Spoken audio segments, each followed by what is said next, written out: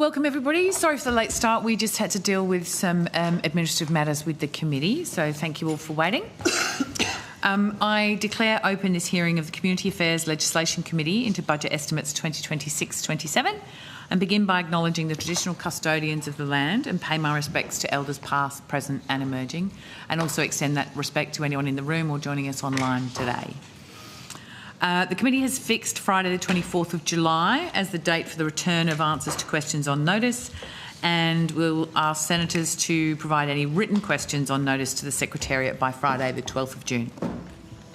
Committee proceedings today will begin with the Department of Health, Disability and Ageing in Outcome 4, which is Disability and Carers.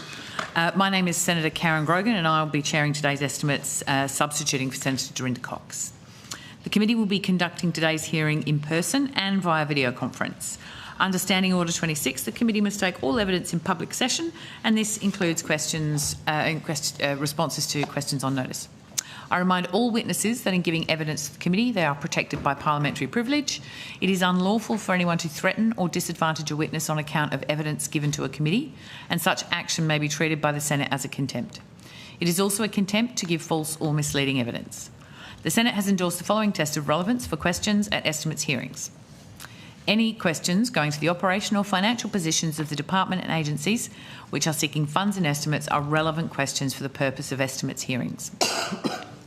I remind officers that the Senate has resolved that there are no areas in connection with the expenditure of public funds where any person has a discretion to withhold details or explanations from the Parliament or its committees unless the Parliament has expressly provided otherwise. The Senate has resolved also that an officer of a department of the Commonwealth shall not be asked to give opinions on matters of policy and should be given reasonable opportunity to refer questions asked of the officer to superior officers or to a minister. This resolution does not preclude questions asking for explanations of policies or factual questions about when and how policies were adopted.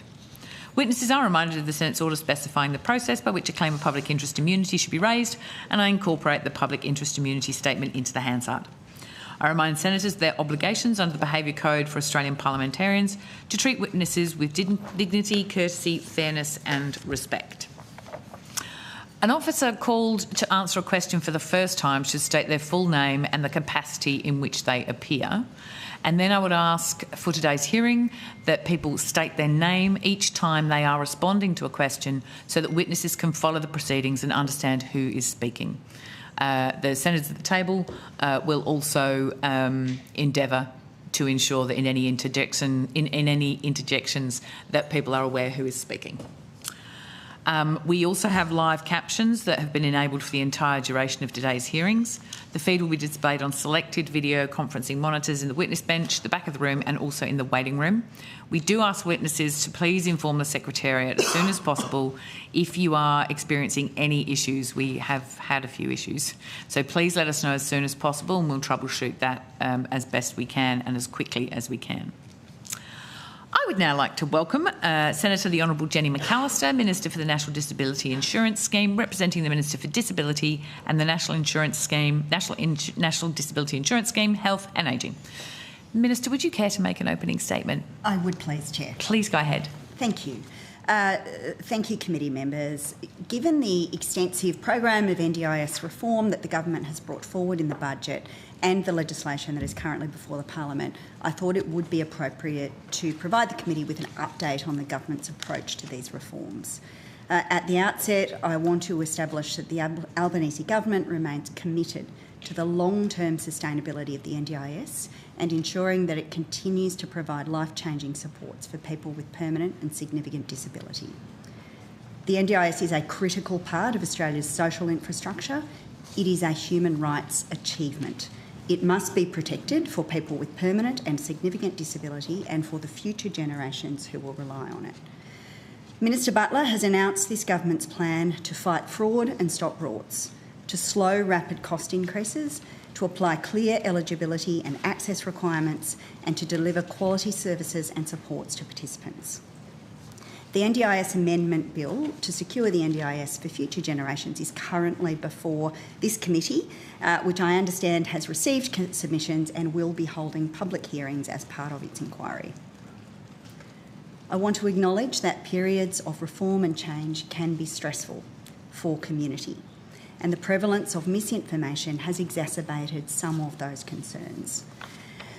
I hope that we can use this forum today to engage in an informed discussion on the merits of the proposed reforms based on the facts that we have before us. The committee has previously canvassed many of the issues related to fraud, non-compliance and integrity leakage currently within the NDIS. This government takes fraud seriously. Every dollar taken by fraud is a dollar taken from someone who needs it. And where we see fraud, too often we also see a range of other harms to participants, from delivery of poor quality services through to abuse, neglect and exploitation. I know there are some in the community who are sceptical about the extent to which this government should be seeking to address fraud. But the evidence given to the Joint Standing Committee on the NDIS's inquiry into fraud was very clear. There is too much fraud in the scheme and we are determined to address it. Our position is that those who defraud the NDIS are stealing from the hundreds and thousands of Australians who rely on life-changing supports that the NDIS delivers. Our government is tackling fraud because it is the right thing to do, so that all Australians can be confident that should they rely on the supports provided by the NDIS, they will be provided with integrity. A second tranche of reform measures seeks to return the NDIS to its original intent. The NDIS was established to support people with permanent and significant disability. Its scope has now expanded to cover many Australians with a diverse range of more moderate support needs. In part, this has been driven by a lack of available supports outside the scheme, whether we call these Tier 2 supports or foundational supports. The lack of clarity about what supports are considered reasonable and necessary has also led to confusion, inconsistency and a broadening of supports funded by the NDIS over time. This divergence from the scheme's original intent has meant that the NDIS has grown at unsustainable levels. The government has proposed a series of measures that will return the NDIS to its original intent. These include introducing a standardised, evidence-based assessment of a person's functional capacity to determine eligibility for the scheme, moving away from lists of diagnosis as a means of entry to the NDIS, clarifying the boundaries between the NDIS and mainstream service systems, and consistently assessing whether the NDIS is the appropriate system of support and if treatment could reduce or remedy an impairment. Many of these reforms are grounded in the observations and the recommendations of the NDIS review, which engaged in extensive consultation with people with disability, their families, carers, advocates and disability representative organisations, providers and support workers. I understand that these are significant changes in how the NDIS has operated over the last decade. We are committed to working with the disability community, state and territory governments and other important stakeholders as we progress these changes, particularly those related to access to the NDIS. Part of our plans include establishing a technical advisory group to provide advice to government on an appropriate threshold and approach to assessments for substantially reduced functional capacity. We would expect this group to work deeply with disabled people in the course of their work. These changes are alongside the introduction of new framework planning to deliver more equitable and consistent budgets for NDIS participants. The third tranche of reform looks at the quality of services and supports available to participants. Current policy settings have not encouraged the transparency and innovation in NDIS services that we had expected at the beginning of the scheme. In many instances, rather, they have resulted in poor outcomes for participants, services of variable quality, and in some instances, viability challenges for providers. The reform package includes a range of measures to address pricing and the design and delivery of core parts of the NDIS market, including plan management, support coordination, and home and living supports. Our intention is to improve quality, encourage innovation, and greater responsiveness to participant need. These measures include making the Minister for Disability and the NDIS the decision maker on pricing, commissioning a panel of plan management providers to improve service quality and consistency and reduce fraud, and commencing consultation and design.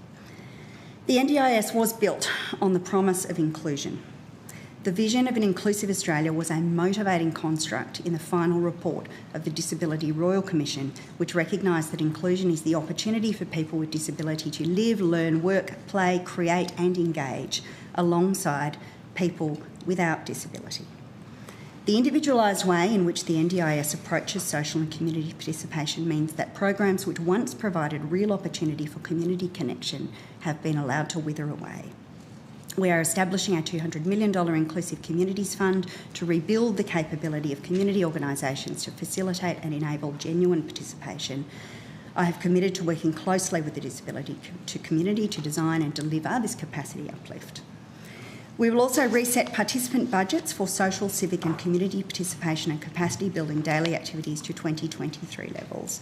Social, civic and community participation remains central to the objectives of the NDIS and continues to be a critical part of participants' wellbeing and inclusion. We will also commence consultation on market reform of social, civic and community participation and capacity building daily activities to ensure these supports are delivering their intended outcomes. My final remarks are on the necessity of disability supports that sit outside of the scheme. The Albanese Government is committed to ensuring all people with disability can access the supports they need. First Ministers have come together at National Cabinet to sign a landmark agreement to invest an additional $10 billion in supports that sit alongside those delivered through the NDIS and through mainstream services. This investment is comparable to the entire expenditure on disability supports across all jurisdictions prior to the introduction of the NDIS in 2013. Working with states and territories, the first $4 billion has been committed to establish Thriving Kids, a program of supports to help children with developmental delay and autism with low and moderate support needs, and to support their families and their parents. We want them to access those supports in a straightforward, timely manner, in line with the findings of the NDIS review. This is a significant step in strengthening the system of disability supports outside the NDIS for people with disability across Australia. Finally, I wish to thank Senators and members across the Parliament for their continued collegiality, for their collaboration. I think the community expects us to work across the Parliament to ensure we are reaching the best possible outcomes for NDIS participants and the broader disability community. Thank you, Chair. Thank you. If we could ask you to table that, that would be great.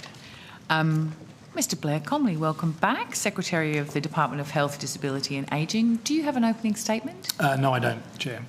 Okay. Mr Graham Head, Chief Executive Officer of National Disability Insurance Agency. Do you have an opening statement? No, I don't, Chair. Okay. And Ms Louise Glanville, NDIS Quality and Safeguards Commissioner. Do you have an opening statement? No, I don't. Thank you. Okay. And at the table we also have Ms Natalie Wade from the NDIS Quality and Safeguards as the Associate Commissioner. We will be welcoming some other witnesses at around 10 o'clock, but we'll start where we're at. And we'll start with Senator Jordan Steele-John. Thanks very much, Chair. In fact, having listened to the Minister's statement, I think I'm going to modify some of my questions slightly, Chair. I'm happy to give the call to the opposition to begin. Sorry, Chair. Just taking account of the Minister's opening statement, I'm going to modify some of my questions. Do you want I'm happy to give the... No, I'm fine to give the Coalition the call. Fantastic. To begin off. Yes. Thank you very much. We'll go to Senator Askew. Okay. Thank you very much, and thanks very much for your time today. It's a long day ahead at the end of a busy week, or 2 weeks. I'm going to start initially with around staffing levels for both the NDIA and the Commission, if that's okay. First of all, are you able to provide a breakdown of the staffing numbers for both the NDIA and the Commission by APS level?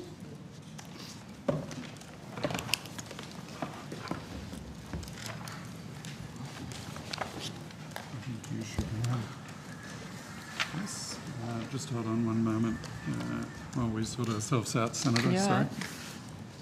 I think you should have that.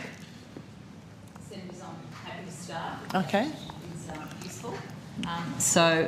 I'm joined by Thank you, Ms Glanville. Ms Laura Sham, who is our crew. We have around 950 staff. Does that sound right, Laura? Yes, Laura Sham, Chief Operating Officer at the NDIS Quality and Safeguards Commission. So data as at 31 March of 2026, we have 987 staff. FTE?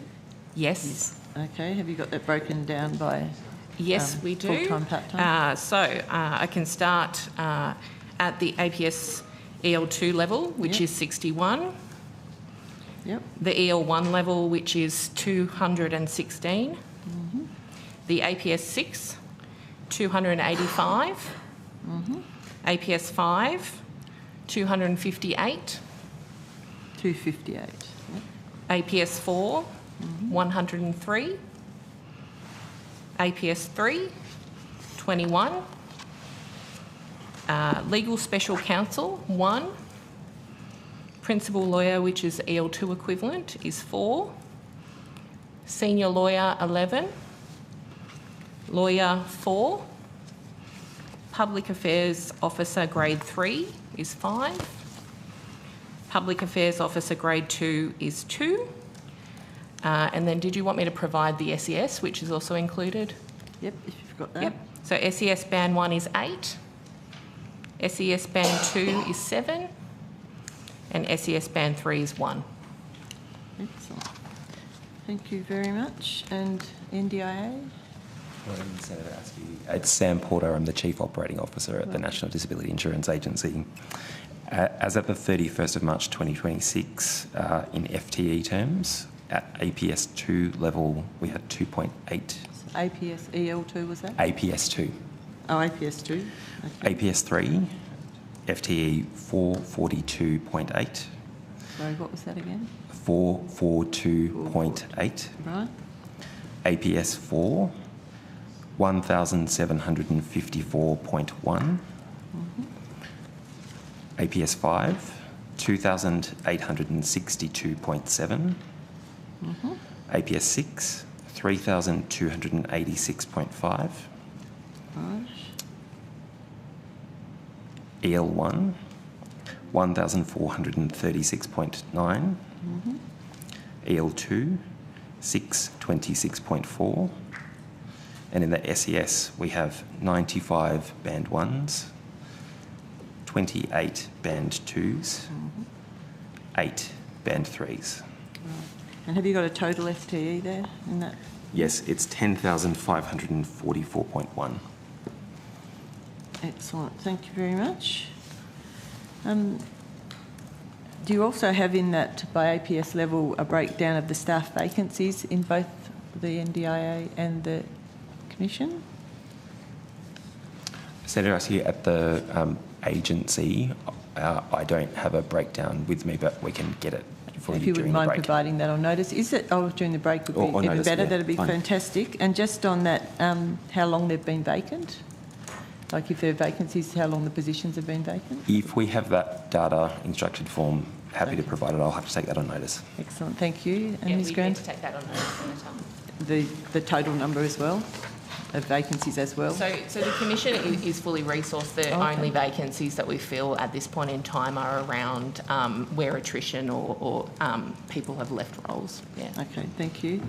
So are you expecting any changes to staffing levels due to the measures contained in the government securing the NDIS for Future Generations Bill, whether that be an increase or decrease? Shall I go first, Sam? Yep. So yes, so the Commission received 191 ASL provisioning, and that's to support the expansion of mandatory registration, as well as some support around expansion of our regulatory functions to support staff to do regulatory activities, and then general support for other measures underway. Okay, and what sort of time frame will that be before they would be in place? So we're 191's a fair few staff. Yeah, so noting, Senator, we within the Commission, we had been operating slightly above our ASL level, and so we are just doing a recalibration at this point in time to ensure that we are positioning staff within the roles that will support those new measures. Okay. So time frame, once this legislation was to go through, would it be 3 months, 6 months before you would be at full capacity again? I imagine that we would be at full capacity certainly within the first 3 months, and that's really about, there are some staff that will move obviously to support those new measures who are already existing within the Commission, as opposed to a large recruitment activity in order to staff up to that level. But you then need to recruit behind, so that's right. So that would be the and we issue. are preparing already to be able to make sure that we will have the right complement consistently over the year, not just at that kind of one point in time. Fantastic. Thank you. And Senator Askew, it's Sam Porter speaking again. Like the Commission, we have been operating slightly above our approved ASL levels, which I've given you the FTE figures. At the minimum ASL set out in the budget papers is 9,840, which is a contraction from our existing levels. I will point out that it is the minimum level, and we are expecting some additional staffing to be approved alongside the release of funding when approved. That's in the contingency reserve, again, as set out in the budget papers, for the delivery of the payment at point of support technology program. do you have a number of how many that's likely to be? You sort of saying it'll just be whatever's required? We're working through the DTA assurance process at the moment, and I'm not in a position to tell you what the number will be until that process has concluded. But the program is in the order of $353 million, so it is a significant program that will require a number of staff to deliver it. Do you have a rough idea on what you would expect that to be? I'm not in a position to tell you the number at the moment, but we're happy to take it on notice. Yeah, I was going to say, what sort of time frame before you would be in a position to provide that? I can't speak to how quickly other parts of government move. Fair enough. We hope that it will be as quickly as possible, but we, of course, need to go through the process ultimately to assure government that it will be our efficient and effective investment. Okay, and if you could take on notice to provide whatever you can around that, that would be appreciated. So just both working independently, is there any likelihood that staff would be moving between the two, like the agency and the Commission? Is that part of what would happen as part of this rolling out in relation to the bill, the legislation? Louise Glanville from the NDIS Quality and Safeguards Commission. Perhaps I can start. The agency and the Commission work well together. Sometimes staff pick up jobs between the two and move from one to the other. That's not uncommon, and that's one of the things I like about coming here to Senate estimates. I see a lot of staff from when I worked in the NDIA, which is fantastic that they're still here. So sometimes that happens. Sometimes people decide they want to try what it's like with the administrator rather than the regulator. And personally, I would encourage that. It's good. It grows a stronger scheme. It enhances understanding of each other's roles and functions. And generally, it's a matter for people themselves. But there's no formal plan in that way. And of course, we do work together very well. We both contribute staff to things like the Fraud Fusion Task Force and those areas as well. It certainly does make sense to actually have a better understanding that way, so that's fine. I might move on to a different topic, or do you want me to? It might be a useful rotation point. I'll hand back to the chair. Thank you very much. Senator Askew, would you like to go next? Yeah, Senator fabulous. Steele-John? Yeah, thank you. Please go ahead. Thanks very much, Chair. All right, now given my distance from the microphone, is that coming through clearly? Superb. All right, so I put through an OPD in the last Senate sitting for a couple of key documents and figures from the government. I've got the OPD information back through that process, and what it appears to me is that if you add up a couple of the reforms that the government has framed as anti-fraud, which are primarily, and again, I'm interested in whether I've read this correctly, plan management and support coordination changes, particularly the commissioning pieces that you've spoken about, differentiated pricing for unregistered providers, mandatory registration and ministerial decision-making in relation to pricing and fraud measures. If you pull those together, given the values you've assigned them in the OPD you've provided, we get to about $5 billion more broadly in terms of the overall amount that the government has forecast you will be cutting from the NDIS in the next 4 years or so. That total is 37.8 billion. So 5 billion of the 37.8 billion are attributable, in my interpretation, to measures that you've framed as anti-fraud measures. Is that analysis correct? Well, Senator, I think the starting point, which is that all of these measures are anti-fraud measures, is not quite accurate. Many of the measures you refer to go to what I would describe as the objective would be to improve the performance of the market. In the particular example of plan managers, there are some particular concerns we have about the role that some plan managers are playing in the system in relation to fraud. But many of the other measures that you indicated, their purpose is actually to improve the service quality or improve the cost effectiveness of the market. Okay. Do you have the OPD table in front of you that outlines the the reform items and the amount of money that you intend to allocate to those in terms of the cuts and savings? All right. Okay, so I just want to get this clear because it's actually quite useful for the community more broadly. So where we've got item 3, for example, plan management and support coordination reforms, are you saying that would not be correct to characterise that as an anti-fraud measure? It is, but that is not its only objective, Senator. Okay, all right. And then if we go to, say, item 8, differentiated pricing for unregistered providers, would that be described as an anti-fraud measure? Well, officials may wish to contribute to this, but principally, no. Its purpose is not to address fraud, it's to improve the functioning of the market and to deliver better value, better quality services for participants. Okay. If we look then at item, if we look at the item around unregistered providers, would that be one that you would describe as a mandatory registration of providers? Is that an anti-fraud measure? Again, I think it has a dual purpose, Senator, and you heard me say in my opening remarks that where we see fraud, we often see poor quality services and, in the very worst cases, exploitation and abuse. Mandatory registration offers the opportunity to improve safeguarding and to improve the quality of services that are offered to participants. If I may just add on that one, Senator, just to illustrate that point, and Ms Glanville may want to comment. We probably think there's 4 main things that registration gives you. The first is genuine safety, potentially quality safety. The second is actually oversight of quality that's not necessarily safety but has other quality aspects. The third is market information, just us knowing what's happening in the market.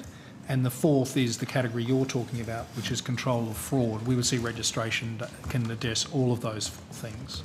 Okay, so then we have a budget where we've got about, as I said, 38.7 billion that you've forecast to cut from the scheme over the forward estimates. Based on your answers, we've got far less than about $5 billion of that overall amount of money is directly attributable to anti-fraud measures, with the rest coming from cuts to people's plans, supports, the services delivered to participants on the scheme, rather than actually impacting the large fraudulent provider. Is that correct? Senator, it's a good question and I'm pleased you're asking it because I'm asked it often. When people assert that there are savings to government available from tackling fraud, it misses a key point. Mostly what occurs when we tackle fraud is that money that is being diverted away from participants who need those resources is returned to them. So we intervene to deal with fraud and integrity questions largely because we are concerned about the impact of those behaviours on participants. We intervene in those issues to deal with fraud, non-compliance and integrity because we think the community needs to retain confidence in the proper functioning of the scheme. You are correct that for the most part there are not significant savings to government. There are some savings to government when we intervene, but mostly what occurs is an improvement of outcomes for people with disability who need support. Going on the answers that you've given today and on the information of the OPD, you've confirmed to the Parliament that there will be $38.7 billion cut from the scheme over the forward estimates, and that less than $5 billion of that amount of money will come from anything that could be described as an anti-fraud measure. So the vast majority of what we've got here in this budget are cuts made to participants, impacting them rather than impacting the large private providers who are the primary perpetrator of fraud in the system. So we have a wildly disproportionate impact falling on people who are doing nothing wrong, rather than falling on the providers, the large private providers who are doing something wrong. And yet your government is talking a lot about fraud in selling this legislation, but actually what you've just told me is it's mostly about cuts to people's plans. Senator, your question misunderstands the evidence I've just provided. There will be very significant impacts on providers who seek to take money from people with a disability. That is the purpose of the fraud measures, and I can ask officials from the NDIA to step through those at a future point. We have many hours together. We do expect very significant impacts in this regard by way of the measures we're proposing. However, in terms of savings to government, intervening to prevent fraud, as I have already explained, generally returns money to people with disability who need it, not to consolidated revenue. Yeah, so in terms of talking about the dollars... which is to say it's wrong to say that there will be no impacts on providers. Yeah, but in terms of the dollars, because we're talking about the budget, we're talking about people's funding, the vast majority of the cuts you're making are to people's services and supports, the therapies, the support hours that they need to leave the house to maybe connect with their community, find and keep work. This is where the cuts are coming. And your own government's figures, the OPD information that I've just quoted to you, shows that far less than $5 billion, which is not even 10% of the overall value of the cuts that are being made in the budget, actually come from things that you would describe as anti-fraud measures. In fact, if I take it back to the OPD, the only one that you were able to specifically describe as a that even mentions the word fraud is the making of the minister, giving the minister the power to set pricing and take unilateral action in relation to fraud. That's less than $1 billion in the overall scheme of things. Senator, your question incorrectly conflates two things. The package as a whole will have a very significant impact on fraud. And given the tenor of your questioning, I might ask officials to step through the investments that are proposed and the impact we expect it will have. We have to deal with fraud. I agree. But as I have said on a number of occasions now, when we do so, we don't see significant savings to government, we see better outcomes for participants. And I think you would agree that we have to do those things for those outcomes. We don't do it for fiscal purposes. We do it to deal with the harm that arises for participants when fraud goes unchecked. Yep, I'm well aware of that, Minister, and I do not need to hear from the Fraud Fusion folks at this point in the day. As I hope you would be aware as a disabled person, I am fully aware that fraud impacts disabled people. It impacts us most directly. We are the ones who lose the services when the fraud occurs, and it has been my role in the Parliament and the Greens' role in the Parliament to champion anti-fraud measures. and we've done that consistently. And I am a proud member of the current inquiry into fraud within the scheme, and we have heard consistently in that inquiry that it is the large private provider that is the primary perpetrator of fraud, and that is where reform is most certainly needed. The point that I am making is if you look at the actual cuts you are making and think about the impact that will have on people's lives, the burden and the weight of these reforms sit with the disabled people and our families, the participants, the victim of the fraud, rather than measures which will impact the perpetrator of the fraud, the large provider. That is my point. Well, the thing is that is incorrect, and it misunderstands the Well, that's what the numbers say, though, misunderstands the Minister, investment. You conflate the fiscal impact of the package with the overall policy impact of the package. The package contains very significant investments to tackle fraud wherever we see it, including where we see providers perpetrating fraud against disabled people. And we expect that to be significant, and it's important. But we didn't design that to return savings to government. We designed those interventions to ensure that people who are assigned resources to support them living their best life as a person with disability actually receive those supports. That is the purpose of that intervention. If you designed it to return money to government, it would have the practical effect of taking money away, and that's not the purpose of those interventions. I think many people will look at the dollar figures and wonder why they themselves, as participants in the scheme, are bearing the overwhelming weight of the cuts that you are making. In a piece of legislation that you've overwhelmingly framed as an anti-fraud measure, and yet the only specific things that your documents detail are a less than $1 billion saving. I'm quite surprised. I came into this estimate session prepared to kind of take the government's rhetoric at its face value and assign each of these 4 areas of so-called reform as having some impact, in your view, on fraud. And so that would bring you to about a $5 billion figure, leaving $33 billion left over that are coming from participants. But you haven't even been able to confirm that.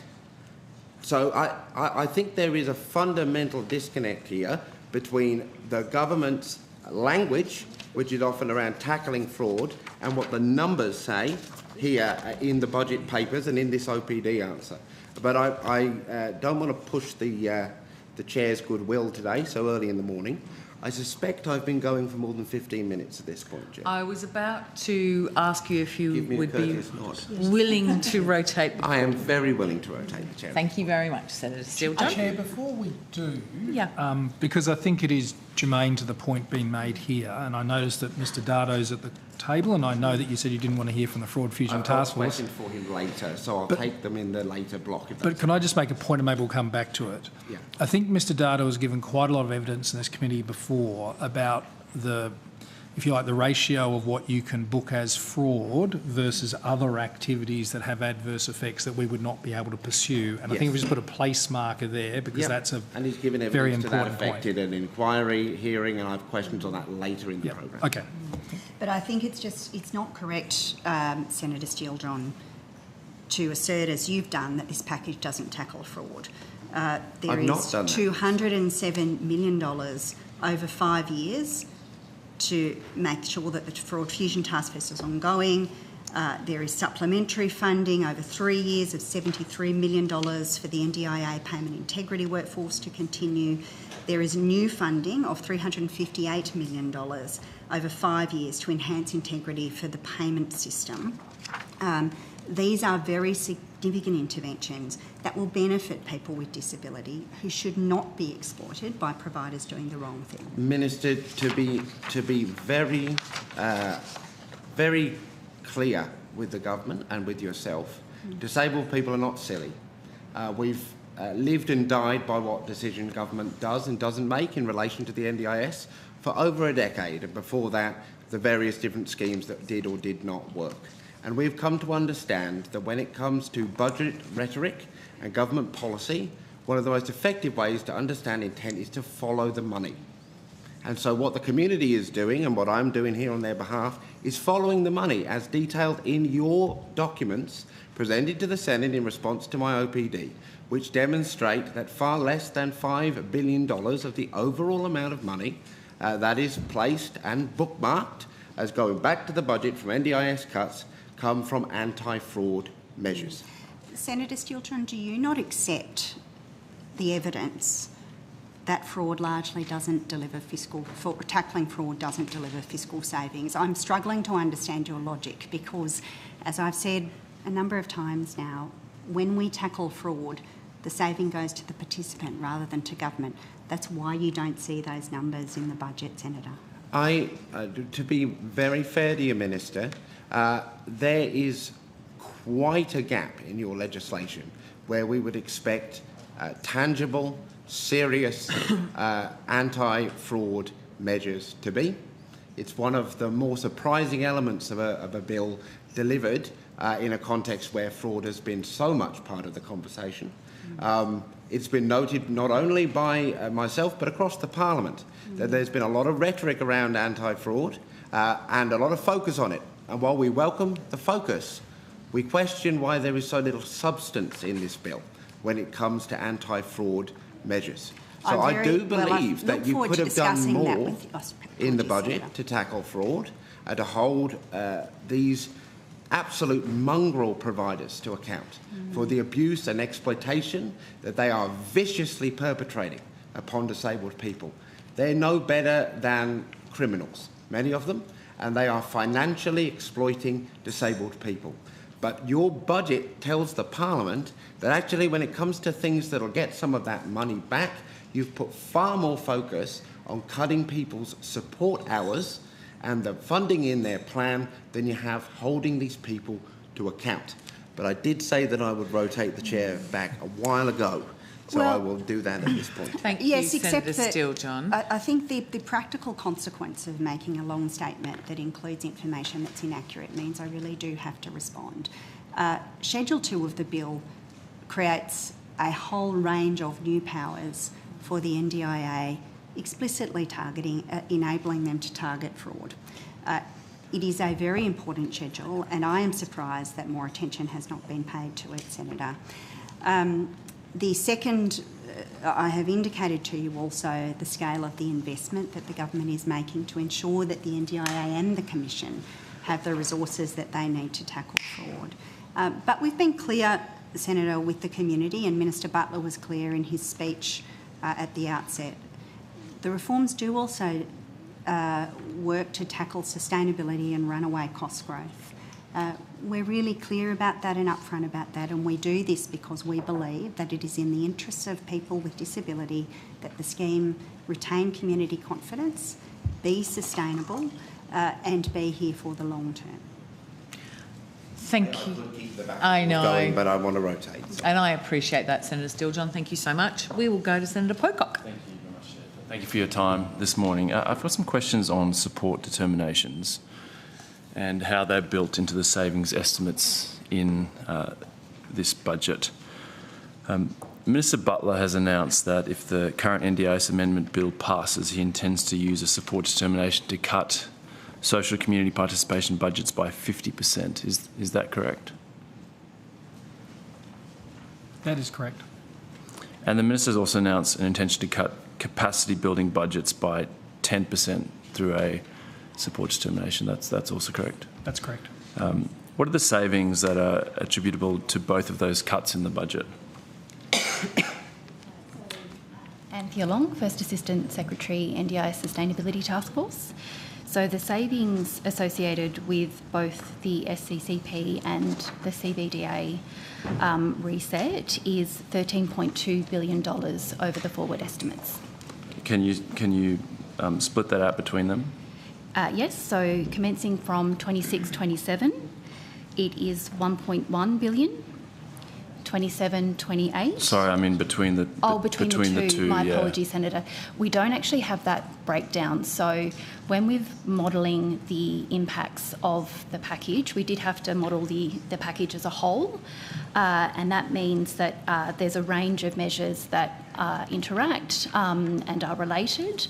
And so even with, it is challenging to break that down much further than that. Okay. So that's the level that we have it at. Okay, maybe I'll notice then if that's all right. I understand these support determinations are revocable, but I also understand that these are sort of baked into the budget and the projected savings over the long term. Is that the case? These changes just baked in going forward?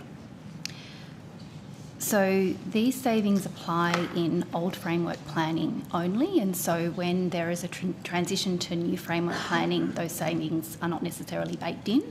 But this particular measure is for old framework plans only. Mm-hmm. But indefinitely, in terms of your financial modelling? No, so that hasn't been assumed. This measure is not assumed to continue because it goes in old framework plans. Sure. So when's it assumed to cease? So it's a graduated decrease as people transition to new framework planning. Oh, how long does that take? So it's over the forward estimates. I think I'll just might pass to my colleague in terms of what that transition looks like. Erin Rule, Acting First Assistant Secretary, NDIS Strategy and Policy Division.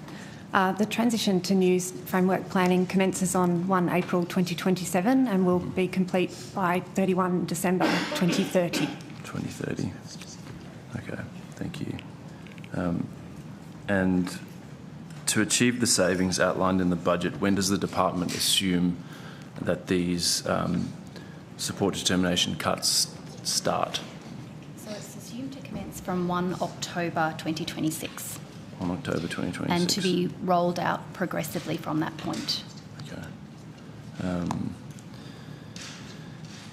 A spokesperson for the Minister has said that a 50% reduction in social and community support budgets, and I'll quote, would not necessarily result in a reduction for all, as some participants don't use the full funding allocation in the plan's time period. However, looking at the latest NDIA quarterly report, it shows that participants with this funding use 86% of it in the quarter to March 2026. And so can the department confirm if a 50% cut was put in place through a support determination, how much would these budgets decrease by on average, given these utilisation figures of 86%? So, Senator, utilisation rates do vary quite considerably across different participants. And so we had to make a range of assumptions as to what that would look like on average across the board. And so on average, we've assumed that there would be a reduction of 24.7% for SCCP. And that just takes into account projected utilisation of budgets and average payments per participant. Do you have figures for people with Down syndrome specifically? No, sorry, Senator, we did not disaggregate it to that level by disability cohort. Okay. Can you? In terms of the impacts of the SCCP, that would be something that the scheme actually... Impact on participants with Down syndrome before the Minister makes this determination, should the legislation pass? So in terms of the impact on particular cohorts of disability, there was information in the impact analysis that looked at this, where there was analysis around the average amount of budgets and a number of factors around that budget for different disability cohorts. So that was absolutely looked at, yes. But when it comes to disaggregating the impact down to cohorts, we just start to get a lot of assumptions layering on top in terms of the level of accuracy of that information. So we haven't done that detailed modelling, but we've absolutely looked at average budgets and what the possible impact would be in terms of what proportion of SCCP is that in a person's total budget and those sorts of things to understand that impact. So the impact analysis says that it would impact people with Down syndrome more. Was no modelling undertaken to arrive at that conclusion? How do you get there if you haven't modelled it? So that was looking at the proportion that SCCP represents in a participant's total budget, and that has a higher proportion of SCCP on average for people with Down syndrome. So it was purely reflecting that because it is a larger part of their budget, it could have a greater impact for them. Sure. So what's the average budget then for participants with Down syndrome? Chair, if I may here, it's directly to your question, Senator Pocock. There is a table, figure 10, in the impact assessment, which is on page 60 of the impact assessment, which lists by disability, primary disability type, the number of participants, the proportion of participants by disability type with SCCP funding, and the average SCCP funding for those participants. The reason I'm just interjecting here is in reviewing for this estimates, we discovered that there is an error in that table, not an error in the average SCCP funding, but in the proportion of participants receiving that. So I'd just like to table the revised document. So to Senator Pocock's question, and you'll have this in front of you, Secretary. For Down syndrome, the average SCCP funding is $28,900 is for Down syndrome for an SCCP budget, and I'll table that. Thank you very much. So I was keen to turn to just one second. I wonder if we could also just get some copies and circulate that around the table for the purposes of today's hearing. Thank you, Mr Comley. Thank you, Chair. With the Inclusive Communities Fund, what's the process for designing the fund? Its purpose, how it'll operate, applications to access the fund. How long will all that take? What's the timeline? Erin Rule speaking. Can you hear me okay? Yes. Yeah. So the process for designing that fund will commence with a consultation process from 1 July 2026 to 31 August 2026. At the same time, we'll also be commencing a consultation on market reforms related to social and community participation and capacity building activities. That will commence at the same time, 1 July 2026, and conclude on 31 August 2026. And then once we have completed the consultation process, we need to return to government on the design of the fund. It's currently allocated in the contingency reserve, so we need to return to government. There's $200 million over 3 years in the contingency reserve. We expect that the first year of funding would be commencing in 2026-27, and the first grants commencing late in that financial year. So I'll just alert you to the fact that we need to rotate at the moment. I've just got two more on this section, and then That'd be great. Right? So that you finish consultations on the 31st of August, the support determination cuts come in on the 1st of October.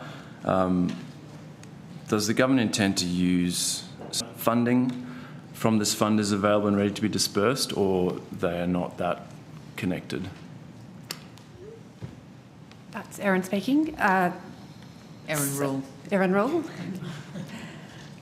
The intent of the fund is to assist with the market pivoting towards delivery of group-based activities and encouraging new forms of group-based activities, particularly from community and mainstream organisations, recognising that there is a market that already exists that can now provide group-based activities to participants. This is about looking more broadly and seeking to reinvigorate a broader response to these forms of activities.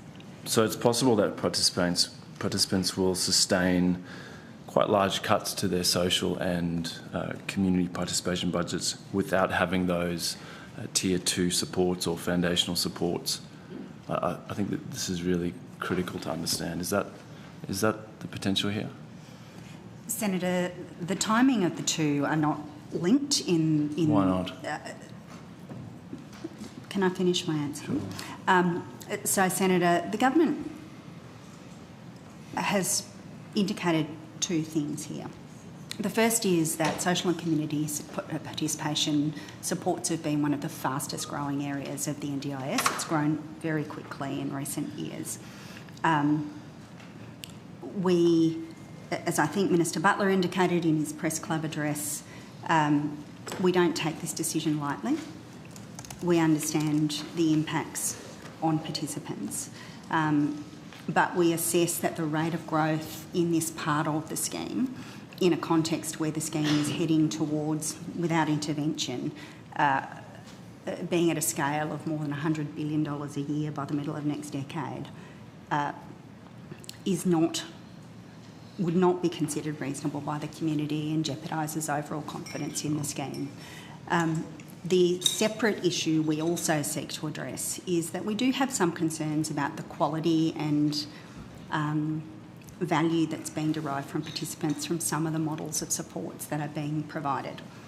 Some providers do a terrific job working to support participants. Others provide a much lower value proposition, and I think you will hear from many of your constituents about their concerns about what that looks like when the value proposition being offered by a provider is very limited indeed. The $200 million investment is an attempt to scale up the capacity of organisations to genuinely, truly involve and engage with disabled people in community. And some of the best programs I see when I go around the country look like established community organisations taking the time and doing the work to think about what would genuinely be necessary to open their doors and their community to disabled people. Minister, your answer sort of points to what I think most participants understand, is that there's definitely a need for change, and people acknowledge that. But you're just taking such a blunt instrument approach with cuts across the board, regardless if there's really good work happening there. And, Women with Disabilities Australia has put forward that the net impact of these reforms will deepen gendered exclusion, increase the risks of violence, abuse, neglect and exploitation of women. And we know that women with disability already experience high rates of violence.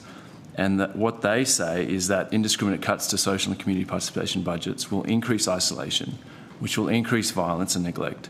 So in my mind, it's really important that there are alternative services available to ensure people are not isolated. And if they're not there, then I'm worried that this will actually happen. And so it seems like we actually need more of a scalpel here rather than a sledgehammer with these across-the-board indiscriminate 50% cuts. Senator, I don't think it's correct to describe them as across the board. In fact, they are targeted at one part of the planning process, and quite deliberately, because there are other services and supports which are not subject to these changes at all.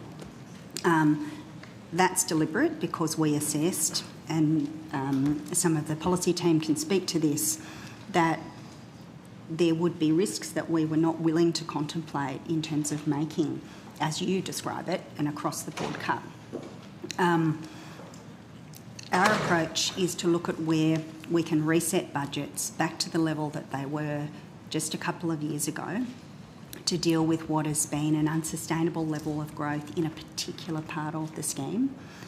In the longer term, we seek to improve the options for people to be genuinely and truly engaged. And Ms Rule has spoken to you a little bit about the fund, but also the consultation that we intend to undertake about how that part of the market presently operates and the adequacy of the services that are on offer to disabled people at the moment. And perhaps I'll come back. The impact analysis does actually canvass the question of an alternate policy option, which is to do an across-the-board cut on all plans, and concluded that the better option was to target a particular component to further the Minister's comment. So it's in the impact analysis, but happy to elaborate further if you'd like. Thank you. We are going to take a few moments suspension at this point in time just to change up people in the room. Thank you.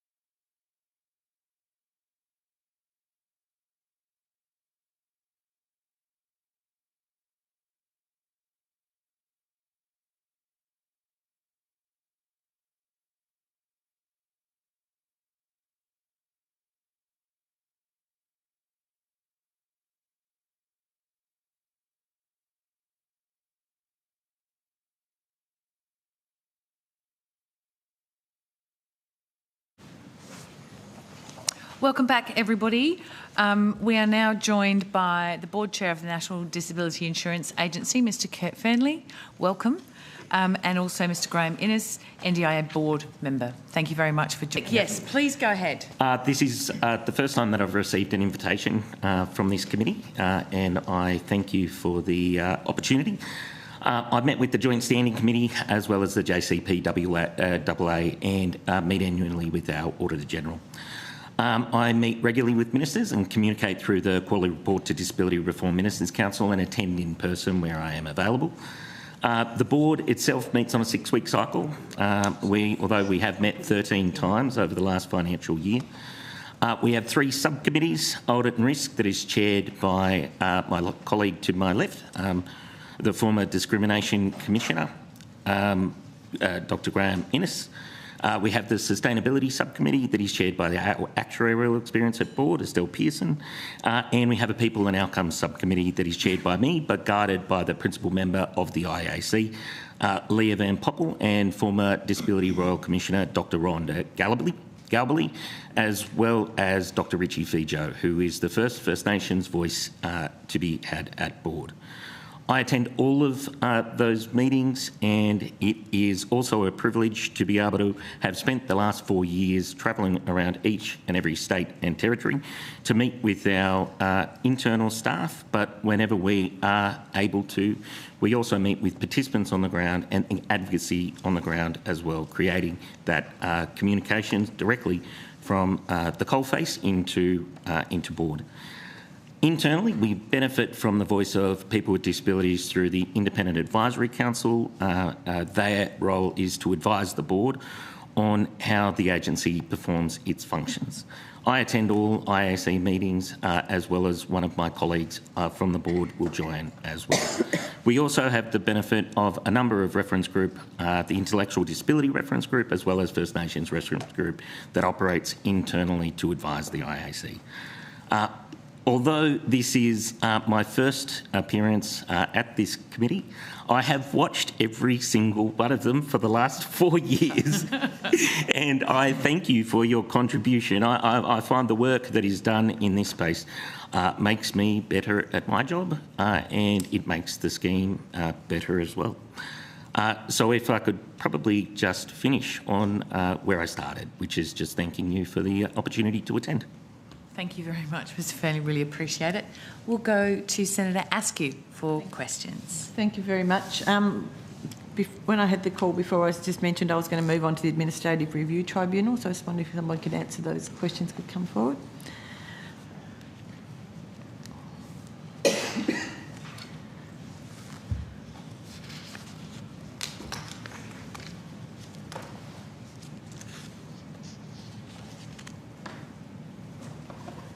Can you put that in front of the thing? Sorry, I just can't read it. Thank you, Mr Swainson. My first question is, how many cases were submitted to the Administrative Review Tribunal for the 25-26 year to date, and each financial year, if you've got it, for the last 5 years? Good morning, everybody. Matthew Swainson, Deputy CEO, Legal Reviews Actuarial in the last year. So in the last quarter, March 2026 quarter, there were 2,294 cases. I do have in my pack the yearly figure. So if you have, that'd be great.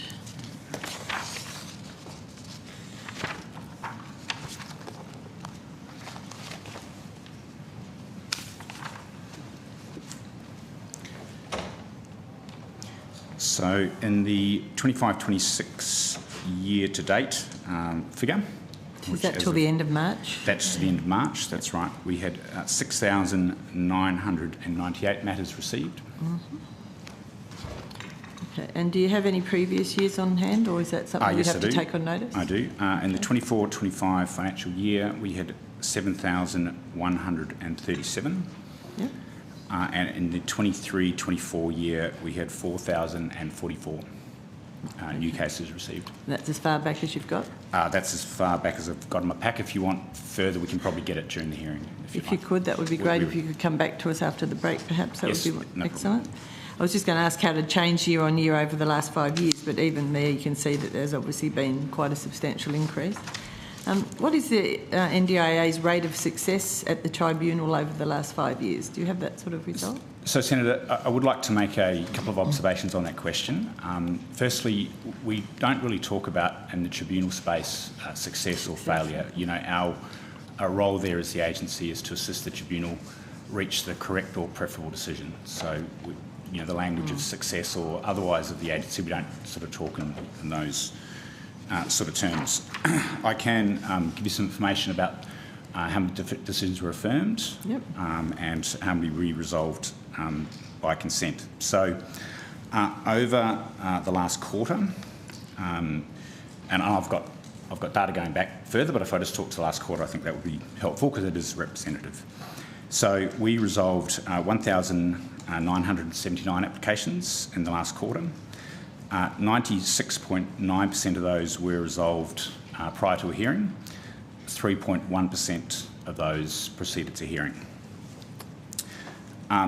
Of those applications that resolved prior to a substantive hearing, approximately 70% resolved by agreement, so we reached some sort of settlement with the participant. 22.4% were withdrawn by the participant. 6.3% were dismissed, and 1.8% resulted in an extension of time or some sort of jurisdictional outcome. So of those matters that went to substantive hearing, around about 50% were affirmed, and so that's the 3.1% in the agency's favour. for what you had taken to the tribunal was agreed? I'm going to provide a bit more context on that. Okay. So around 50% of those cases were affirmed by the tribunal, so they agreed wholly with the decision. Mm-hmm. What we do track as an agency are also those decisions where the tribunal essentially agrees with the position taken to the agency. So in many of those cases, the agency will take a position to the tribunal. The tribunal will agree with the agency's position, but will set the decision aside and send it back to the agency for us to implement. So that affirmation rate that's reported by the ART is not necessarily an indication of how often the tribunal agrees with the agency. So there's in around about 70% of cases the ART agrees with the agency position. 70%? About 70%, approximately. So there was only 50% in those last quarter? 50% were affirmed, right. But there are some cases where the ART will agree with the agency's position, but in order to implement that agreement, they'll set the decision aside and send it back to the agency to implement the position that the agency's put. So the remainder have been found in favour of the participant? Around about 30% the ART will agree, has agreed with the participant, correct. And what happens with the follow-on from that? Do they then come back to you, or how does it get resolved? Correct, that comes back to the agency to implement the decision of the tribunal, correct. Okay, no worries. All right, yeah, if you could give me that sort of, that percentages, not just for the last quarter, but for the last 5 years as well, that would be really good as well. Yes, we'll try to get the full figures over the last 5 years. And some of it might need to be taken on notice if you can't get, but whatever you could get today, that would be... And Senator, it is worthwhile, you know, of those decisions where I talked about 96.9% over the last quarter that were resolved by consent, we do hear narrative quite frequently that there are decisions that the agency got wrong. I don't think that is a correct assertion. In almost all of those cases, or the vast majority of those cases, and again we can get some data for you, those decisions have changed or we reach resolution because further information is provided through the tribunal process that was not available to the agency when the decision was first made. So that information would come from providers and the participants? Look, it comes from a range of sources. Sometimes participants get that information from their treating practitioners or allied health. We work with the tribunal a lot to, you know, issue summons where appropriate. We get material on summons, and where we need to, and this is not the preferred option for the agency, is we, with the agreement of the participant, so we don't force people to do this, we engage an independent medical expert to review the case. So in almost all those cases where a resolution is met, 96 odd cases, it's because new information was brought forward that wasn't available to the original decision maker. So how come it has got to that point where it's gone to the tribunal? If that information they could have provided to you earlier, what would have been the impediment to do that earlier? There's a variety of reasons, Senator. In many cases, the type of support that the participant is seeking changes throughout the course of that proceeding. Sometimes they request more supports through the tribunal process than what was originally requested. Sometimes there's, you know, the information is just not available. We certainly, you know, in our initial decision making, our reassessment, plan reassessment process and the internal review, we have quite tight timeframes. Those statutory timeframes and also participant service guarantee timeframes that we endeavour to make those decisions as quickly as possible. And sometimes that evidence is not can't be obtained in that time. So there's a lot of cost attached to that, including summonses and, I guess, seeking that extra equipment, evidence, I should say.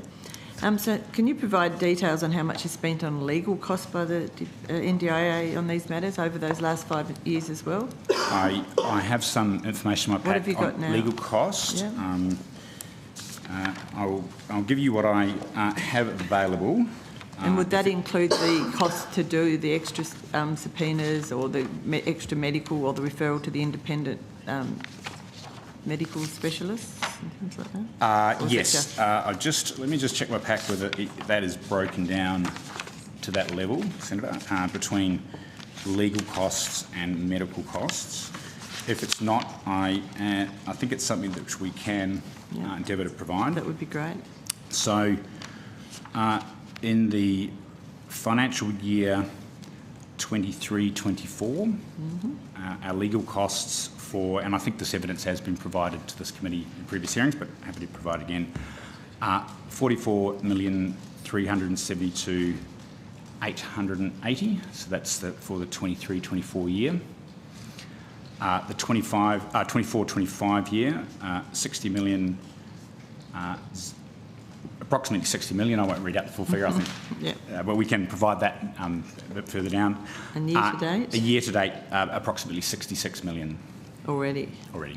And I'll get you to look at winding up, Senator Askew. Okay, you're timing it perfectly because that was my last question. And if there's further, we can provide further during the hearing. And if you could go back to the previous couple of years as well, just to see that trajectory. But also, if you could give me the breakdown as to what's included in that and whether it includes the extra investigations and evidence that's sought as part of it. We'll seek to do it. We'll provide what we can during the hearing. Thank you very much. I'll hand back to the Chair. Thank you. We will now go to Senator Steele, John. Thank you very much, Chair.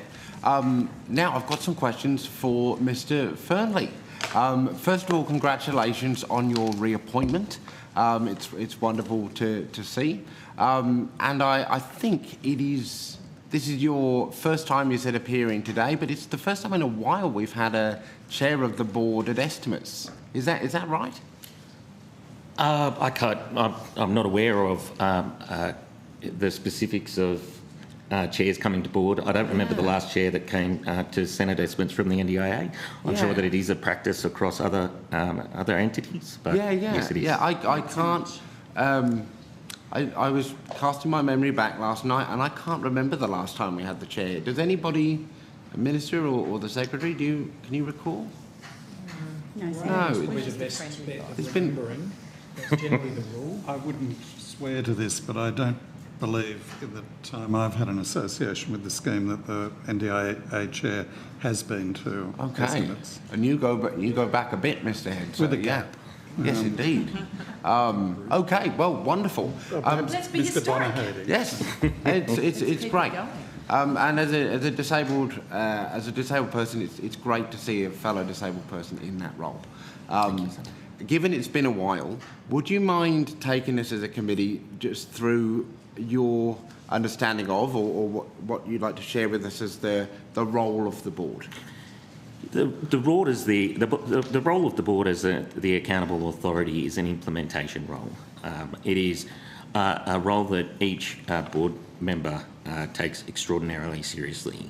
That we are stewards, we are guides to the organisation to effectively and efficiently implement the scheme under which the agency acts, which is the legislation, the NDIS Act or the PGBA Act.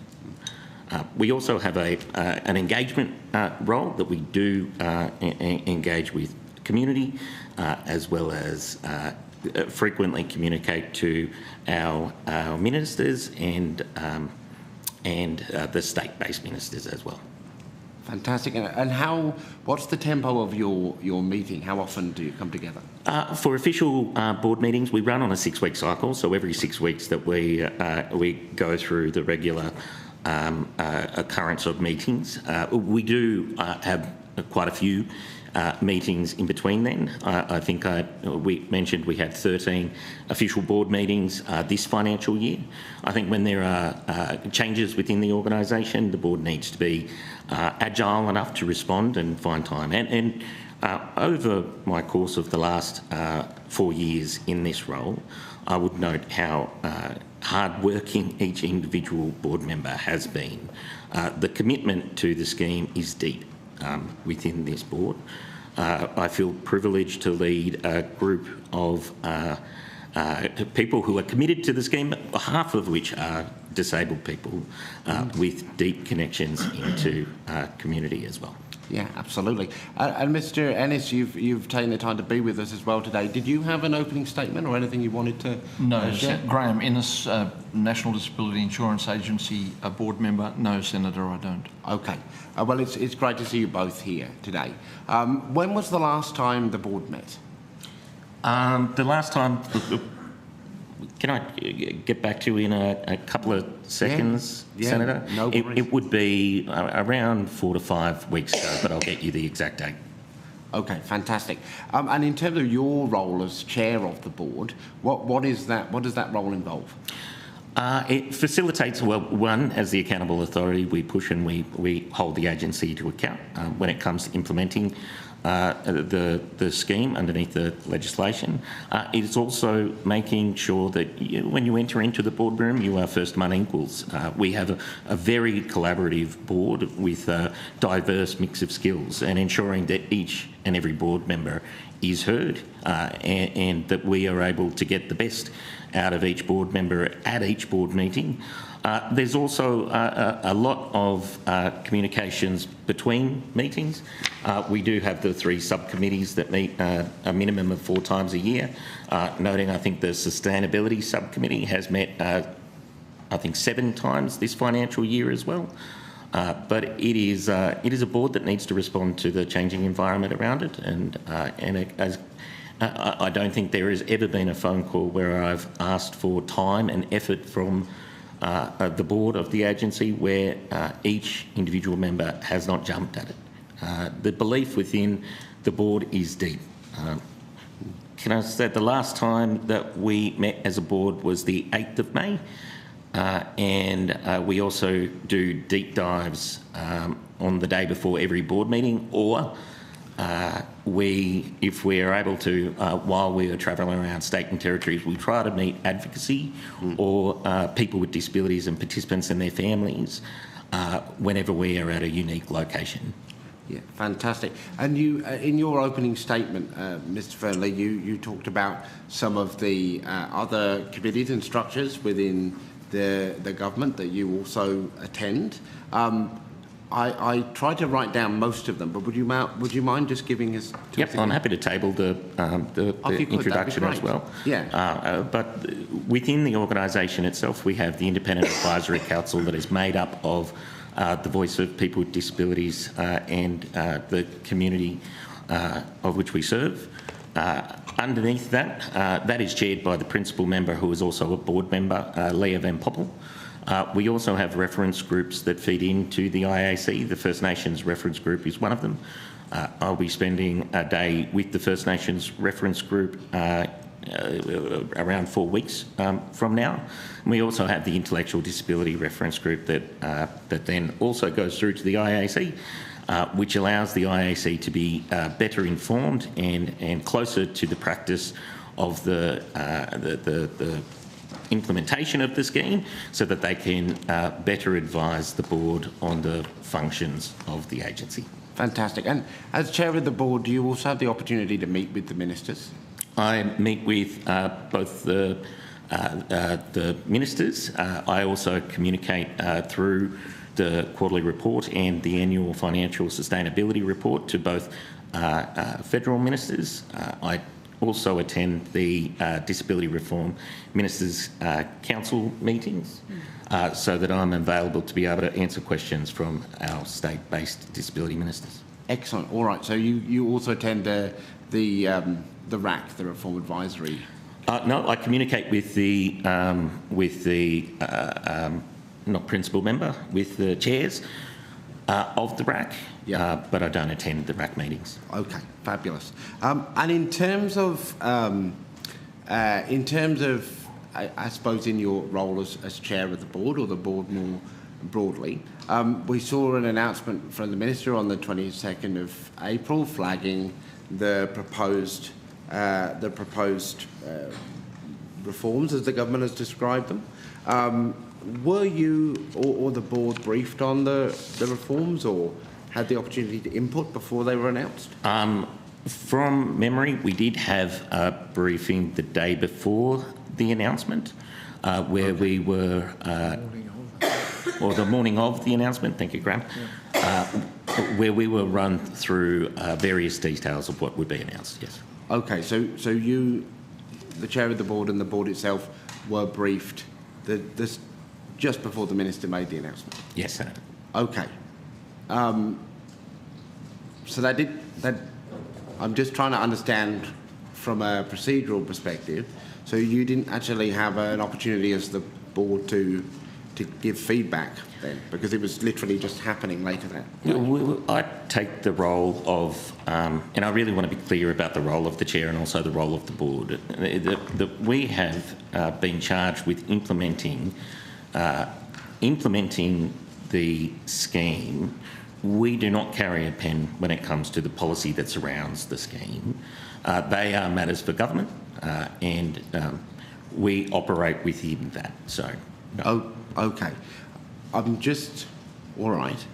I'm just. I think there could have been a bit of clarity there, because in your description of the role of the board, your role as chair, the description of the board as set out on the agency website points us to things like, I quote it, the Act establishes the following functions of the board, and one of them is to determine the objectives, strategies and policies followed by the agency. Now, this legislation has profound implications for those three areas of what the agency does. So, even given that you weren't consulted before the day it was actually announced? No, Senator, I wasn't. Okay. Okay. In terms of the other members of the board, was any other member of the board consulted at an earlier stage? About the specifics About of policy? the report, yeah. I won't. I would assume. I would assume not. Senator. Okay. And in terms of what you were given, in terms of the briefing that you received, what form did that take? It was a briefing with my minister to the right. Yeah. And it was walked through some of the top level changes that we would be seeing. Okay. And I remember a bit back, a couple of months back, it might be a year ago that it was introduced, we started passing legislation to strengthen the Quality and Safeguards Commission. At what point was the board consulted on those legislative changes? The board, we wouldn't be brought into the changes of policy around the Quality and Safeguards or briefed. You wouldn't have engaged in that at all? No, Senator. It would be a different agency, but I'm sure that. Okay, that's good to know. Just because of the close nature of the agency and the commission, it was just an assumption that there would be an input there. But thank you for clarifying that. In terms of, sorry, would you like to add something, Mr. Ennis? No, I was just drawing something to my colleague's attention. No worries. So, just to be clear, so we understand, there's no requirement for the government to get the board of the agency's input in legislation or sign off on it before it is then announced to the public? Matters before government are matters for government, Senator.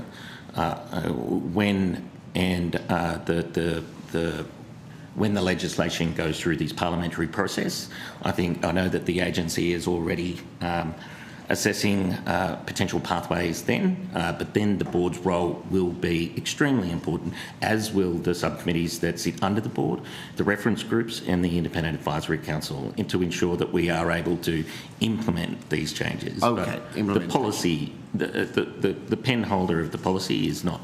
It's not the board. Okay, so it's a focus on, basically you just do implementation. Yes, Senator. Yep. Okay.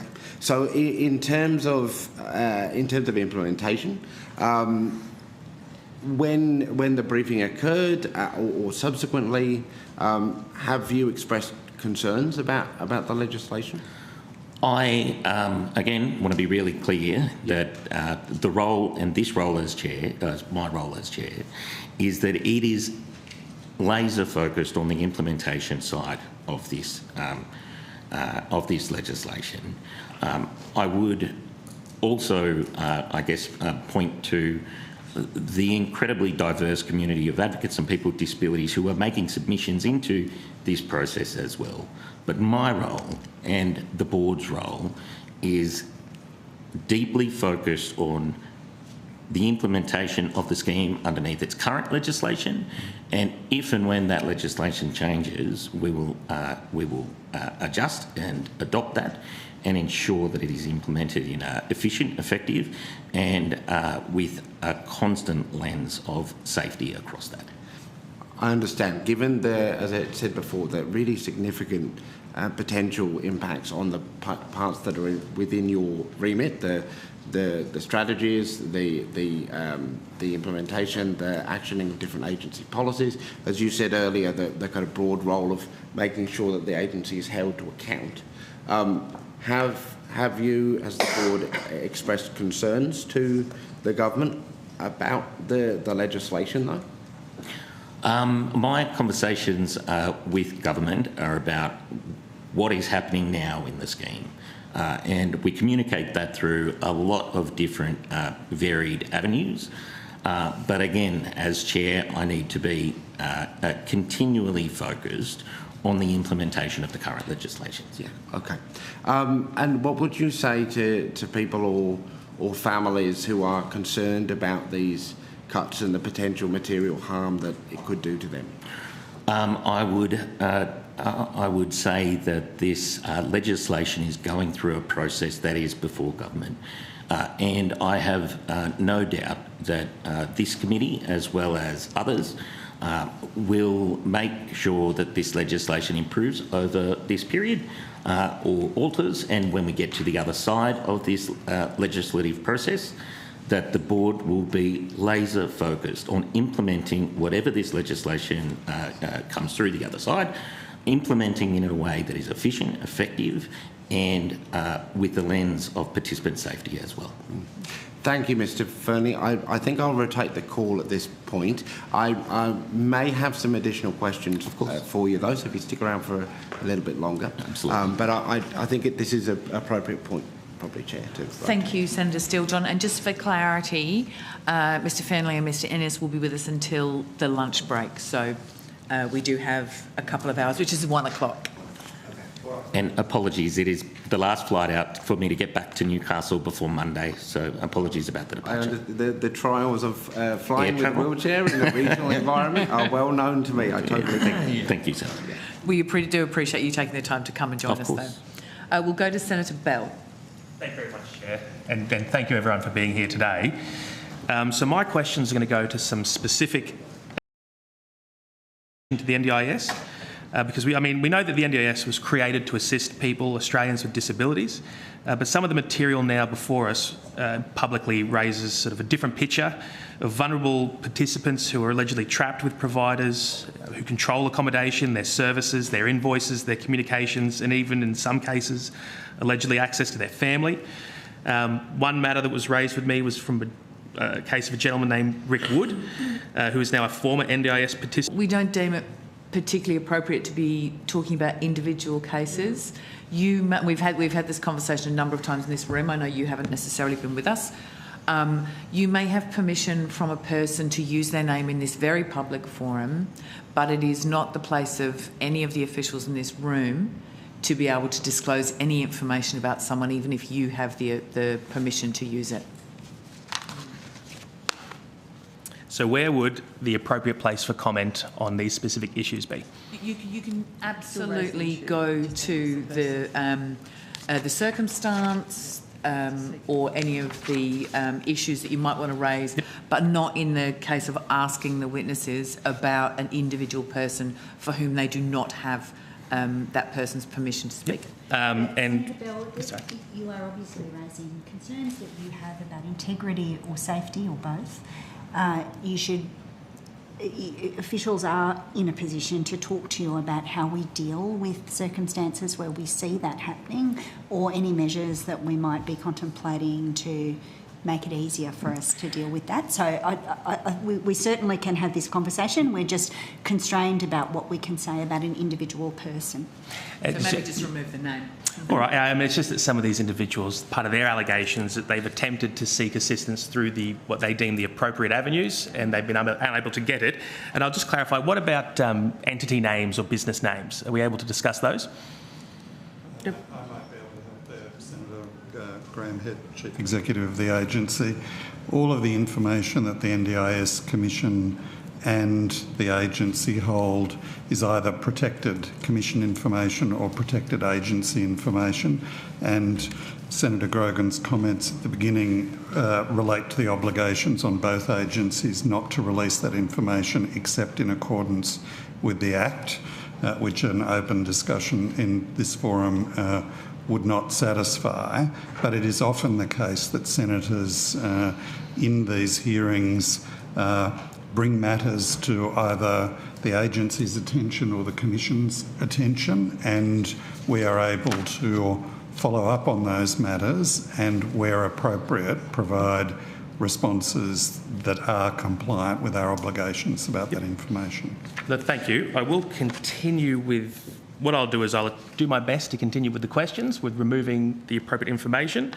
But before moving to further specific questions, I'd just like to acknowledge two gentlemen who've been doing a lot of work in this area, Drew Pavlou and Peter Zagalis, who have been doing a lot of journalism on this, and so I'd just like to thank them for assisting with providing this information to us.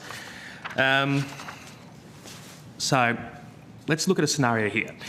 If an entity that was permanently banned and owed $720,000 to the ATO was now operating at the original address it used to be registered at, using the same phone number and same listed accountant, and a staff member appeared to be the daughter of a previous owner,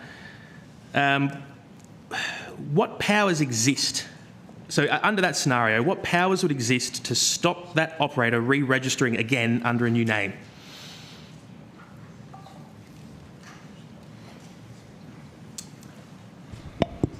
Senator, thank you for your question. John Dardo, Deputy Chief Executive Officer, NDIA, looking after Integrity, Transformation and Technology Services. It's a very good question and an issue that we have to deal with in any government payment program. And what you're describing there is the possibility that an entity has continued to operate under different ownership arrangements and with different representation, and we need to and we just need to separate out, and I want to be really careful to talk about this at a macro level, not at a case level. There are circumstances where entities have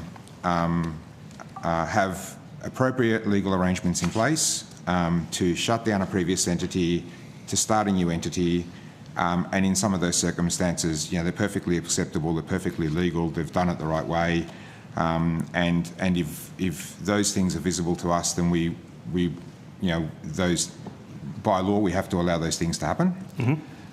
There are circumstances where those arrangements are manufactured. They are arrangements to try and avoid previous liabilities. There are arrangements to avoid scrutiny. There are arrangements where they're hiding the directorship, the real control of the entity. And we do have a maturing system. We started with a very low base, but we're increasingly becoming sophisticated in detecting some of those arrangements. And what I would say is, in some of those arrangements, you're not dealing now with, you're not dealing with one, I'll use the term loosely, rebirth. You are dealing with a second or a third or a fourth rebirth. And in those arrangements or in those networks, we have been extraordinarily successful in taking down thousands of entities that we believe have been operating with not quite appropriate arrangements. So with that example, where would be the appropriate place to report that kind of behaviour? If they thought something like that was going on, what would be the appropriate avenue to report that, to resolve it? Yeah, there isn't a wrong door, whether they go to the Commission or whether they come to us. Either door, we talk to each other, we will engage with each other, we will share the intelligence with each other. We have different roles, and I'll let the Commission talk about what their role may be, because the entity may be registered or unregistered, and so I'll let the Commission talk about what they may do. But what we may do from the NDIA perspective is we may look for those things that indicate to us that this entity is not above board, and if we find any indicators of those arrangements at all, then we have a range of interventions that we can apply.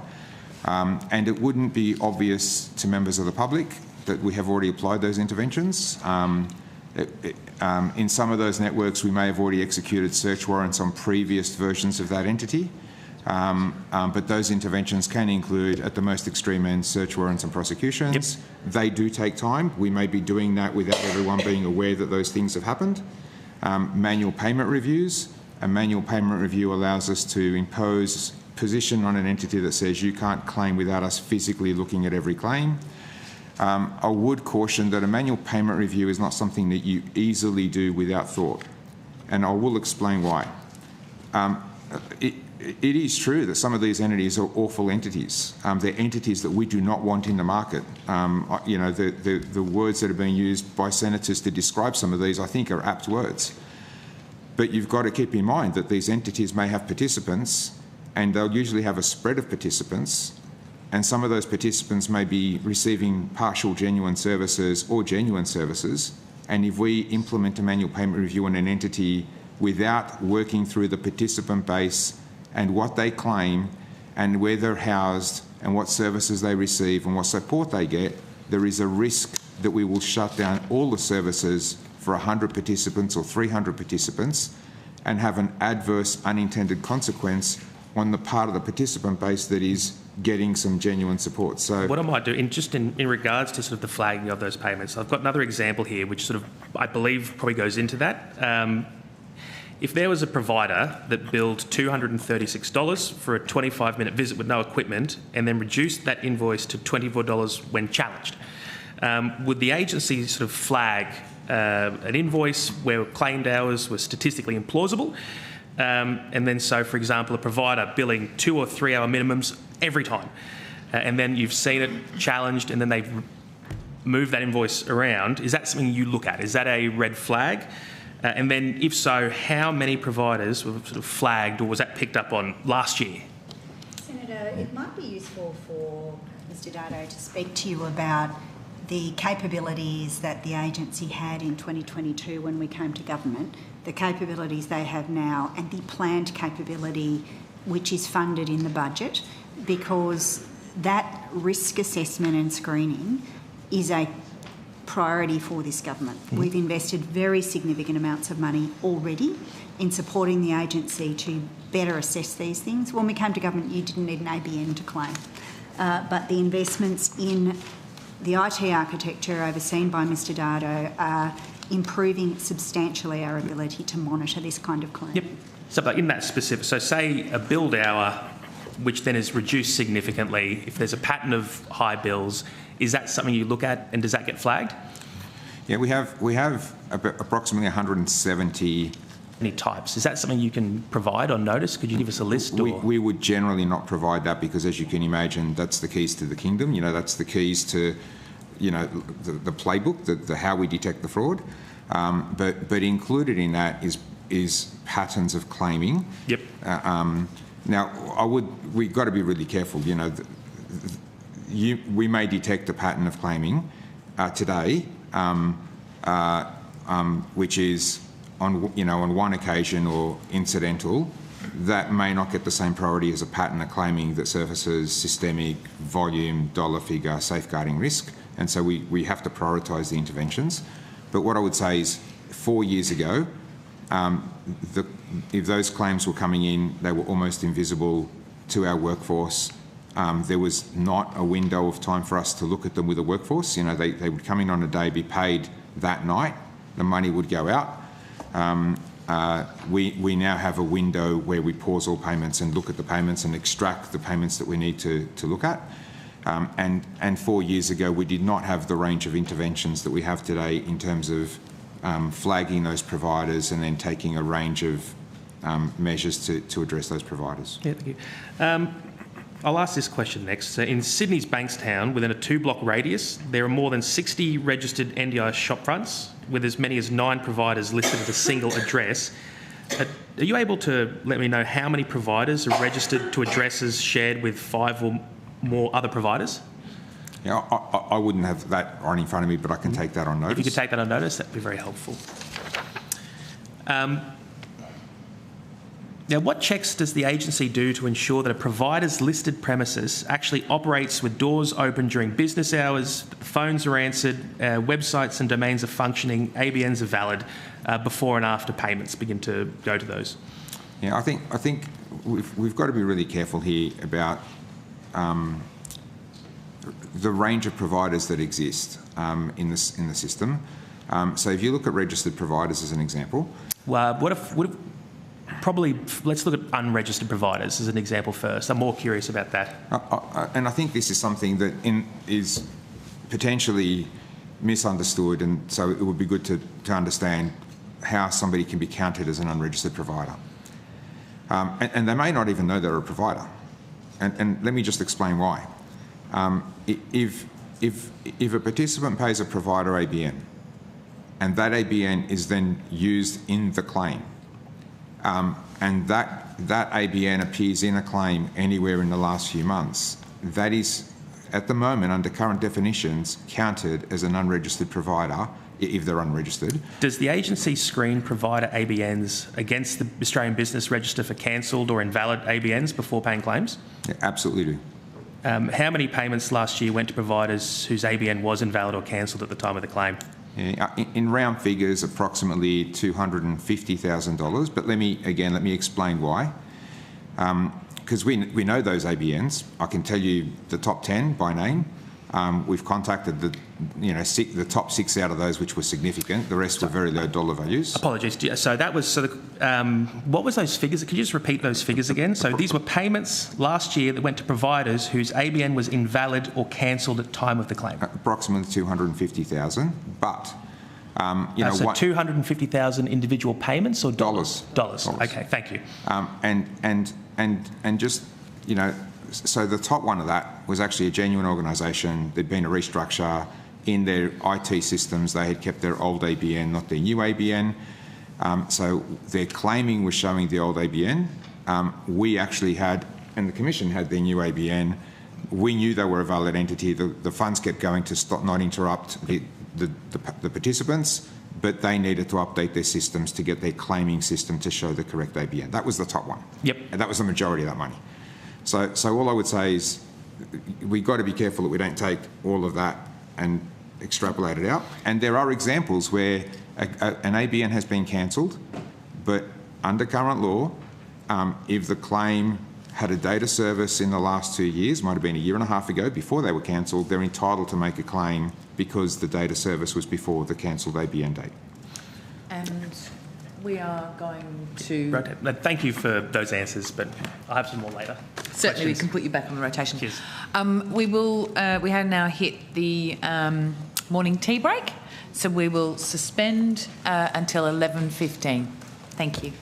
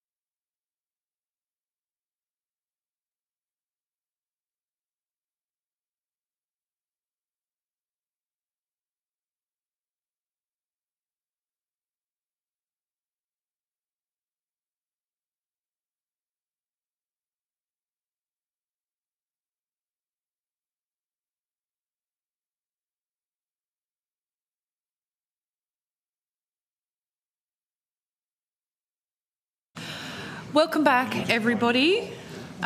We will continue on with questions and we will go to Senator Askew. Thank you very much, Chair. My questions are going to be about plan change requests and timeframes. So, somebody is suitable for that?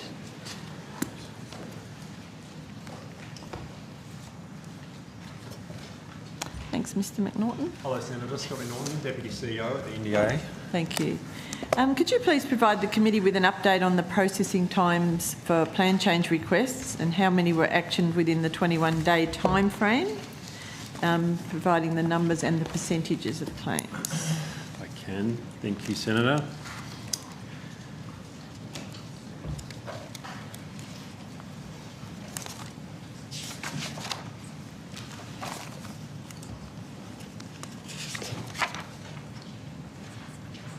So, Senator, in the 9 months to, so the 31st of March 2026, we processed a total of, set these figures up, I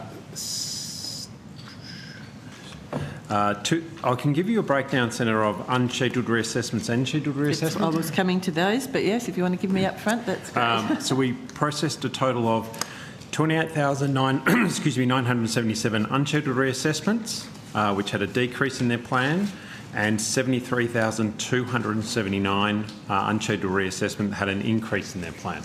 Right. During the same period, we processed 22,653 scheduled reassessments that had a decrease in their plan, and 20,126 scheduled reassessment that had an increase in their plan. Right. And so how many of those were actioned within the 21-day time frame? So the 21-day time frame, so it's under our participant service guarantee. That, sorry. So those figures you've given me are the total number of plan changes that were done in that 9 months? In that period of time, so that's correct. So under the participant service guarantee, which is decide whether undertake a plan reassessment, which is 21 days, 29% of those were within that 21-day period. And how many is that in numbers? 20. I'll get you the actual number of which were in that time stand. But what we do, Senator, with that is we apply a risk triage. So it's not first in, first out. No. It's based on the risk and circumstances associated with the change request, given that they're not all equal in terms of risk and sensitivity and urgency. Right. Okay. So some of those plan changes will be done in the same day. Yep. Or within 24 hours or 48 hours, depending on the risk triage they come in. Some may be up to, I think the maximum at the moment is over 55 to 60 days, where there's less risk factors available. So someone might have requested a plan change request, but actually there was funding available in the plan that they could have used flexibly, so it wasn't as risk triage to the same level of urgency. That makes sense. So of the 29% that were actioned within the 21 days, how many led to the participants' change request being granted, as in increase? Within the so what we do then, we measure under the participant service guarantee. Once we've made a decision to accept a plan request, we then have 28 days to process that. Once we accept it, and we've done that in 87% of the time to process 87? Yes. Within the statutory requirement of 28 days, or the participant service guarantee, which is 28 days, we've actioned that in 87% of the time. So just on that, how many is that actually in the number of plans, 87%? I'll have to take that on notice, Senator, and get that to you in the hearing. And the same with the 29% that were done within the 29? Okay. So the ones that were declined, how many participants sought a review of the decision to decline the change request? Well, I can give you the numbers, Senator, of how many Section 100 reviews we did in that period, but that's not always necessarily a direct correlation. So I'll have to take on notice where it's resulted of that decision, because Section 100s could be for a range of decisions such as access, planning or other things. Okay, if you could give me that on notice, that would be great. So for the change request not actioned within 21 days, how many of them, how many were there, first of all? And then under the Act, these claims must automatically proceed to an internal review. Can you tell us how many of those decisions were set aside and how many were upheld? So what we do with those, if we don't meet those statutory timeframes, they do progress to a Section 100 review. We will actually work with the participant if we're getting to that, say, at day 25 or 30, and we can action it. Rather than put them through a fulsome review, we can actually do an agency-initiated plan review. So we do have a different practice, which does seem to be, it works better for the participant rather than going through another statutory review process just because we didn't make the 21 days. So how do you action that? Is that just a phone call, or is it? Yes, through, again, our risk triage, our teams who are working, we've got in our frontline teams who are working on plan change requests, they will reach out, call the participant or their nominee and talk to them about the options. Okay. And do you know what the percentages would be of how many of them actually are then implemented or are upheld, that the request is actually granted? Of the request of the... So what we do so is... the ones that are outside the 21 days? If they've gone to our Section 100, our affirmation rate, so our confirmation rate of Section 100s is quite high in the 80s, but I'll get the team to check that for me. About 80% of decisions are affirmed at Section 100. Of those that aren't, as Mr Swainson said earlier, it's often where we've got new information presented at that period of time. But it's quite a high affirmation rate at Section 100. Yep. Okay. So there are changes within the NDIS bill currently before the Parliament, and part of the budget package to increase the time frame from 21 days to 90 days. It's a pretty exceptional increase to processing change requests, especially when people are generally making that request because their needs have changed or have increased. So what's the justification for increasing this to 90 days? Senator, I won't comment on the bill before the Parliament on that, but what I will talk about is how we implement it today and also how we plan to implement it even under the 90 days, and that is through our risk triaging approach. Very much, as our Chair said, and the Board have been very clear on this, is how we implement the changes from a participant safety lens. So regardless of having 90 days to process a change request, we will still risk triage and prioritise urgent change requests. So we have escalation teams, we have dedicated pathways. They will all remain intact and all remain in place so that we are able to risk triage those urgent change of circumstances where, you know, for example, Senator, there's been a breakdown of informal supports, home and living supports. There's a real risk to the participant. We might, you know, there's a provider breakdown versus others that are less risky, and we see that in our data as well. So we will use that period of time, of course, to make sure we're processing within, if the Parliament does pass that time frame, of course, but we will still apply very considered risk-based triaging from a participant lens. But, sorry? So from a policy point of view, Senator, we're aware of that risk triaging, and so in many respects we want to have as much resources as possible available for those high-risk cases, and therefore having a little bit more time for the lower risk cases actually allows us to make sure those participant needs are met more effectively.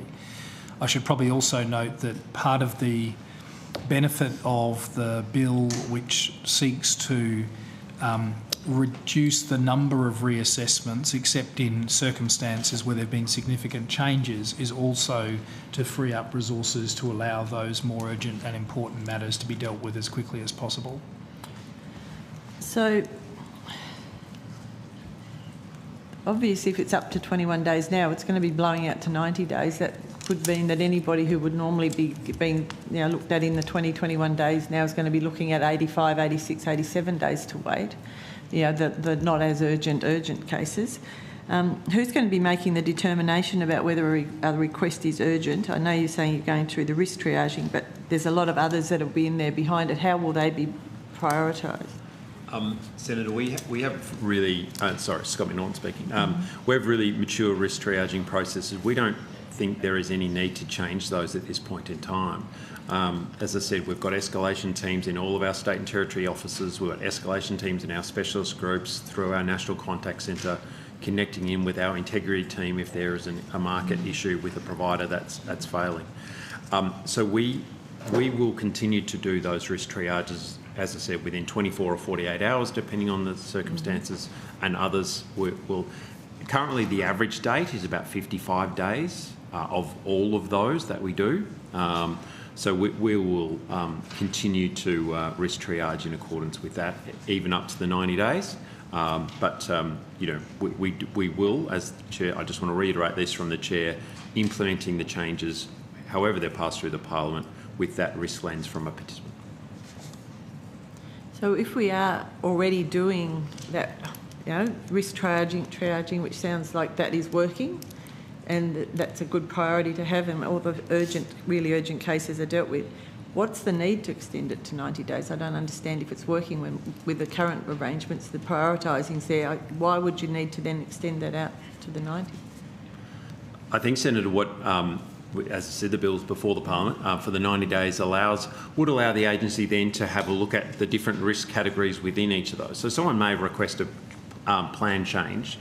They've got current supports in their plan. There's really not a lot of evidence, so we're probably not going to prioritise that as fast as some of those urgent ones. So it just allows us to manage that workload within our workforce. Our workforce obviously needs to be focused on a whole range of activities, especially where it's around risk. So it allows us then a bit of extra time to get to those cases that don't present the same critical risk through the initial triaging that's done. So we triage them all, and then others can go into a sort of a stage 2 category of actioning within that longer time frames or up to that period of time. So will it be the same number of staff dealing with those assessments? Or we would have to work that through as part of our workforce allocation, Senator.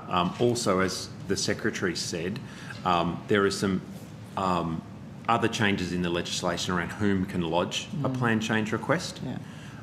So that will then probably shift the number of plan change requests that we are considering or working our way through. So we just got to work that through, as well as implementing all the other changes and also moving to new framework planning. So there's a lot of work we have to go through with our workforce for those changes. So I'm just looking at the numbers. You said earlier the average was 55 days, I think. Is that about 55? That's correct, yeah. Why would we be going to 90 instead of even 60? Would have been, what seemed to me, seems like a big move from 21 to 90 when, at the moment, 55 seems to be able to cope. Senator, we've been able to reduce that down to 55 days. Back in 2024, that was out to as high as 75 to 80 days. Based on workloads, staff availability, the demand and the number of people that are putting in plan change requests. So it's been up to that 90-day period over the journey. If I'm very frank with the committee, it has been out to that period before. From a policy perspective also, we would prefer to have a time frame that we think can be met, and then we would like to hold the agency, to be honest, accountable to meeting that time frame. I think averages are important, but I think Mr McNaughton might want to comment. There are always some quite complex cases that could take quite a bit of analysis to do. So your 90-day also gives you room for those that need to be worked through. Just don't want to give the challenge to manage to extend from 21 to 90, and that's the challenge rather than actually trying to provide the service as quickly as possible. That's the main thing. And Senator, it's a good point that the Secretary makes as well. Quite often when we're assessing the change requests, we do need to seek additional evidence from the participant, and gathering that evidence can take time. And so this will allow for that to happen in those more complex, especially if people are asking for a home and living decision. They need to provide some new reports, updated OT assessments or whatever that might be to support their application. So this will allow for that additional time. Okay. On the unscheduled ones, and I know the numbers that you quoted earlier are quite concerning when you look at that compared to the scheduled numbers. First of all, are those scheduled numbers about the numbers that would normally happen every year? Like there's only like 43,000 for that, not for the 9 months. Is that a normal number for scheduled ones? So unscheduled reassessments have changed a little bit over the last couple of years since the introduction of some legislative changes, Senator, in 2022, I think it was, I'll get the exact date, where we introduced Section 47A. Without getting too technical, what that did, it allowed us to make minor adjustments to a plan without having to do a full reassessment of a plan under Section 48, which is what we call a plan reassessment. So when you look at the data over the last few years, there's been less full reassessments or unscheduled reassessments of plans because we have a provision where we can make minor adjustments to plans which is actually a fantastic outcome for participants and also our staff. Instead of rebuilding a whole plan, they can just make some adjustments as needed. So the numbers of full unscheduled reassessments has declined over the last couple of years. That, coupled with having longer plans, also has made quite a difference to the numbers. And so the unscheduled ones reflect in the 47A, so that... Unscheduled reassessments in the numbers I think I've referred to are only the Section 48s. Oh, okay. Section 47As are separate. Can you provide us with the numbers for 47As? I'll take them on notice. Taken on notice. But also when you do that, I know I asked for the others, I think... I didn't actually ask for it for previous years, so if we could actually get it for the previous years for the last 5 years, just for unscheduled, so 47A and 47... Yep. And Section 48, scheduled and unscheduled, would be fantastic. We can take that on notice, Senator. And just an example of a 47A, just for the Senate, it could well be where we've got a plan in place that has a quote in it. The quote comes back and it's slightly out of kilter to what the original quote was, so we just update it with the actual quote, put that funding in the plan. We use Section 47A to do that. So, you know, that's not uncommon. So there could be double ups in the numbers. Yeah, and we took those out of having to do a fulsome unscheduled reassessment, which is why those numbers are less. Okay. And this question's about something that's going on in the social media space at the moment in regarding to NDIS participants reporting that the NDIS is calling participants or their nominees and doing a bit of a welfare check-in, and then participants unexpectedly getting a plan reassessment notice, with many resulting in a plan funding reduction. Have you come across that in regard to the social media? It seems to be a bit of a trend on social media. Senator, it's Scott McNaughton. I haven't seen that through social media, but we have heard it through our independent advisory committee. Oh, okay.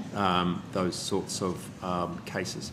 So the agency does have a process that we call doing a check-in with a participant. Right. We think that's actually a very good thing. Our partners in the community or our staff will check in with participants, either as a proactive check-in or a risk-based check-in where we can see something's happening. As part of that check-in conversation, we'll ask about a whole range of things that are happening in the participant's life and in regards to their NDIS plan. We can, if the person's plan is coming up for a scheduled plan reassessment, we could also use that check-in to have a conversation with them about renewing or extending their plan or putting in place a new plan. We've been very conscious of the training of the front line to make that explicitly clear, though, in all the conversations that we're having. So the purpose of the call, the outcomes from the call, are all of those contacts. So yes, we do check-ins. We think they're very important. We do them, as I said, from a risk base and an ongoing service delivery option. If there is to be a plan reassessment, that has to be discussed with and done with the participant, and we make that very clear in the training to our front line. But we did hear some of those similar cases through the Independent Advisory Committee, maybe 6 or 9 months, 12 months ago now. So we've done a lot of work to rebuild out the skill set in the front line for those things. So in your system, is that recorded separately, like it's a check-in call, and if it then proceeds to a plan review, that's noted in there? And so is there some way that you can give us the stats on how many times that would happen in, say, in the last 2 years, that a check-in call has been made and then it's turned into a plan renewal, and what the outcome is? Because the feedback that we've been seeing is that they're getting a funding reduction as a result of it. So I'd just be interested to know if that's the case. Senator, let me take on notice. I know I can definitely give you a number of check-ins we conduct, which is quite considerable, in the thousands each week. I'll have to take on notice whether or not there's a correlation between check-in and plan reassessments. So let me take that on notice. Okay. So, and you mentioned that you've heard it through your advisory committee. So what investigation has been done as a result of that feedback through the committee? You mentioned that you've done a bit of work on it. So what have you actually undertaken to try and prevent this from happening? Yeah, thank you, Senator. We had heard some cases raised by ISC members, so with permission, we'd check in on that. We can use some of our call recordings through our National Contact Centre and others to see how that process went. So we've done a quality assurance process around that. And we, as I said, did a lot of work. We were hearing this enough to suggest we had to do something differently in the training for the front line. So that's when we did, about 6 months ago, as I said, some updated scripting, training, quality assurance, learning and development activities, just to make sure that we're very clear with participants about the purpose of the call, the commitment to action and the next steps. Yeah, so obviously the feedback that is coming through not only social media but from what we have heard is that definitely that they weren't being told that it was going to result in a plan review, and let alone a reduction. So I think that if you've done that training and it's in that meantime. We have, Senator, and this wasn't obvious. These could be isolated cases, but it was enough to say that there was a bit of an issue for us that we wanted to address. We're confident we've put those processes in place, and we'll continue to monitor that through our quality assurance process. And so if we could get that on notice about the number of check-in calls that have been made and how many have resulted in plan renewals, that would be really good. We can take that on notice, Senator. Can I keep going? I've got a new topic now. Yes. Since I'm the only one here. unless Senator Nandarajah Brown do have a couple of questions, but please do go ahead. Okay. I'm going to go into whistleblower protections next. Whistleblower protections. Sorry.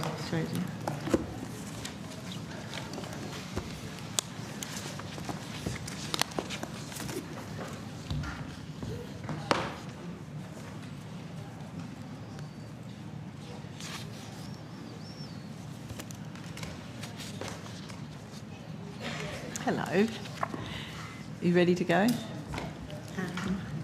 Get yourself sorted? Ready when you are. All right.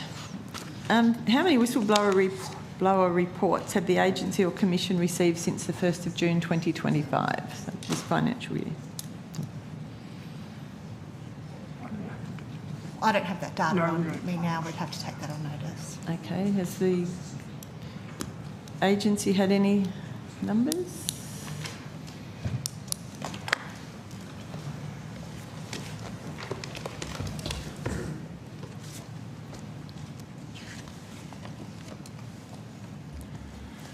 Hi, Matthew Swainson, Deputy CEO, Legal Reviews, Actuarial and Data. Senator, just in terms of your question, I know there's a fair bit of narrative around reforms for whistleblowers to the scheme, those that can bring forward complaints, I think particularly to the Commission. We've also got arrangements which apply to all government agencies around public interest disclosures, which are available for employees and public servants to make. I just want to seek a bit of clarity on your question. Which of those two are you looking for? Or indeed, Senator, more generally tip-offs, because the agency also has the capacity to obtain tip-offs from any member of the public, and they are a significant data input into the compliance work that we've talked about so frequently. The questions are sort of in relation to the bill that was passed on the 1st of April this year around integrity and safeguarding bill, so that's where I'm sort of focusing my attention. So I might give this table to somebody that has that information. All right, then, no worries. And Senator, your response to that particular reform, the day period that we will provide you on notice will reference both before the reform and after, but certainly we acknowledge that there has been significant change to the protections available for whistleblowers that might provide information to the Commission around fraud and integrity concerns. Excellent, thank you. So you'll take that on notice, thank you. Did anyone else from the agency want to contribute to the discussion? No? And we will rotate when you find a break. Yeah, if that's all, I'll just go through these quickly. I think most of these will probably be on notice. How many have been acted upon or investigations have commenced as a result of these reports? So is the agency going to take on notice the answers for your question for those as well? I will take that on notice. Yeah, so for both of those, how many reports as well as what's been acted on, and how many are currently being investigated? And if there's any, I'll give it all to you because I suspect you won't have this information. So how many, have there been any prosecutions as a result of the whistleblower reporting?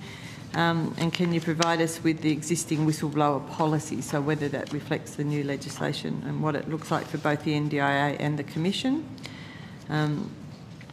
Whether it's been updated now to reflect the legislation? And if you have got a copy of the updated policy as well, and the date that it came into effect. So that's probably all I need, but it will all be on notice by the sound of it. So I'll hand back to the chair. Oh, sorry. Clarify your question, which we will take on notice. But when you say whistleblower policies, the Commissioner will need to develop rules with respect to... Not rules, policy. Policy, that is fine. We'll provide those. All right. Is that within the scope of policy? Yes. All right. Yes. Thank That's you. fine. Thank you. Thank you. Thank you. Senator Steele John, we'll go to you now. Thanks very much, Chair. Just a very brief question to the CEO. Has the agency made a submission to the current inquiry into the NDIS legislation before the Parliament? Is that correct? There is, I believe, a joint submission with the department that's been lodged yes. with the inquiry. Yeah, I believe I saw it go up, I think last night. Fantastic. Mr Fernley, just wanted to check. So with that joint submission that has been made by the agency along with the department, the agency's contribution to that submission, that would have come to the board for approval, is that correct? No. No. No? No, it didn't come to the board for approval. Okay. So can I just see some clarification as to why? I know that officials make submissions into the process of legislative change from an agency perspective, but from a board perspective, as the accountable authority, our role is to be firmly focused on the implementation side of this legislative change. I know, I understand. I've heard what you've said about legislation in terms of the legislation should it then pass the Parliament, but this submission is the agency giving, presenting quite a serious document to a serious committee. It would usually be the role of a board to look at that document before it was provided to government. So I understand that, Senator, it has not been the practice of the board to review submissions to inquiries. Where there are protocols in place that require me to seek board authorisation for things, those protocols are followed, and it's very common for, as you would be aware, Senator, the agency provides many submissions to the Joint Standing Committee to a range of different inquiries, so the usual processes have been followed here. Okay, so what does need board authorisation, Mr Head? Well, the board exercises its powers through and exercises its accountable authority role through placing requirements on the CEO through accountable authority instructions, which both delegate things, but also those instructions and other policies of the board would determine what the agency needs to bring to either the board or a committee of the board.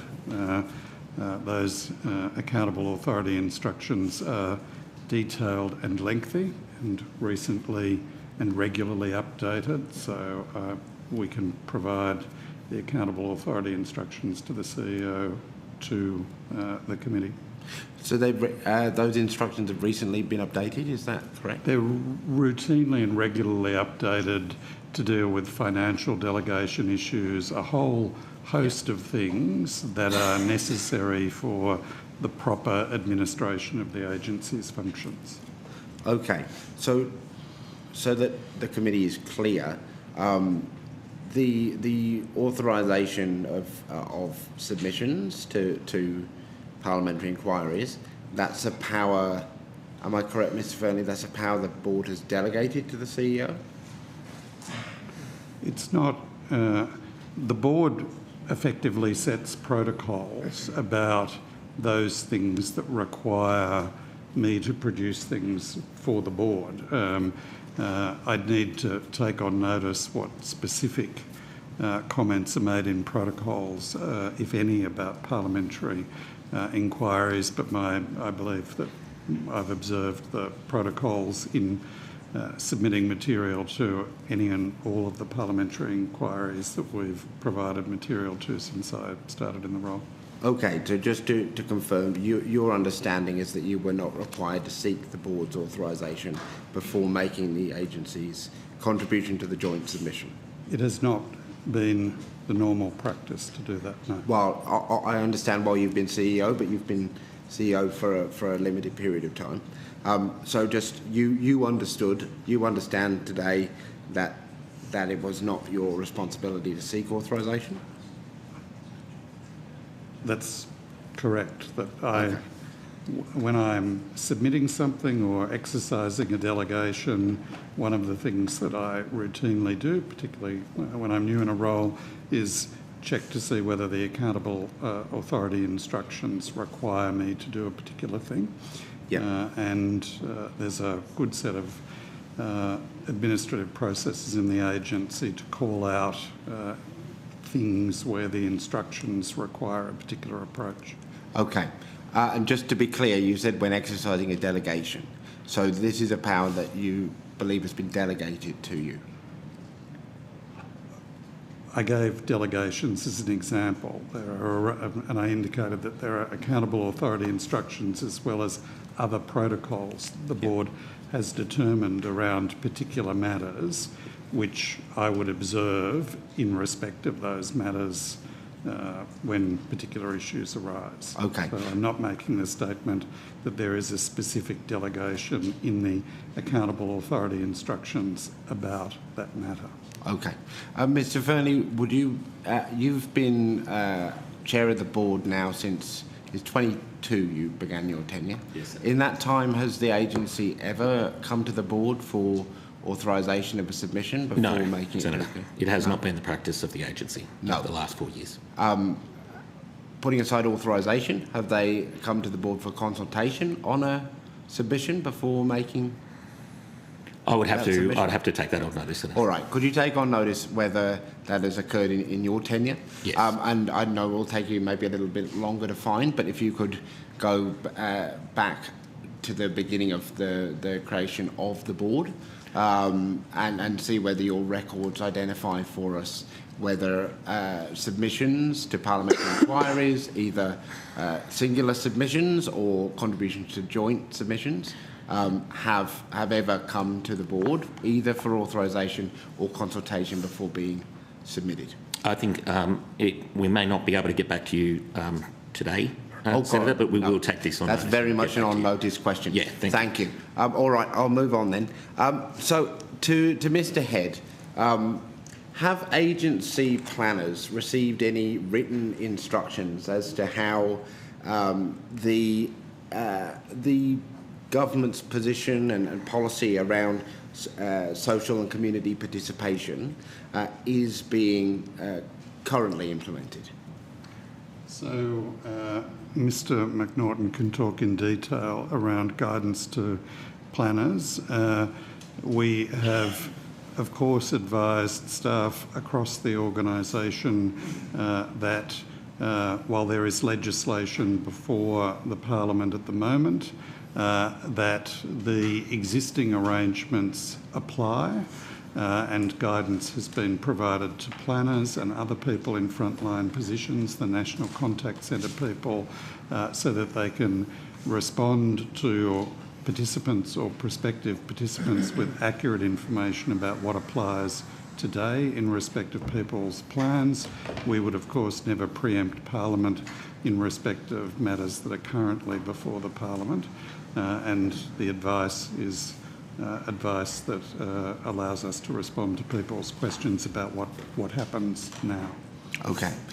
Before we go to Ms McNaughton, I wonder whether we might be able to get your microphone turned up just a little bit. I'll lean in a bit, Senator, sorry. Thank you. Ms McNaughton. Senator Scott McNaughton, Deputy CEO, Service Delivery.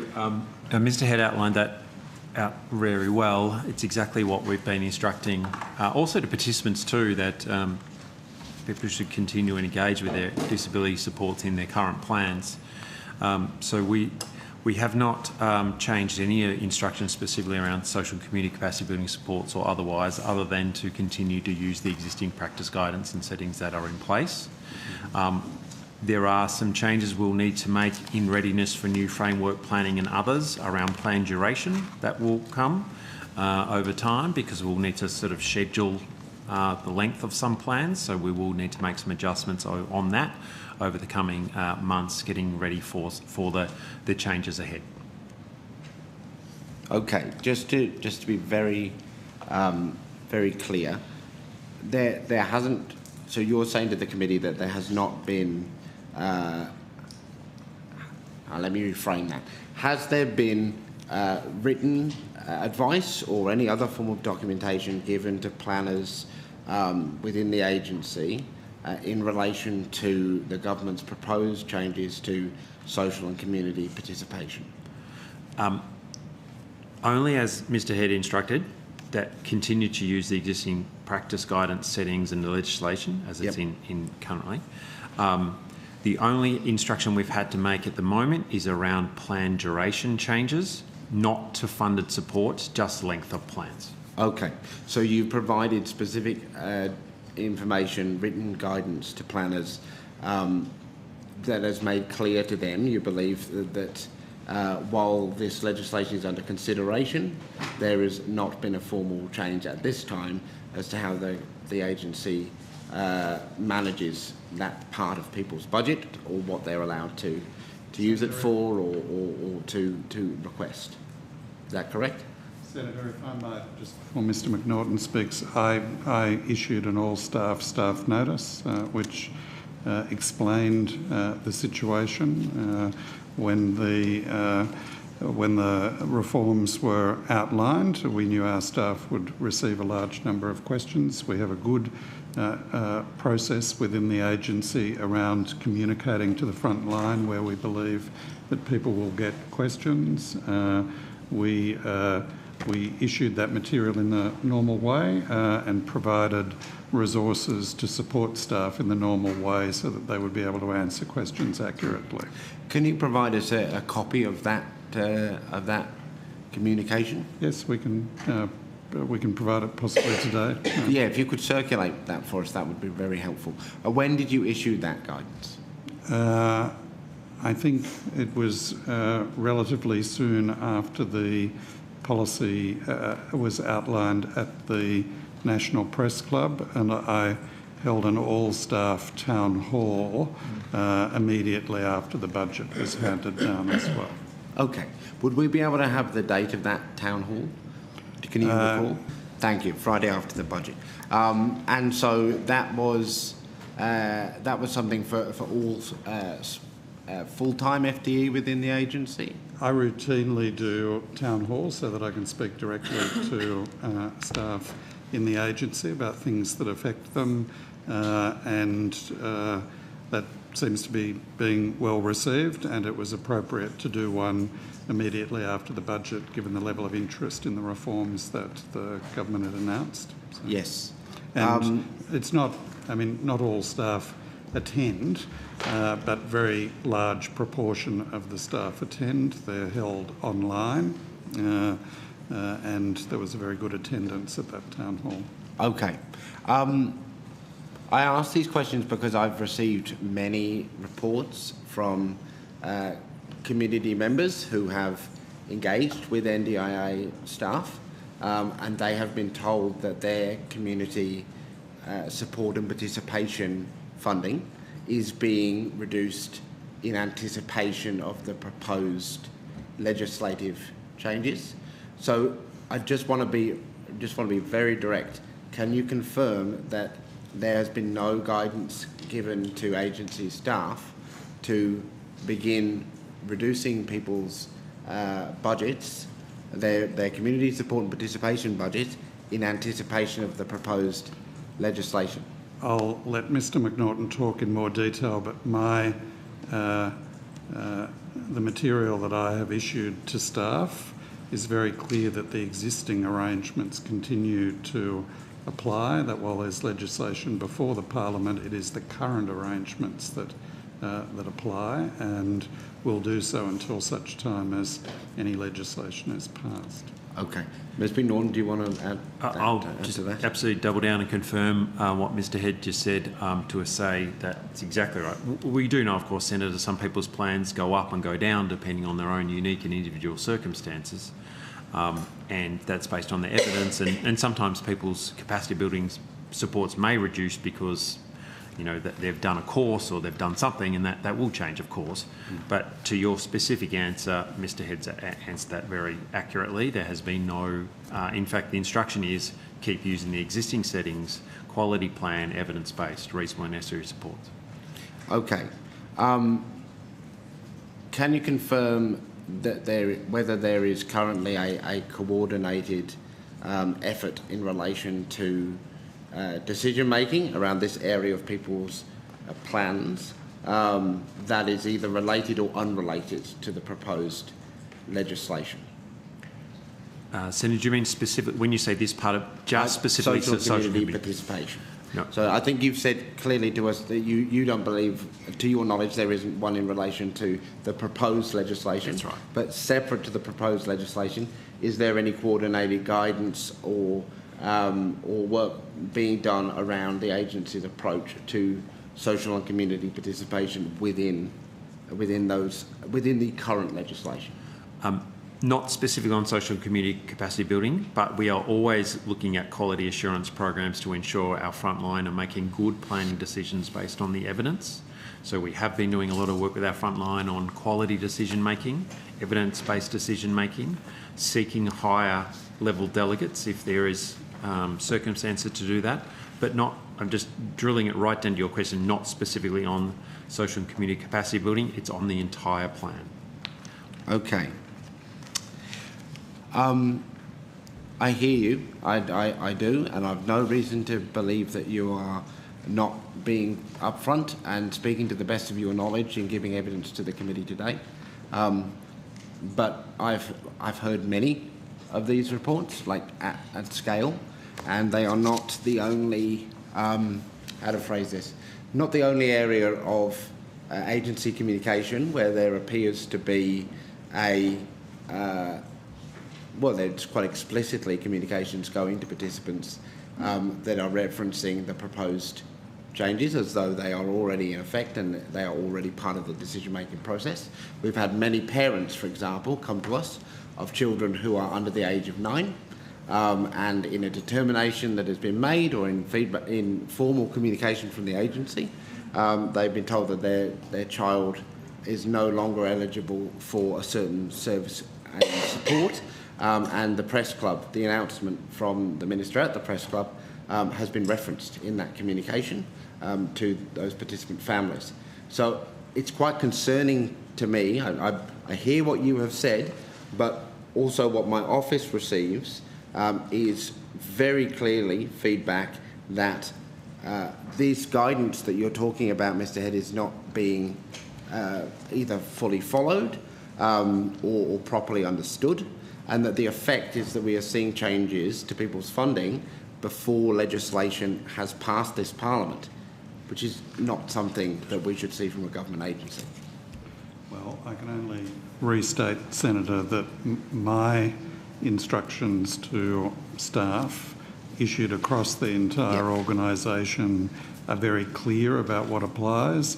I, of course, acknowledge what you're saying, and I'm very happy to follow up on examples where this is an issue, and we are, I think, always in the agency looking to reassert and advise our staff on what applies, what changes. I'm very happy to have a look at whether there are additional communications required, and again, very happy to follow up on issues that have been raised with your staff. Yep.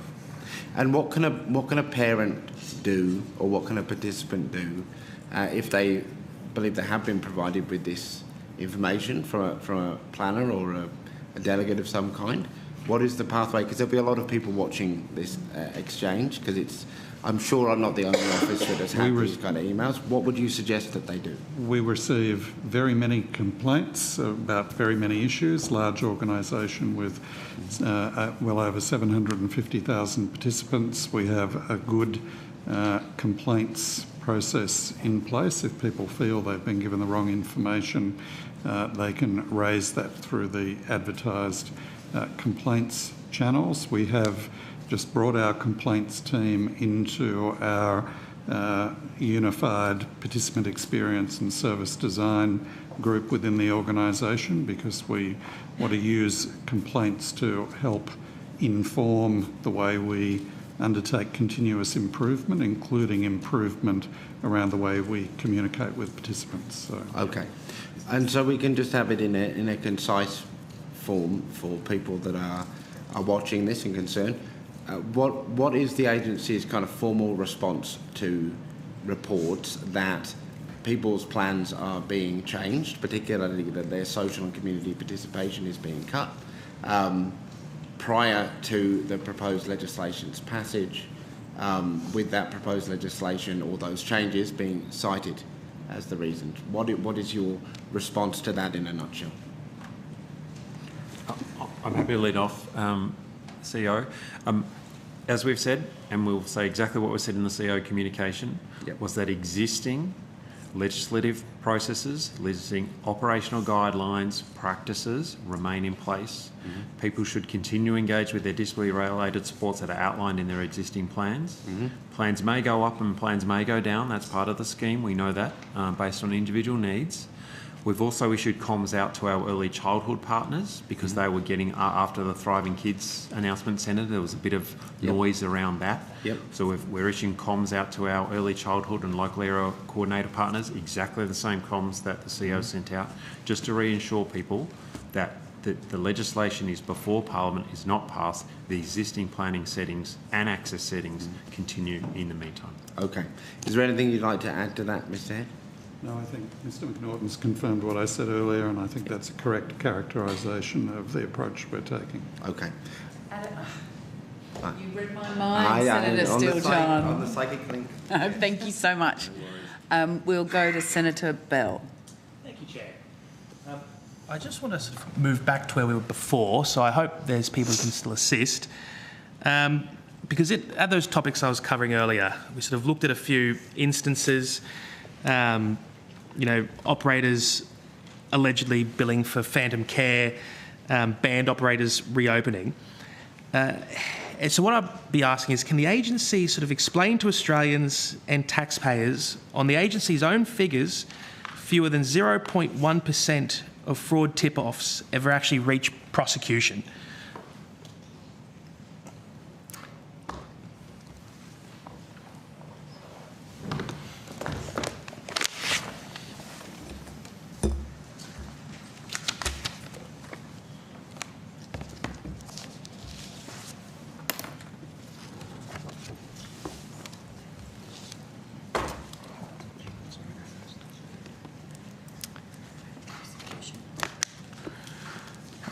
So I can repeat. Would you like me to repeat the question, or? Thank you, Senator. I think it is really important to understand the spectrum of interventions and behaviours that we need to deal with, but also to understand the nature of tip-offs and how those tip-offs may trail into particular interventions. So what I might do is I might just start at the tip-offs first. When we started the Integrity Improvement Program 4 years ago, the tip-offs that were coming in were not codified in a way that was easy to interpret or understand. So they had a lot of free text field in the tip-off. You could write what you wanted. It was difficult to understand where they were coming from, what the issue was, and to put them in the system. There was no system that actually treated them in a way where we could analyse them. So over the last 4 years, we have invested significantly in completely revamping the way tip-offs are collected. We've codified the system. We now bring them and triage them into our platforms. We're able to connect those tip-offs to other multiple tip-offs. So we can now see that particular tip-off relates to 3 previous tip-offs, or relates to a case, an ongoing case, a previous case, a future case, so a case in a pipeline. And it also, we can also codify it by the nature of the issue. You know, was the tip-off from a staff member? Was the tip-off from a provider staff member? Was the tip-off from a participant? So we can, and what's the tip-off about? It's important to note that a tip-off of itself does not necessarily mean something has happened that's bad. You know, in some cases we look at the tip-offs the tip-off is a misunderstanding that needs to be resolved, but it's not fraud, it's not malicious behaviour, it's not a bad thing. In some cases we look at the tip-offs and the error, you know, it is an error, and it might be on a participant side, it might be on a provider side. What percentage of tip-offs would you say is substantive? I think there's, I'd have to, the difficulty with describing that is, you know, they get triaged for particular treatments and they get clustered up, and so as that happens, some of them may result in education interventions, some of them may result in a request for information to a provider or to a participant. Some of them may result in a referral to another agency or to the Commission, and then some of them may result in criminal prosecutions. Is that something you can take on notice? Like what percentage of those clusters then proceed to further actions? So you've just listed a number of actions there. If you could take that on notice, like of those tip-offs, how many proceed through to those actions and any other additional actions? Is that what you can provide? We can do that. Yeah, thank you. I think what I would like to really highlight, though, is the most important thing is to use the information from those tip-offs to ensure that safeguarding is happening. You know, there is a timely intervention for safeguarding if safeguarding is at risk, but to also bring an intervention to bear at the earliest possible time. And in some cases, you don't need to get the prosecution because the matter is so light. You can intervene through education or through some other intervention. Senator, I think it's really important to highlight that where there is a tip-off, the Commission has a very specific and important response to ensure that the provider market is regulated effectively, and I'll invite the Deputy Commissioner to speak to that.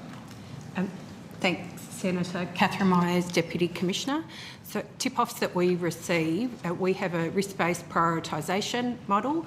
All of our tip-offs are assessed and, if required, referred into further processes within the Commission. We look at what information holdings we have, what complaints we have, what reportable incidents, and join up that information to make assessments of what action should be taken. Similarly to what Mr Dardo said, that could result in education, warning letters, all go right through to a compliance inquiry or an investigation. It could lead to banning orders, it could lead to revocation of registration, so there's a range of regulatory levers throughout the process. I'll just now ask, so what share of payments last financial year went to registered versus unregistered providers, and what proportion of all active providers are registered? Because I have information that registered providers are only around 6% of the market. Is that correct? Yes, that is correct. About 7% of providers are registered. 7%. And so do you know what share of payments last financial year went to the registered versus unregistered? So registered providers are around 7% of the market. Do we know what then the share is of payments? We have that available. I'll just get Mr Gifford to come and respond. While he comes to the table, Senator, I think it's important to note that there are policies in place to increase the level of registration, starting with the SIL sector, but based on a risk basis. So it's certainly a policy objective to increase the span of registration. And I answered a question to Senator Steele-John earlier. We think about registration as having, you know, 4 aspects. One is actually safety of participants, other is quality. The third is actually giving market information so we know what's going on. And then the fourth goes to, I think, your line of questioning about dealing with fraud. But there's certainly direction of travel is to increase the level of registration. We want to do that in a risk proportionate way and ensure that it's not overly burdensome to those that, particularly those that are low risk. David Gifford, Scheme Actuary. Apologies, Senator. Look, we do have the information. I just don't have it to hand, but we should be able to get it to you during the hearing, if that's okay. Or, I mean, if you want to provide that to me on notice, that's fine as well. Sure, no worries. Look, I think I have, just in this cluster, one last question, which will be, in terms of assisting in fraud detection, so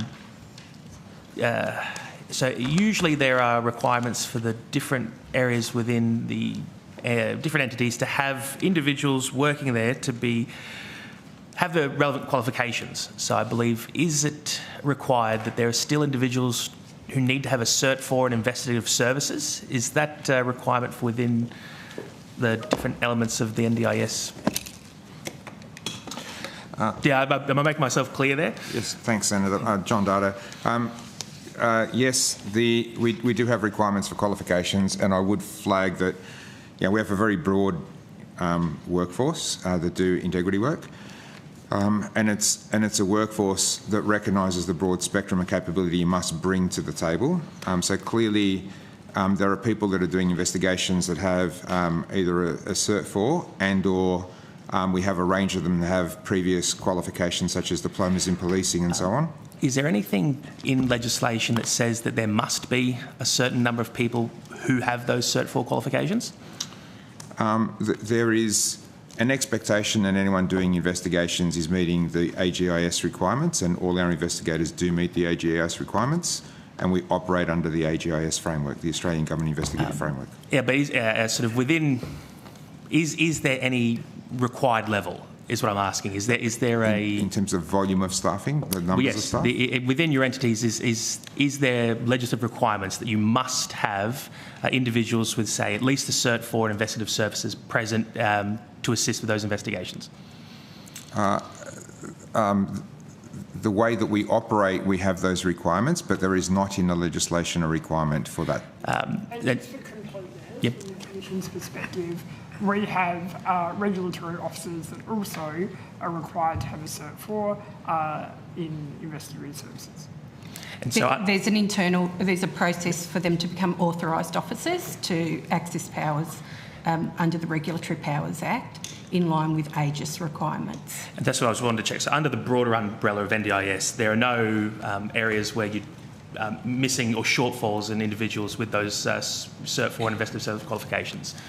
Where we need those staff, we either recruit them or they are trained up and developed as part of our capability. But I would emphasise that the integrity work requires lots of different skills, so not all of our integrity staff have a Cert 4. We have analysts, for example, that don't need a Cert 4. We have digital forensics guys that don't use a Cert 4 but have digital forensic qualifications. So I would just caution an assumption that we've got 600 Cert 4 people. We don't. Thank you very much. I think I'm happy to rotate. Thank you very much. We will go to Senator Ananda Raja. Thank you, Chair. Just want to ask Mr Fernley some questions. Mr Fernley, thank you for being here today and for your lifelong advocacy for the sector. Can you share with us what the board has undertaken during your time as Chair in driving improvements in the participant experience? Yeah, the board has restructured some of its subcommittees to ensure that we do get more participant voice into the board and the executive. We monitor the experience through our People and Outcomes subcommittee as well, where we're able to ask for more information and to challenge the agency when it comes to the participant outcome. We have also had Graham Innes leading the Audit and Risk subcommittee that does take into account the participant safety element of the scheme as well. I think a focus of the board has also been about really fighting for the voice of disabled people to be included in as many elements of the agency as we possibly can. I would like to note, and it is a proud element of the agency and a focus of the board, that 23% of our staff are disabled people. We want to be an employee of choice for disabled people, that they are able to feel like they are really valued members of the NDIA. I think we even fought to keep that Graham Innes as a performance measure, so that we are constantly held to account to ensure that we do keep that representation of disabled people within the agency. The more that we can get disabled voices into lots of elements of the scheme, the better outcomes it is for people with disabilities. I'd probably also lean into the changes that have been made at the call centre, where we have seen great outcomes come from the experience of participants when they call our call centre. I think from last count, and it is again within a percentage of or two, 40% of our call centre staff are disabled people.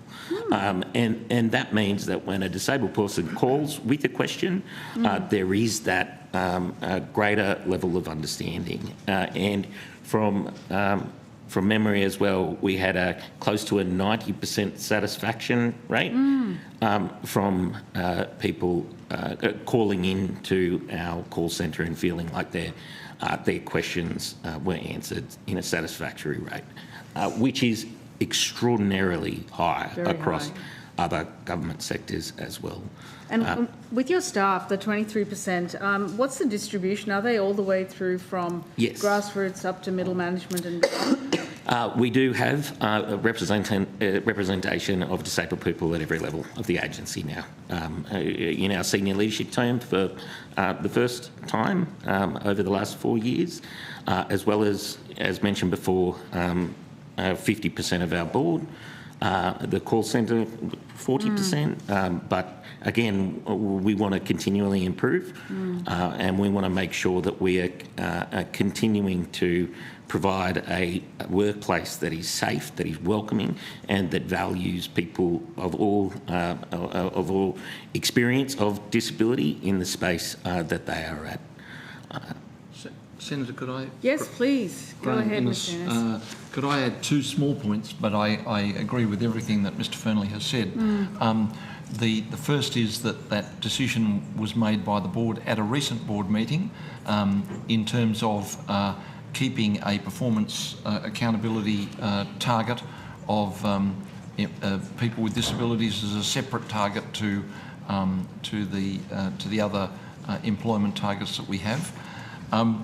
And the second point, as well as the figures which Mr Fernley has given you in terms of disabled people, is that the agency also employs a significant number of people who are family members of disabled people. And so the figure is actually better than that 23% if you broaden the grouping.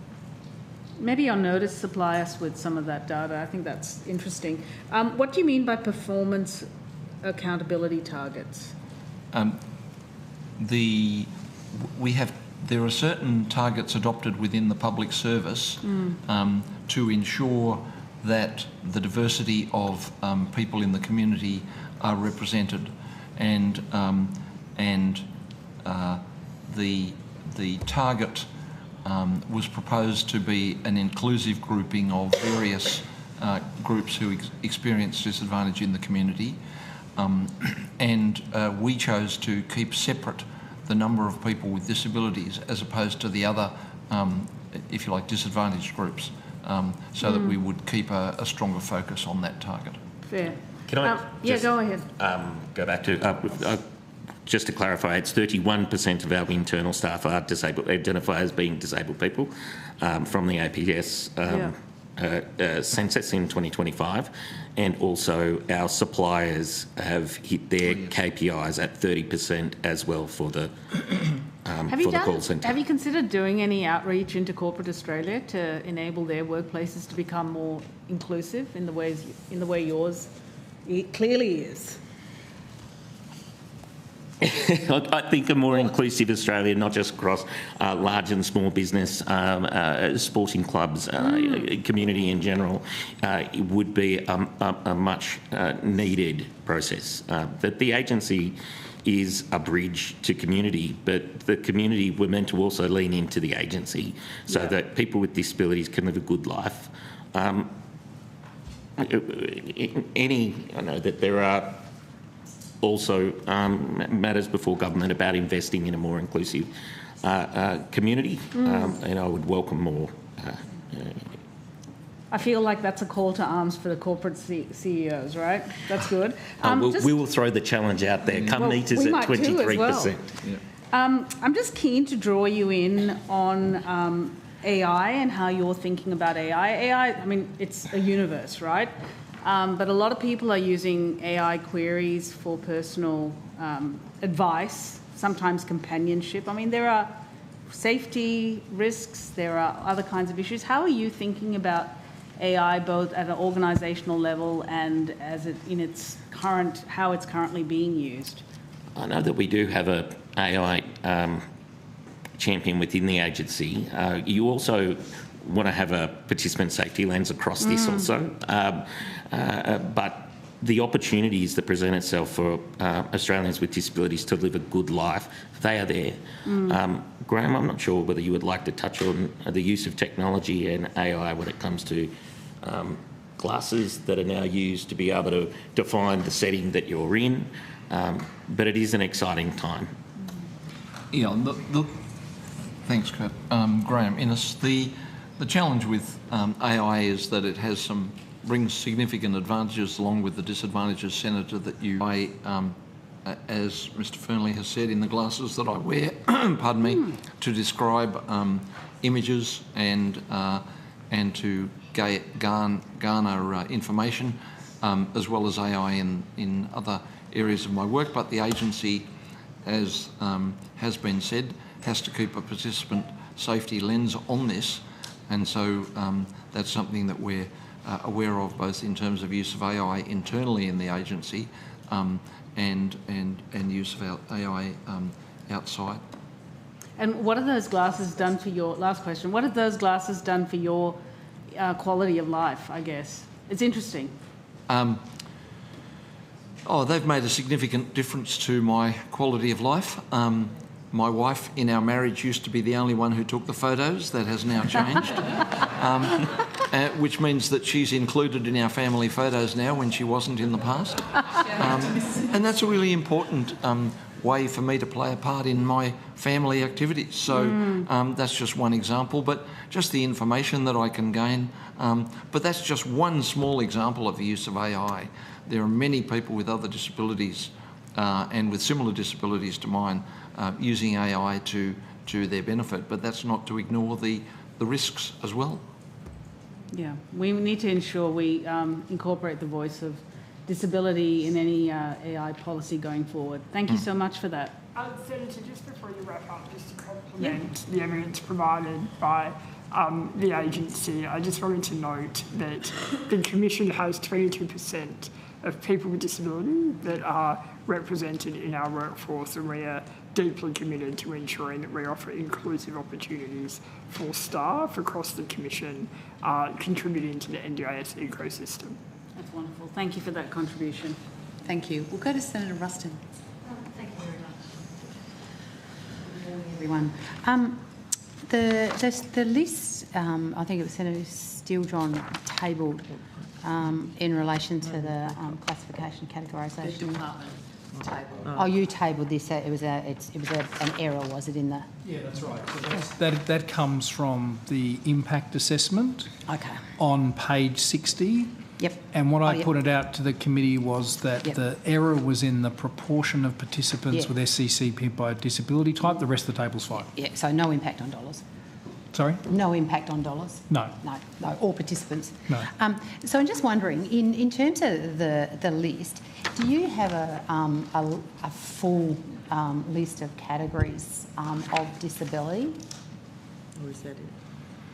Like, I mean, some of these, other physical, other neurological. I mean, obviously, there are a lot more disability classifications than just these. Is there a full list? So I'm just struggling to think who would be best to answer this question. I mean, for a start, that's primary disability. A number of people have multiple disabilities that come to raise. So I'm not sure. But underneath it, like psychosocial disability must have a whole series of subcategories that sit underneath it. I'm not asking you to go through all the categories. I'm just keen to understand what do you use as your table of categorised. How do you categorise them? I'll ask, the actuaries come to the table. I suppose the part of the question is, and I don't being flippant, it's kind of what is the purpose of categorising in that way? You know, either from a costing perspective, on a financial side, it wasn't a costing perspective. I was just interested to understand, you know, like when somebody presents for an assessment at the NDIA, you must have something that you say this is what your disability is. Yeah. Well, I'll ask the agency to comment. I mean, there's a question of the impairment notice, but there's also a question of, obviously, in the forward-looking issue, the idea is to try and move away from that sense of a diagnostic category towards functional just capacity. As an example, in the US, I think is it DSM-5 is the. Do you use a similar list to DSM-5? Yeah, Senator David Gifford's scheme, actually. I think in a broad sense it would be fair to say we use something similar to that. We have a series of diagnostic codes that are at a more detailed level than the ones in that table. So I guess for most reporting analysis purposes, they probably get grouped up into the what we call the primary disability categories that are the ones in that table. But there is a level of detail below that that exists, yes. Because in the DSM-5 or 4 and now DSM-5, there is a listing for paraphilic disorders. Do we have any people on the NDIS that are classified as having paraphilic disorders or in any either receive in full or part of the reason that they're on scheme? I'd have to take that on notice if that's okay, but we can certainly look into that for you. And take it on notice. I mean, I don't have the information to hand, so yes, we can investigate whether we can get it to you today, and if okay, well maybe to catch it a different way. Yeah. Could somebody with paraphilic disorder be receiving the supports of the NDIS for that particular component? I'm not suggesting it's all of it may be other reasons why they're receiving support from on the NDIS, but could somebody receive support from the NDIS because they had a paraphilic disorder? I mean, look, I'd probably have to get someone from, you know, who can comment more specifically on the access process. I just don't have information about paraphilic disorders to hand. Take I mean, the reason I'm asking is as a subcategory of paraphilic disorders, the disorder could be pedophilia or pedophilic disorder. So I'd be keen to understand if there are any people who are currently receiving supports from the NDIS who fit into the subcategories under paraphilic disorders of pedophilia or pedophilic disorder. Look, I'm certainly not aware of. I'd have to, as I said, Senator, I'd have to take it on notice. Yeah. Minister, does your government consider pedophilia a disability? Senator, the question's been taken on notice. I confess that this is the first time this has been raised with me, Senator, and the agency will be able to provide you more advice about whether the operational policy incorporates this or not. So, Minister, you can't tell me, as we're sitting here today, that the government is or isn't footing the bill for pedophiles by them being able to access the NDIS. You can't tell me that. Senator, pedophilia is a crime in this country.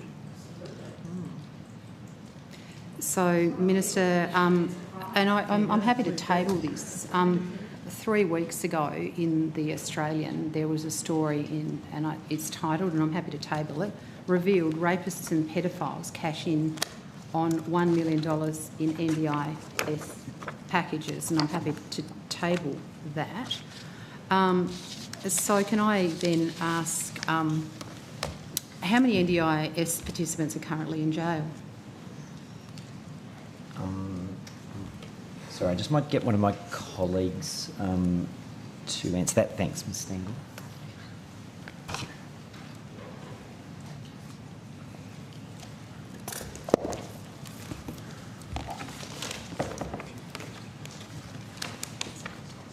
Good afternoon, Senator.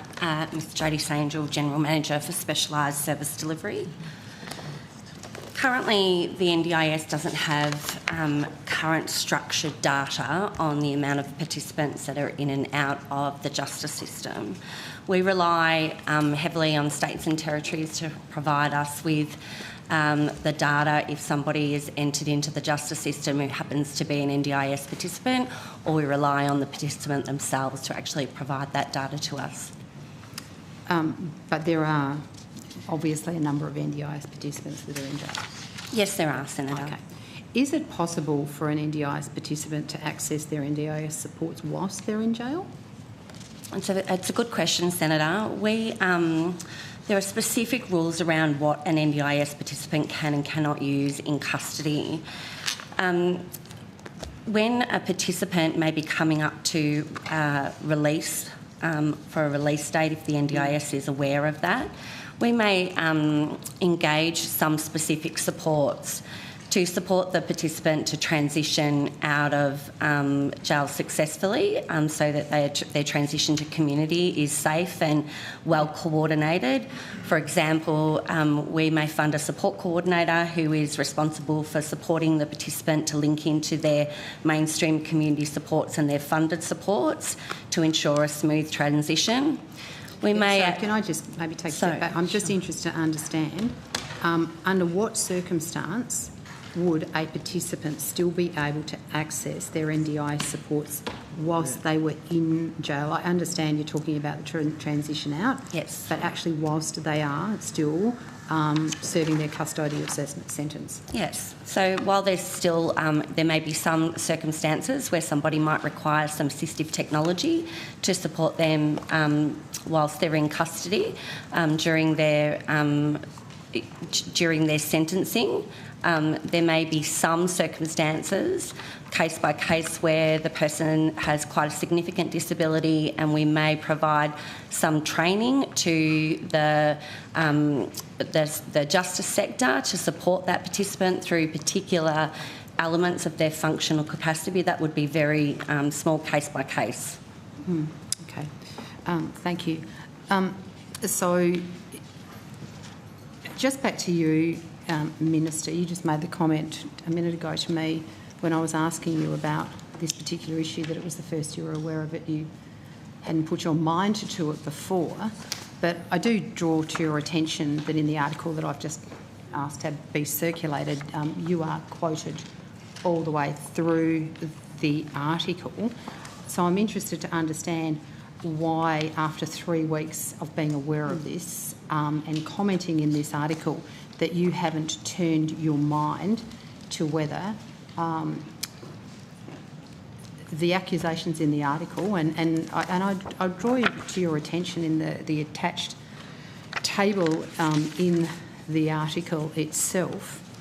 It actually mentions a number of people, and the person's named here, Christian Paul Keach. It says his disability is paedophilia. Senator, I consider paedophilia a crime. Well, so do the courts. These came from the court documents. It is the case that when people have served time, they are able to access government services upon release, and that's been true under every government, Senator. So my question goes back to Mr. Keach, his disability is paedophilia. So I'll ask you the question again. Does the government consider paedophilia a disability? I consider paedophilia a crime. Minister, that absolutely goes without saying, and I don't think there is anybody in Australia who doesn't understand that paedophilia is a crime. I am asking you a different question. I am asking you, does the government consider paedophilia a disability? Senator, I consider it a crime. You asked officials how these issues are treated within the access arrangements for the NDIS. They have indicated they will give you information about that. And you've got maybe one last question in there, Senator Ruston? Well, my question then may be to the department. Does the department consider paedophilia a disability? Does the agency? Well, I can go to the agency in a second. The Minister's already made clear, and we would have the same view, obviously, that paedophilia is a crime. I'd also make the comment that we've tabled an article here that lists paedophilia as a disability. It is quite possible, as the article actually alludes to, that the actual disability that's been the cause of access to the scheme is, for example, an intellectual disability or something else. We can't comment without full access to that information. So taking a table from a newspaper and just saying that is the full story of why someone has access to a scheme, I don't think is something that we would take at face value without further investigation. Mr Comley, I'm not asking you about this particular case. I'm simply asking you if you believe paedophilia is a disability. I'm not asking you whether it's the primary disability. I'm just simply asking you, in the case that we're referring to, or that there are other cases in this document, I'm not asking you that. I am merely asking you, does the Department of Health, Aged Care and Disability believe that paedophilia is a disability? I think, given that we've had 3 weeks since this article was published, you're well aware of the concerns that have been expressed in this article about people who have got violent sex crimes listed as part of their disability. I'm at a loss to understand why you do not have an answer to my question, and I will repeat it. Does the department believe that paedophilia is a disability? Well, I'll take that on notice, Senator. I make the comment, though, as I made, I think, earlier in this thing, this probably highlights the issue that going to a definition based on functional capacity is the way that the scheme should go to ensure that it provides for those intended for, which is those with a significant and permanent disability that affects their daily life.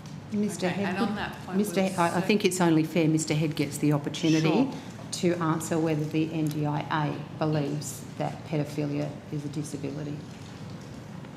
I do want to have time to engage with the detail of the access criteria, but my understanding is that people would not meet the access requirements for the scheme in respect of paedophilia as a disability. So we use the access lists. They are the basis for determining access under the disability requirements in the Act, and my understanding is that they would not provide access purely on the basis of what you've described. But you concede that it is listed in the DSM-5. Can I just say, Chair, I am horrified that neither the Minister, the Department, nor the agency can categorically tell Australians that paedophilia is not considered a disability for the purposes of the expenditure of taxpayers' funds. I think you're simplifying a situation here, Senator Ruston, for the benefit of a political point. I think that you need to allow each of these officials who have said that they will go away and unpack this situation and come back on notice the opportunity to do that, because this is a complex situation that isn't quite as simplistic as I believe that you have portrayed it. Senator Steele-John, over to you. Thanks very much, Chair. Okay. Returning to the scheme, if I could ask questions about current agency policy in relation to social and community participation. So I think that might be a Mr McNaughton coming back to the table type of thing.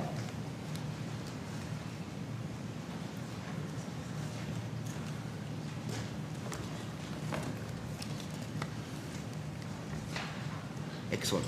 So, as things stand today, what proportion of participants who are funded to receive social and community participation supports receive those supports on a one-to-one basis?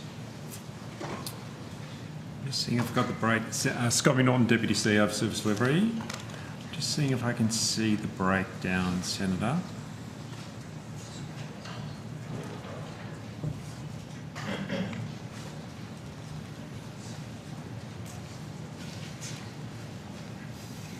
I haven't got the breakdown. I'll have to take that on notice. So I think I should be able to get through the hearing though. Yeah, if you could, that would be great. I want to understand the current state of play in relation to funding of that type of support on the one-to-one basis compared to those that might be funded on a shared basis. So a basis other than one-to-one. So yeah, if you could come back to us, we're about to go to we're not too far away from the lunch break. If you could come back to us with that figure after lunch, that would be great. I could do that. And in doing that, Senator, can I just confirm, someone who's in, say, a supported independent living circumstances, they will have some social community capacity building in their plan, but also assistance with daily living at funded ratios as well. So you're just talking specifically about social and community participation. Okay. Yes, thank you. Let me take that on notice. Thanks very much. And then in terms of in terms of the current state of play, is one support for social and community participation the default at the moment? No, it's not, Senator. No. You could be funded for 3-to-1 if you're doing a social community participation in a group setting. For argument's sake. There are different ratios depending, but if someone's been assessed for 1-to-1 support over the course of a 24-hour period, whether that's in a home and living environment and community, some people actually access community at a higher funding support ratio because of their behaviour support plan. So that could also, so it's very unique to the individual. And just to clarify, when you say over a 24-hour period, you're using the agency's definition of a 24-hour period, is that correct? That's correct. So that's they require support more than 8 hours of support work? Usually more than 8 hours a day, which you fall into what we would traditionally call supported 24-hour support. That's correct. Yeah. Okay. So in terms of the legislation the government is proposing, and it might now be other people's jobs to talk to the legislation, but the one-to-one ratio, the framework as has just been described by Mr. McNaughton, is the legislation changing that? No, the legislation is not changing that. The legislation brings effect a change in the SECP budgets. Yes. But it doesn't change, determine ratios or decision making. Sorry, I didn't hear that last bit. Sorry. Well, because Mr. McNaughton provided me a more precise way of expressing it. It doesn't change the decision making about what constitutes the SCCP component. Yes, what constitutes that component. There is in fact another element of the legislation, according to a briefing document that we were provided by the Minister, that broke down the different powers given to the Minister in the legislation, that does grant the Minister the power to determine ratios of support. That's correct, though, isn't it? It is. Yeah. Might be Aaron. Sorry.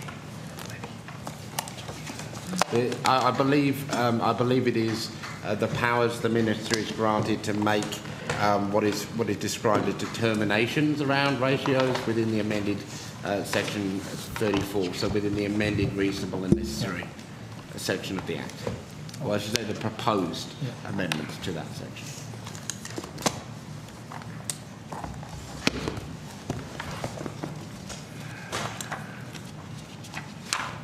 Senator Erin Rule, Acting First Assistant Secretary. So I believe you're referring to a different determination which relates to the setting of reasonable and necessary supports. Yes, I am. So I'm referring to that. But previously we were talking about the status quo, and now I'm talking about what is proposed within the legislation. Mr. Comley went to the question of determinations around overall funding for community support and participation, but the question I'm asking is in relation to ratios. Yes, and what is the specific question? So the question is, the amendment proposed by the government enables the minister to make determinations in relation to what they deem to be appropriate levels of ratio for different types of support. That's correct, isn't it?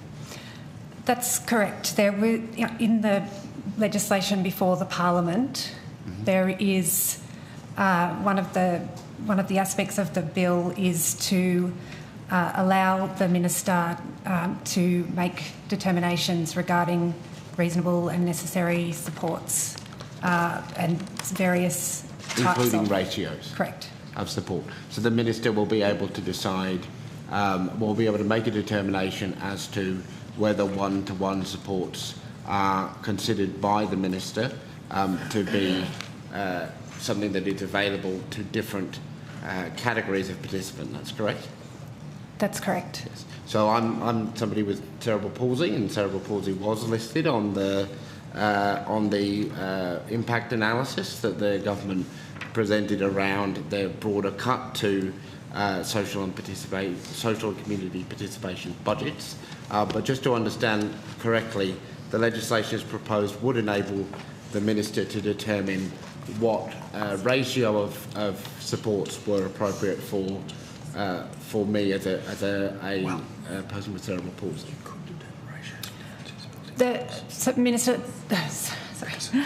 Senator, the minister will have the power to make an instrument, which can go to various considerations, including classes of participants, which is a way of describing disabled people.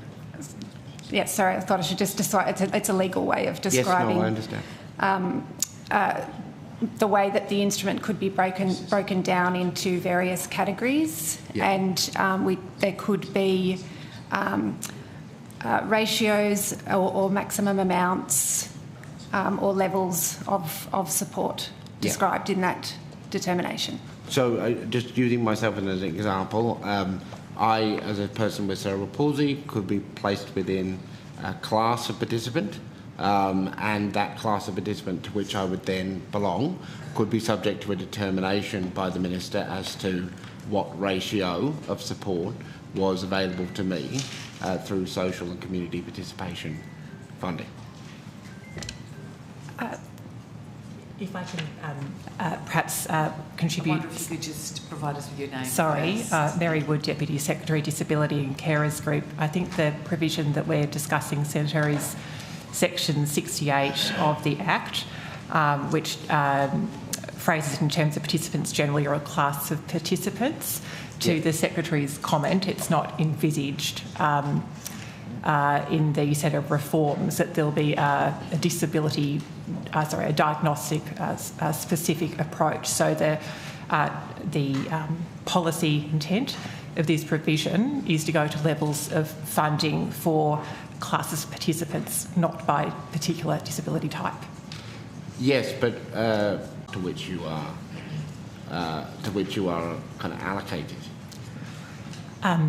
The policy intent, again, is to ensure that there's more consistency in equity in treatment of support categories. Okay, so you might not put me in a particular class because I have cerebral palsy. You might put me in a different class, a class for a different reason. But regardless, once I'm within that class, if that class is then subject to a determination by a politician as to what they feel is the appropriate ratio of support for me, that's what I then have to make work. That's the impact of the legislation. Senator, that's right. It's a funding determination, so it's obviously not that the minister is making clinical judgments, but that there is consideration that levels of funding are relevant considerations in administration of the NDIS. Minister, could I? Can I just confirm, Senator Steele-John, which piece of the legislation you're actually talking about? Because I just wonder whether you're talking about Section 34A or Section 33. And I'll just say at this point, not to sort of stop you questioning, but if we're going to get into the fine detail of the legislation... We're coming close to the... Yeah, we're coming close to that line. I might just... I can come back to the different clauses in specificity after the lunch break. I might just conclude with asking a question to finish off the advice I was trying to get around agency guidance that has been given to planners in relation to social and community participation and in relation to this question of ratio. So have you issued guidance to your planners in relation to the support ratios, I should say, for social and community participation? Under the existing legislation, yes.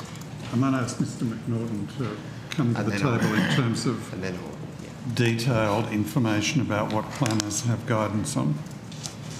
Never knelt at the table before. But, Scott McNaughton, Senator Scott McNaughton, no, very clear. As per the previous set of instructions, there's been no changes to how we instruct planners to make any different changes to support ratios for SCCP. Okay, so I'm just checking that there haven't been any directions to planners in the last 6 months regarding social and community participation funding arrangements. That's correct. As per our answers before, we've checked that since, and that's correct. And just to be clear, you're answering that so these would be instructions that are not related to the current... Not related changes? to the current proposed legislation. This is existing practice. So either related or unrelated, there have been no instructions issued in relation to social and community participation within the last 6 months. I can categorically say only existing planning settings are what we're working on, and we're instructing our workforce to continue to use. And that includes the question of the shared nature of the shared support ratios. The shared support ratios. Yep. So individualised based on the evidence, reasonable and necessary settings. The existing operational guidelines remain. Okay, thank you. Thanks, Chair. Thank you, Senator Steele-John. We will now go to Senator Pocock. Thank you, Chair. I've got a few questions about metaneural disease, and we want to head back to support determinations changes in the budget. Just on the Minister's announcement on Wednesday on MND, to make it easier through Support at Home to get urgent funding. I understand this is mostly in relation to aged care, but it touches on the NDIS. Will the NDIS priority pathway that exists currently for MND be enshrined into legislation?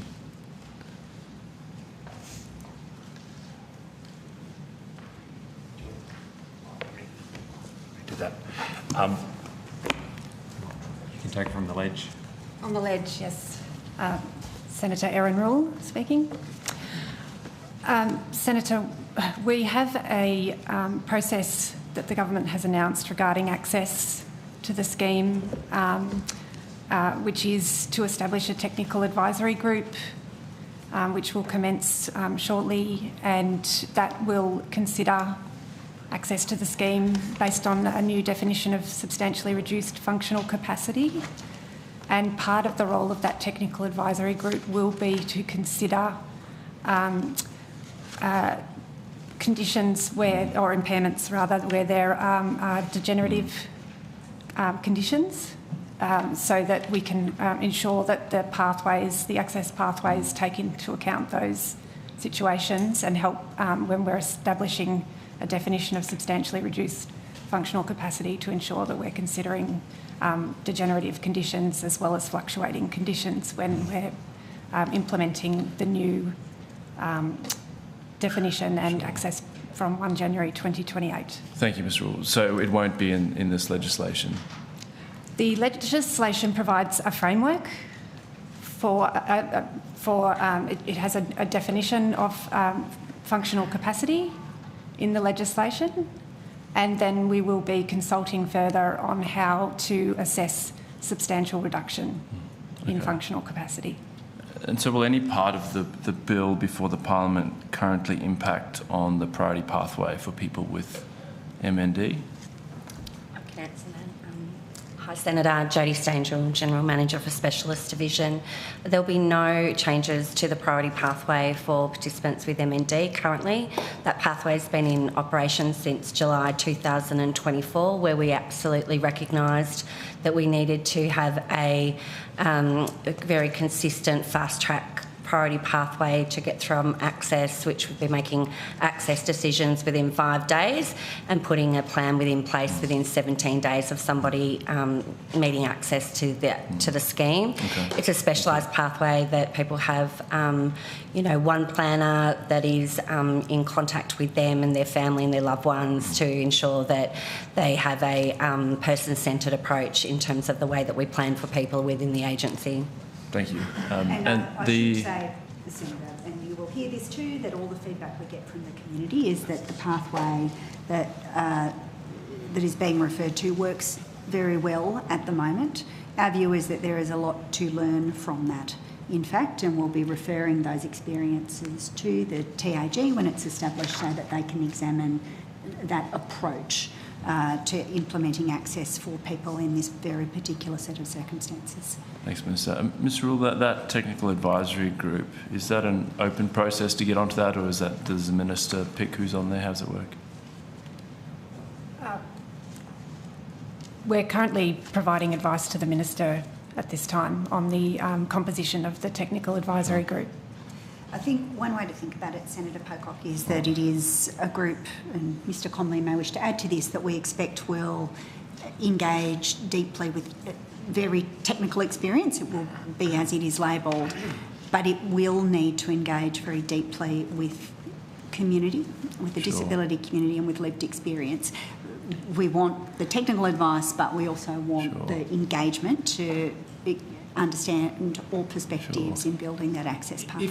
If the question was, Senator, have we gone out for example, Broad's expressions Yeah, of which interest? pathway under the government's appointment process will be used? That's a good question. Someone might be able to the technical answer. I mean, it's a government advisory board appointed by the Minister. We haven't gone out with a broad request for expressions of interest, but we have actually been approached by a number of people, and we've basically used the networks of knowing who is genuinely expert in this area, because it is a technical advisory group. It's a community that we know reasonably well in Australia. Sure. Which pathway is that? That doesn't... I think Mr Conley said he would need to take I think of it as a ministerial advisory group. It's not a statutory body, if that's what you're asking. No, okay, thank you. And then just to return to Down syndrome, many people with Down syndrome, as you know, and quite a few in the ACT rely on their social and community participation budgets to work, to enjoy the dignity of work, something that they very much cherish. Will the proposed cut to these budgets impact on the ability of people with Down syndrome to work?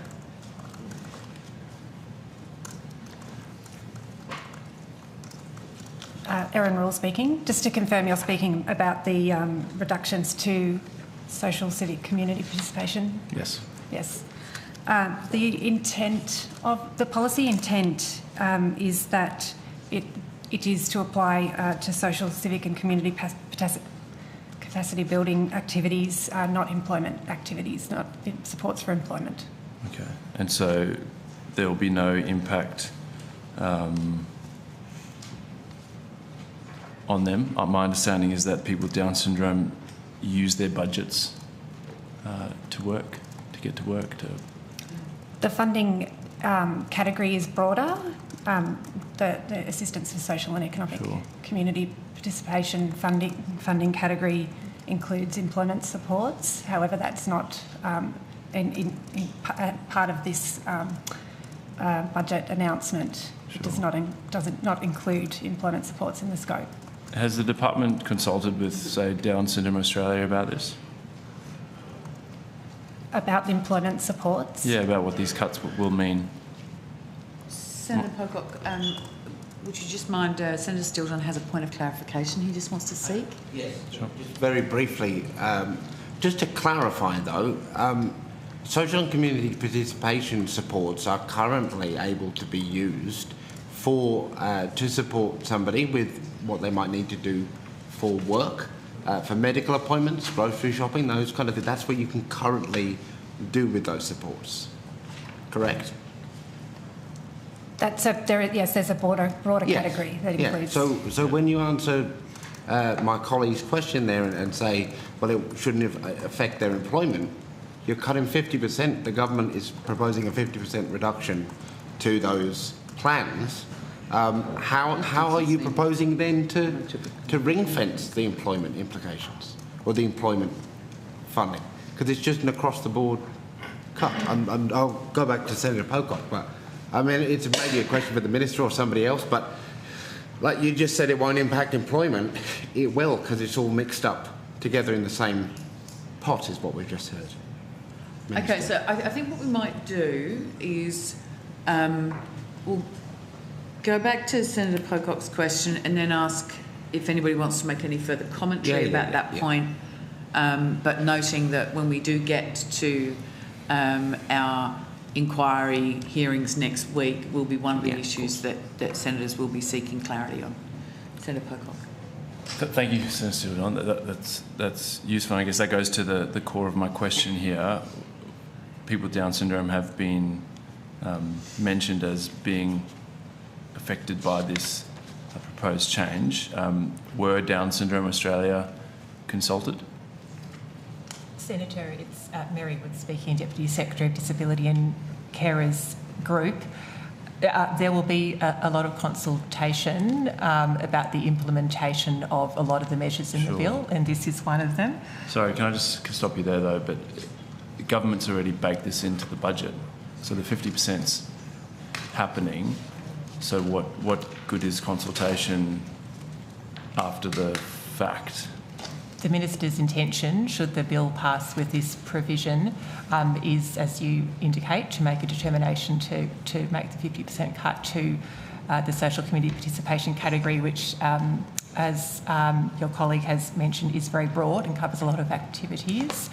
But supports in employment is not intended to be affected, so that's one of the aspects of implementation that the department is advising the ministers on. Mm-hmm.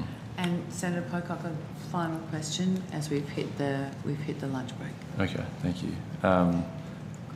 I guess Down Syndrome Australia is saying it will affect employment, so I'm disappointed that they haven't been consulted in this. Just finally, I've been sent a study by Fatma Haddad from 2018. It was a study looking at young people with Down syndrome in WA.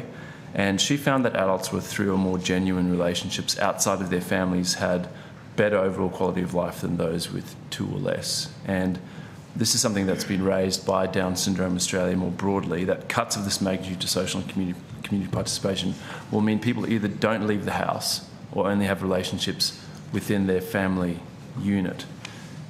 Does the department consider this being a risk of these reforms in the budget, and how will those be mitigated? Senator, the intended cuts to social and community participation clearly will have an effect, but other than the policy intent which we previously discussed, it's clearly the category will still remain. It will just have less funding. So it's not intended that no one will have funding to be able to leave their home for social and community participation. But we might unpack that a little further in the legislation hearings next week in terms of the detail of the budget. Sorry, is someone taking the call? Oh, yeah. Mr. Head, please go ahead. I thought it would be helpful to the committee if I could just confirm the comments I made in response to Senator Ruston's questions earlier on. In terms of disability access requirements, pedophilia is not considered a disability itself for access to the NDIS. To meet access, a person needs to meet the disability criteria in the Act, which result in a substantially reduced functional capacity. Just to be clear, a person's criminal record is not a decision-making factor in respect of their disability requirements. So I hope that clarifies the situation for Senator Ruston. Thank you very much, Mr. Head. Minister? I reiterate what I said earlier, which is that paedophilia is a crime, and the evidence provided by Mr Head is very clear about the way that is dealt with by the agency. I do wish to say that what is also clear is shameless opportunism by Senator Ruston. This is the same framework that operated under the Liberals, and trying to link the disability community to paedophilia is shameless. It's an attempt to outflank one nation from the right. It is also the case, as Mr Head indicated, that a previous criminal history is not relevant to a decision about whether or not a person may access the NDIS. The comments I made to the Australian reflect that position and that policy position, and Senator Ruston's deliberate misrepresentation of the comments I made to the Australian also do not do her any credit. Thank you, Minister. And on that, we will take our lunch break. I would like to thank very much Mr Fernley and Mr Innes for coming along and answering questions this morning. We really do appreciate it, and all speed to your trip home. We will now suspend until 1:05.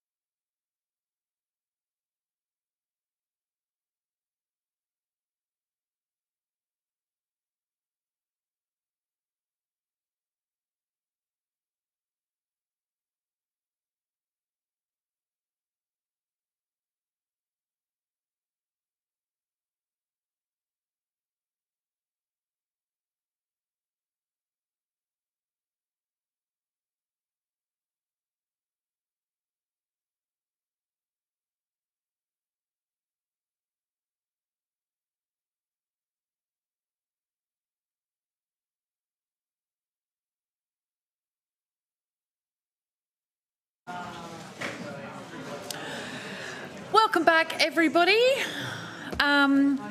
We are on outcome 4, and we will start our questioning with Senator Roberts. Thank you, Chair. Thank you for appearing again today.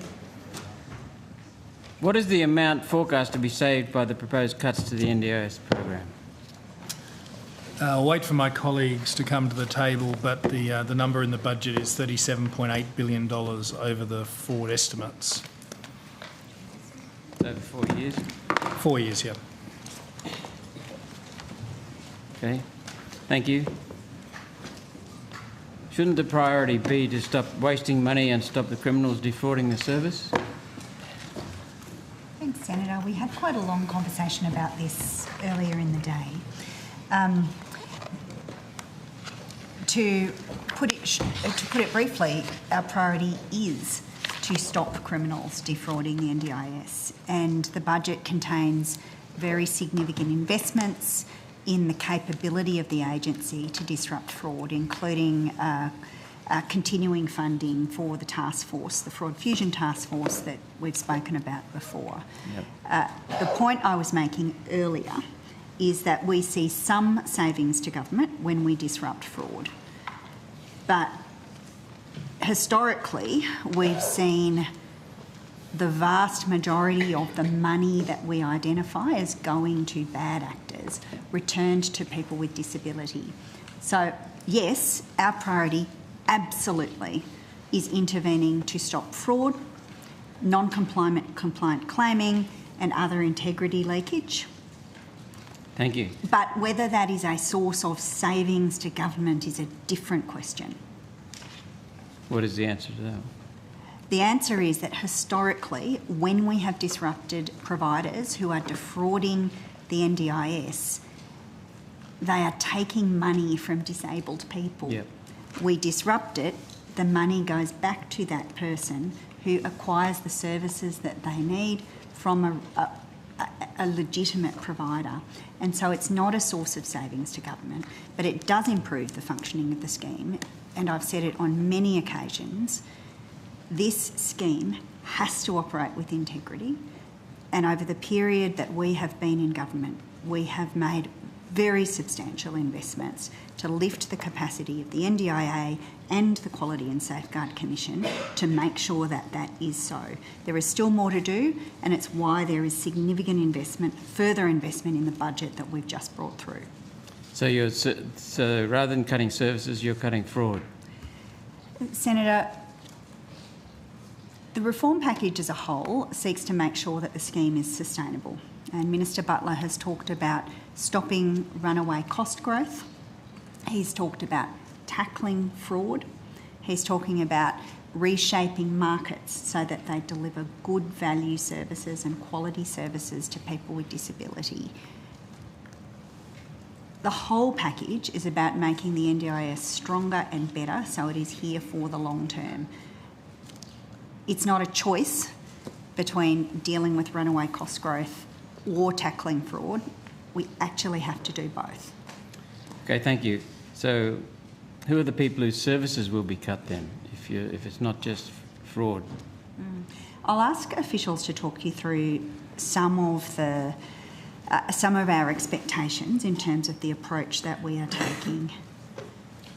I'll ask Ms Long to comment, and perhaps the easiest place to draw from is the public disclosure of information and the lines there, where it runs through the composition of the reductions across the forward estimates. I just also note, in reply to your earlier comment, Senator, that production of documents, as does the budget, includes the savings measure on both the fiscal balance and underlying cash balance basis. I gave you the underlying cash balance, and that's equivalent number on fiscal balance is $38.1 billion, so they're both around $38 billion. And there are 10 aspects outlined in that production of documents. I think that's correct. That's correct. So I'll hand over to Ms Long. So would you like me, so the reforms cover a range of areas, so that includes addressing fraud, compliance and integrity, but also measures around eligibility and participants' budgets. So would you like me to go across? Please. Yeah, okay.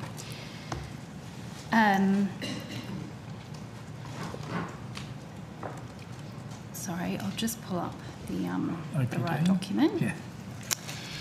Okay, so in terms of, as Secretary Conley said, so the total impact of the reforms is $38.1 billion over the forward estimates, and that can be broken down into a number of components. And so the first component is around strengthening guidance around what is reasonable and necessary, and that has an impact of $2.9 billion over the forward estimates.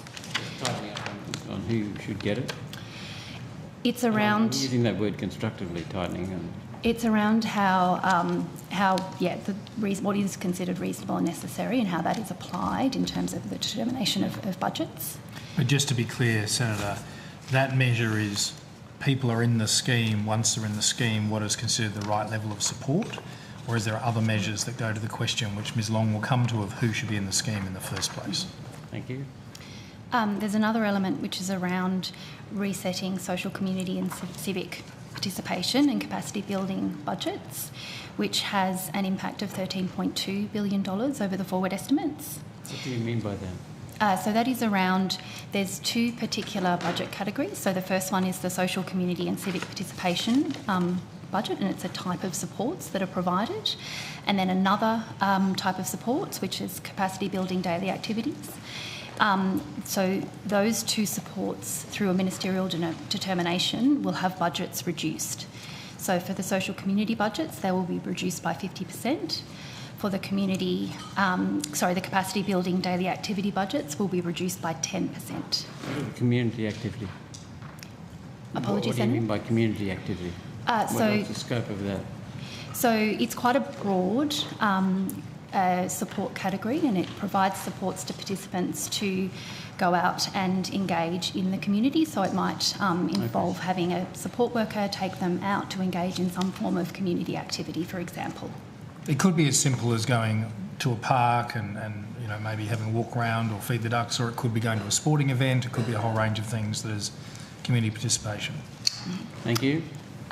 There's another element of the reforms is around commissioning, plan management and support coordination, which would deliver an improvement around $1.4 billion over the forward estimates. Then there's also a series of changes that are around addressing there's been quite a lot of plan inflation that's been observed, and so there's a series of reforms that are aimed at addressing that plan inflation. So, for example, that includes tightening the criteria around unscheduled reassessments requests, and ending kind of plans rolling over and funds being rolled over alongside, and the total impact of those reforms are $3.1 billion over the forward estimates. There is also a range of access changes, as Secretary Conley referred to. So in particular, in introducing an objective test of substantially reduced functional capacity, that would look to tighten eligibility to the scheme in order to focus that back on significant and permanent disability, but also to have a focus on substantially reduced functional capacity rather than disability type. And that change would have an impact of $9.3 billion over the forward estimates. So it's going to tighten and be more specific? That's correct. Yeah, and so it's about, there will need to be a range of consultation and engagement on how that's applied in terms of what the threshold and the definition and how that's done in practice. But yes, that the intent is to focus in eligibility on significantly reduced functional capacity. So to date, access to the scheme has commonly been done through access lists that relate to your disability type, and so this would mean that we would no longer need to use those access lists, and instead eligibility would be focused on a substantial reduction in functional capacity. So if you'd like, I could keep going through a number of other of the elements of the reform package, if that's helpful. There's probably a couple more that I could mention if you like. So another one that might be worth highlighting is there's a measure for mandatory registration for high-risk providers, which is around obviously having registration, and that would deliver savings of 0.2 billion over the forward estimates. High risk providers. That's correct. How do you identify high risk? So I might actually need one of my colleagues to talk to the detail of how that will be applied.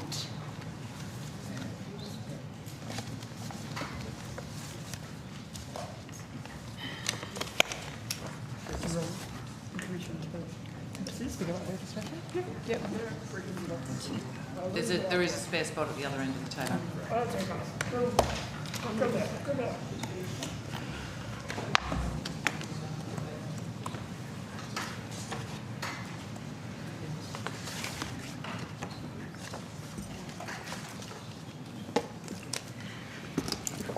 Alyssa Chambers, Deputy Commissioner at the NDIS Quality and Safeguards Commission.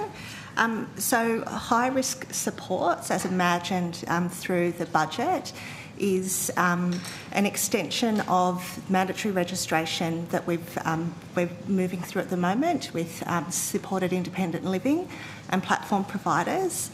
In the new category of advanced registration, those high-risk supports relate to daily activities, so where we see really significant risk to people with disability, particularly people with disability with significant support needs. Thank you. And so, Senator, overall, as a result of the reforms, it's projected that average growth in the NDIS will be 1.7% on average. 1.7% on average over the forward estimates, and then 5% over the medium term. And so at 5% per annum growth for the NDIS, that's broadly in line with Medicare and aged care growth rates. And it also means that the scheme will remain steady at around 1.6% of GDP over the medium term in terms of the current projections that we have.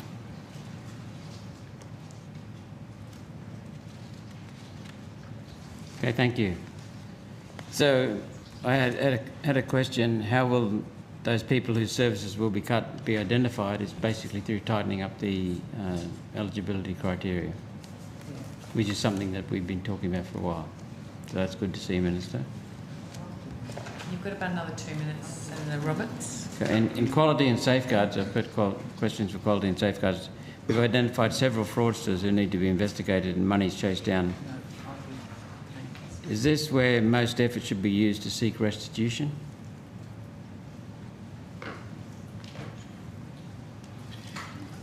I think, Senator, the Quality and Safeguard Commission is dealing more with participant safety. The NDIA and Mr Dardo's area is more in the area of fraud and misuse of funds. So maybe Mr Dardo might want to comment.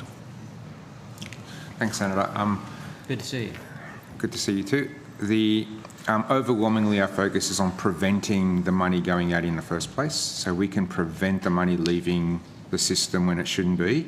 Then the beauty of that is you're not trying to chase a debt, you're not trying to chase the money after it's gone.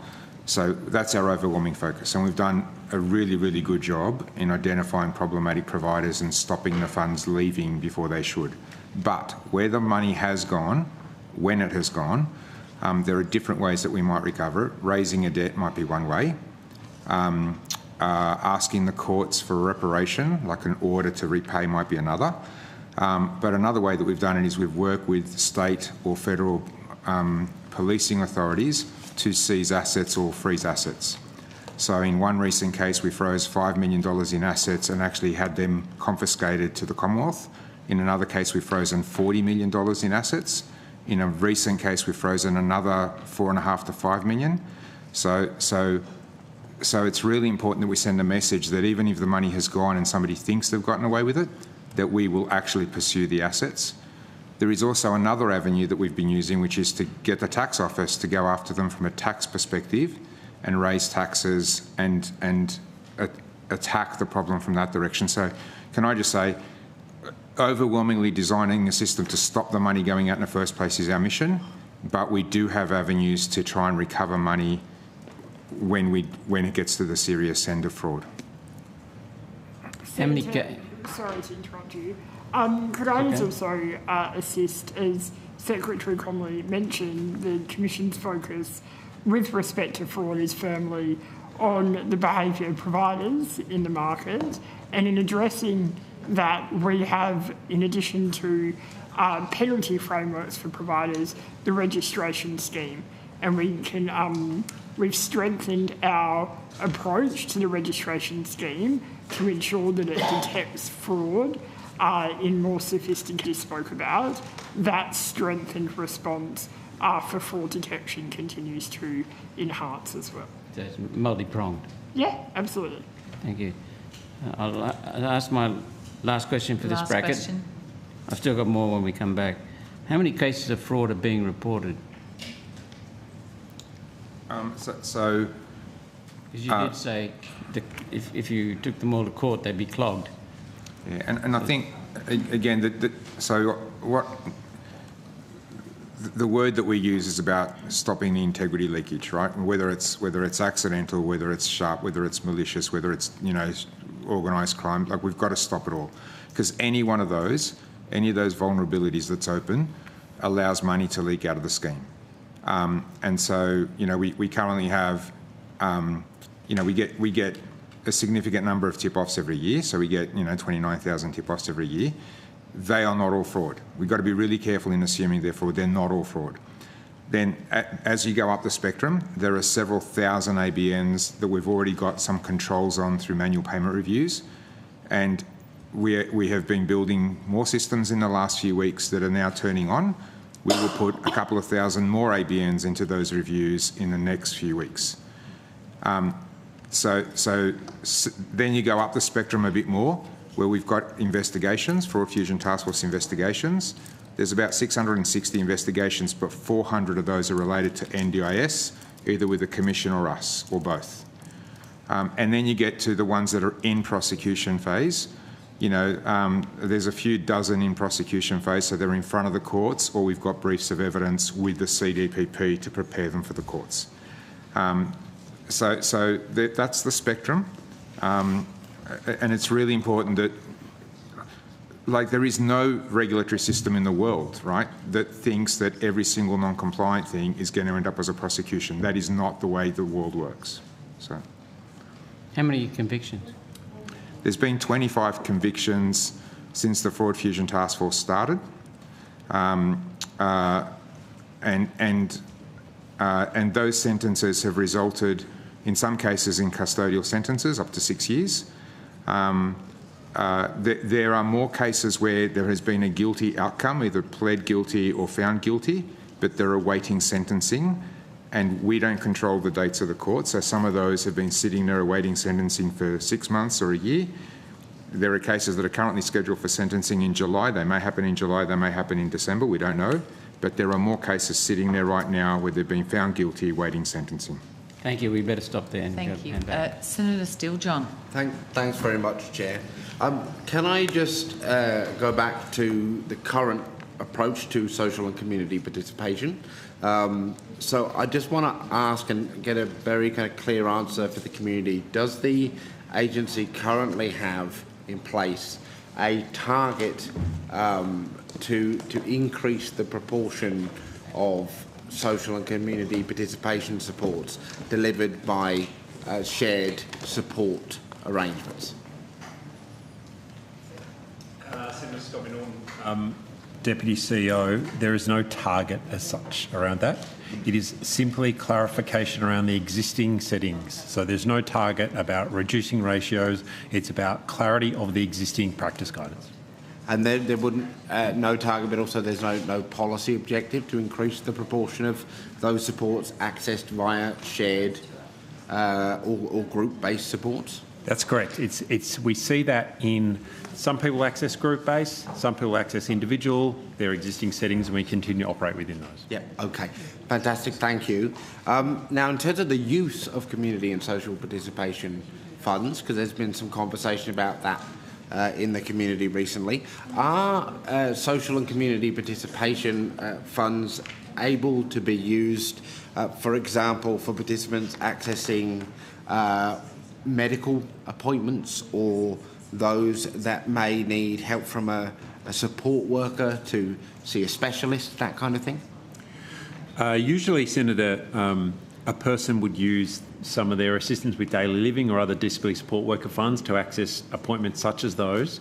But how a person is using that, especially if they're not, if you know, they're using their plan flexibly, how they're engaging with their support workers to access community mainstream supports, we wouldn't be able to track that. Of course, that's them living their lives and choosing how they do that. But in terms of what they're permitted to do, they would be permitted to do that. If they needed assistance to attend an appointment or go to the shops or attend something Services Australia, that would be part of that.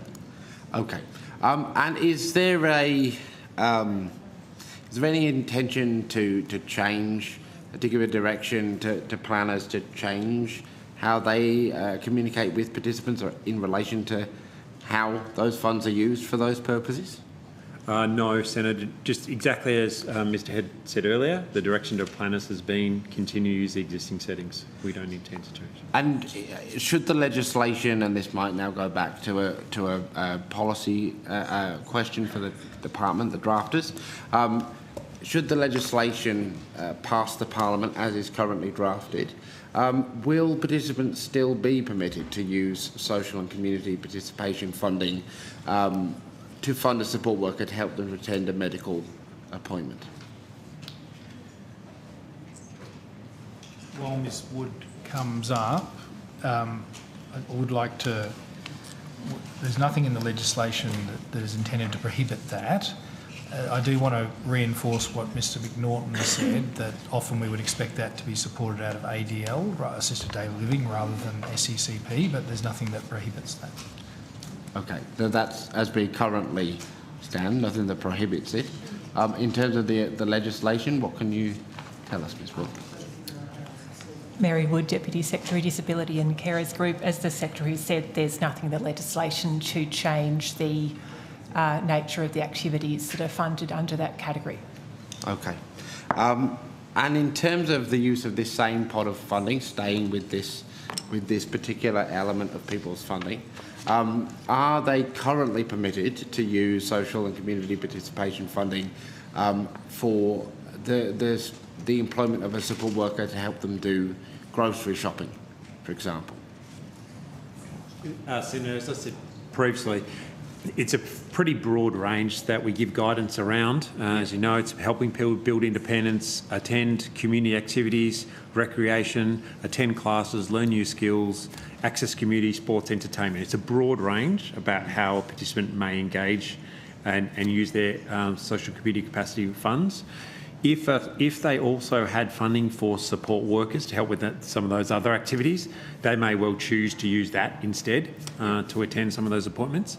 And as we know, a lot of people may be self-managing that themselves, and they'll be using their discretion to do that in line with the NDIS Act and NDIS supports list. But really, Senator, it's a broad range of activities someone could access. Okay. Now, and I'm going to ask you this question again, so it's uniform, but have there been any instructions or guidance given to planners to change the way in which they might make decisions in relation to the use of this aspect of funding in relation to support for grocery shopping and that kind of thing? There's been no change to the settings around that. Okay. And in relation to the legislation as proposed, would the legislation prohibit the ability of a participant to use their social and community participation funding for that purpose? Mary Wood speaking. No, Senator. Okay. Thank you for clarifying that.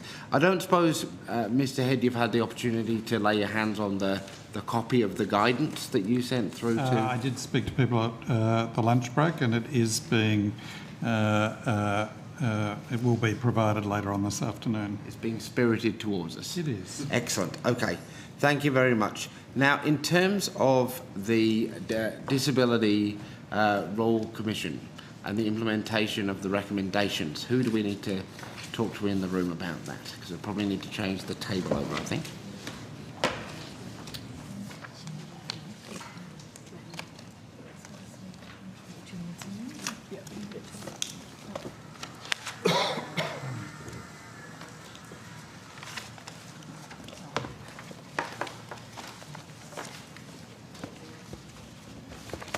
Senator Chair, it's Mary Wood speaking again. I can speak at a high level about the latest progress report that was provided to disability ministers in November last year. Give us just a summary of what the key outcomes of the update were. Yes, thanks, Senator. So the 2025 progress report outlines actions on recommendations led by the Australian Government as well as those delivered in partnership with the state and territory governments. The key highlights from a Commonwealth Government responsibility perspective include review of the Disability Discrimination Act of 1992 to modernise and strengthen protections of people with disability, and a review of the disability standards for education. In November 2025, there was also the launch of the Inclusive Employment Australia, which is a new program that no doubt you're aware of, designed to help people with disability, injury or illness secure and sustain meaningful employment. Other highlights that we'd seek to draw your attention are strengthen compliance by the NDIS Quality and Safeguards Commission, and of course targeted campaigns, enforcement actions and so on related to fraud and high-risk behaviours. They're the headlines. The key headline pieces, thank you. And if I remember rightly, when the Royal Commission handed down its recommendations, the government then set up an implementation task force. I believe that task force was then moved from its original bureaucratic home over to the department through a machinery of government change. Does that task force still exist? Senator, it's Jodie Casa. I'm the Acting First Assistant Secretary for Disability Strategy Supports and Inclusion Division. That task force was a time-limited task force that finished at the 30th of June of last year. At that point in time, some of the residual functions of that task force around I guess progressing ongoing implementation across governments and also the annual reporting requirements fell under the responsibility of the Australia's Disability Strategy branch within the department. Okay. Now, the job of that task force was to track the implementation of the recommendations. It was also to, let me just check the terms of reference here, it was also intended to support the implementation of those recommendations. So track and support was its primary function. You're saying that task force was disbanded on the 30th of June last year? Yes, that's correct, Senator. So who is now responsible for tracking and supporting the implementation of the recommendations? So that work now sits within the Australia's Disability Strategies remit, which was the original intention when the task force was originally set up under its original authority, that when that time-limited task force ceased, that the functions would move across to Australia's disability strategy. Since that time, a number of staff that were doing some of those functions previously now sit within that branch. And they continue to perform those functions, as there is quite an alignment, as you could probably appreciate, Senator, in terms of the work that we do under Australia's disability strategy in talking to Commonwealth agencies and states and territory governments and local governments around implementing both Australia's disability strategy and also the recommendations through the Disability Royal Commission. There's strong alignment between the work. Okay, so the tracking and implementation task force was disbanded and the individuals that were working within it were moved over to the new department and they now work within the disability strategy division, is that correct? So they were already working with Department of Social Services when we were in Department of Social Services. They sat within the same division at that particular time, and then when we moved across to Department of Health, Disability and Ageing, at the 30th of June of last year, those staff moved across into Australia's disability strategy. Okay. And so their job is now to track and support the implementation of... In my normal job, I'm acting currently, but I'm normally the branch head of Australia's disability strategy. Okay. Can you table a copy of the work plan for that group? I can later. Yes. Yes. Thank you. That would be really really useful. Whose decision was it to stand down the task force? That was in the original policy authority of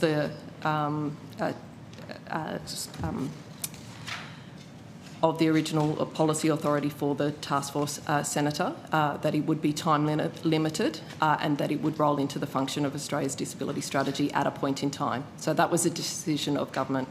Okay, so it was a decision of government. Yeah. Because it wasn't publicly communicated when it was announced that it was time limited in that way. So it was a decision of government. Correct. Okay. Minister, can you shed any light on whose decision that was to stand down the task force? Well, I think a decision of government is exactly as described. It will be a decision taken by the minister, or possibly in the context of broader executive consideration through the cabinet or an ERC process. I don't know the exact answer, but that will be. But it wasn't you, for example. No, it was not me. It's a consequence of the task force was set up to do a particular thing for a period of time. We would expect the work of Australia's disability strategy to closely track the commitments in our response to the Royal Commission's findings. The strategy is our tool, our lever to pull in all of the other participants across government, but also our state and territory counterparts on projects to advance the interests of people with disability. Yeah, okay. My concern is that the Royal Commission made some 222 recommendations.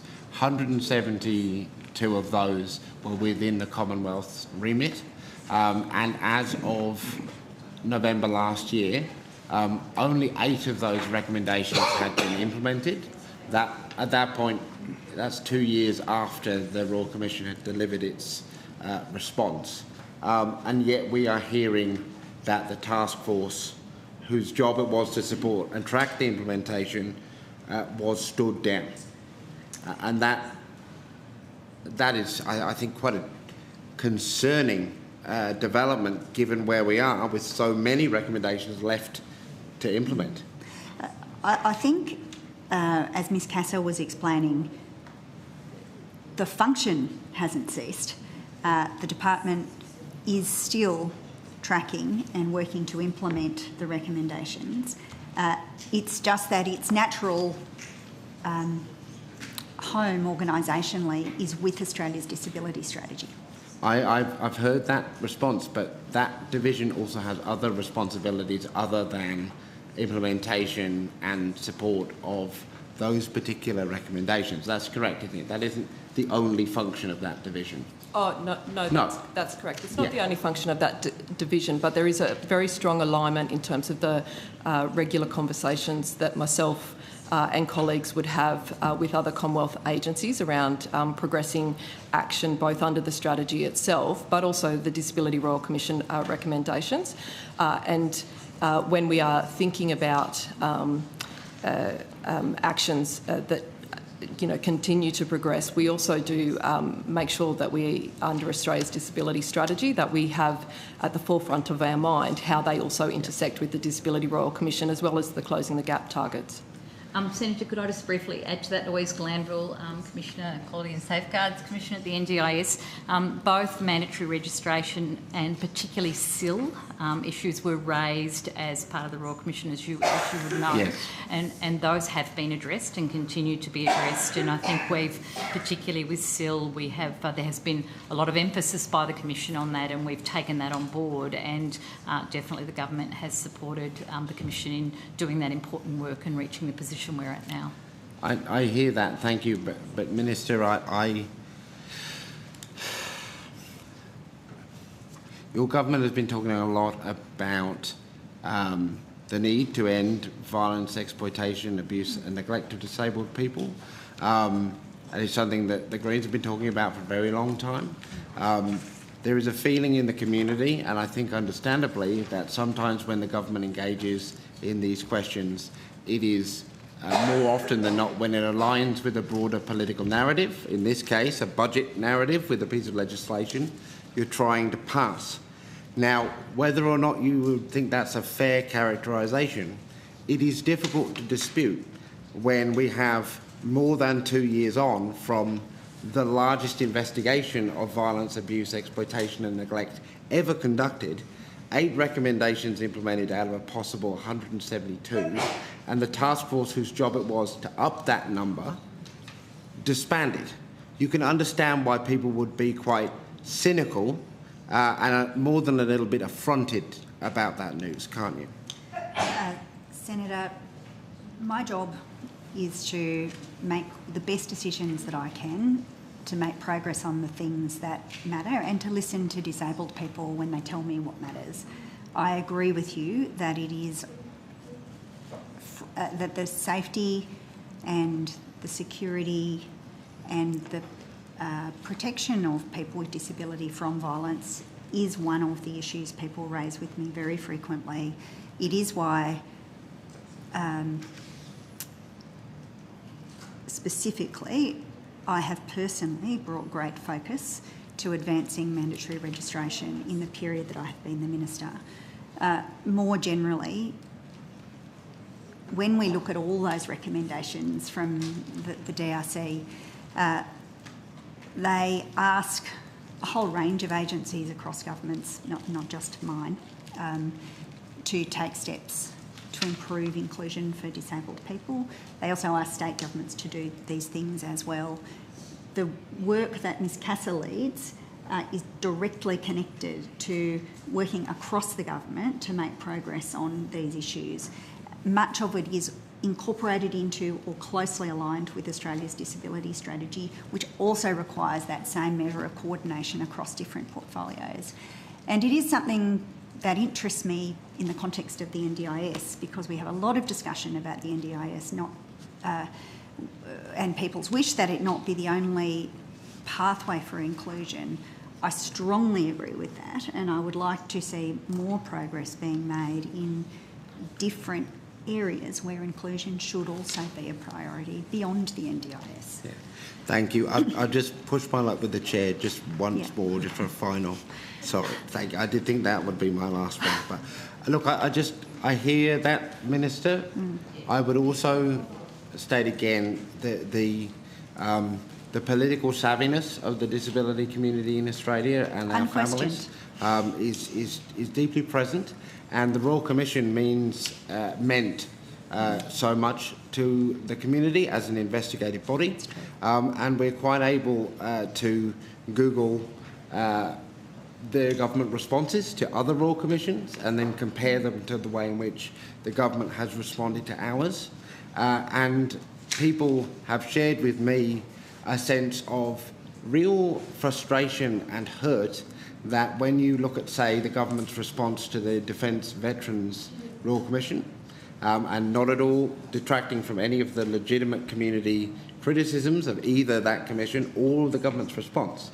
But what you did see there was the establishment of an implementation task force, which ran until December of 2025, and did not buy the Defence Veterans Royal Commission. Only at that point was that task force stood down. For the Disability Royal Commission, there was also a recommendation for a Disability Commission that would then take over a lot of the functions of the task force, and yet we have seen the task force stood down without the commission in place and with only 8 recommendations implemented by the government, and that's the double standard that people see and causes that hurt. So I just think that needs to be clearly stated. If I may just say something, Senator, and I understand the concern of the community. I suppose from a public service point of view and allocation of resources, the vast majority of work that we do across the public service is not in task forces, it's mainstreamed into areas, and we often do that to make sure it is mainstreamed and affects other activities. We bring task forces together at various times. often because we want to bring disparate skills from other parts of the place, and it's easier to do it within one functional area. But I would just like to just make the comment that the existence or not of a task force is not a particularly good proxy at times for the amount of effort that's going into a particular area. And I think that was what I would say to the community. The problem is that often when we mainstream within bureaucracy, focus is lost. And that might not be your personal experience, but it has been ours.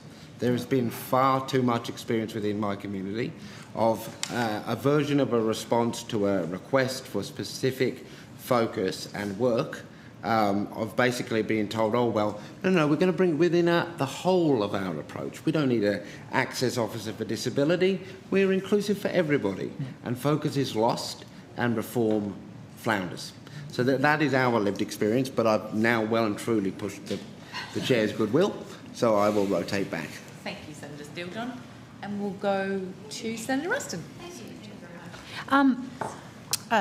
Mr Comley, Mr Head, before lunch when I was questioning you, you said to me that the NDIS or NDIA didn't know how many criminals were on the NDIS, so people who actually were in jail. I understand that back in 2024, the then Minister for the NDIS, Bill Shorten, wrote to the states and territories asking for details on exactly that, how many criminals were on the NDIS. I'm just wondering if you could give us an update about what's happened in terms of that communication with the states and territories, because it seems quite extraordinary that it's 2 years later and your response today was that you still don't have that information. You go ahead. I'm saying I think I said I didn't know. It doesn't mean someone in the system doesn't know, but I see Mrs.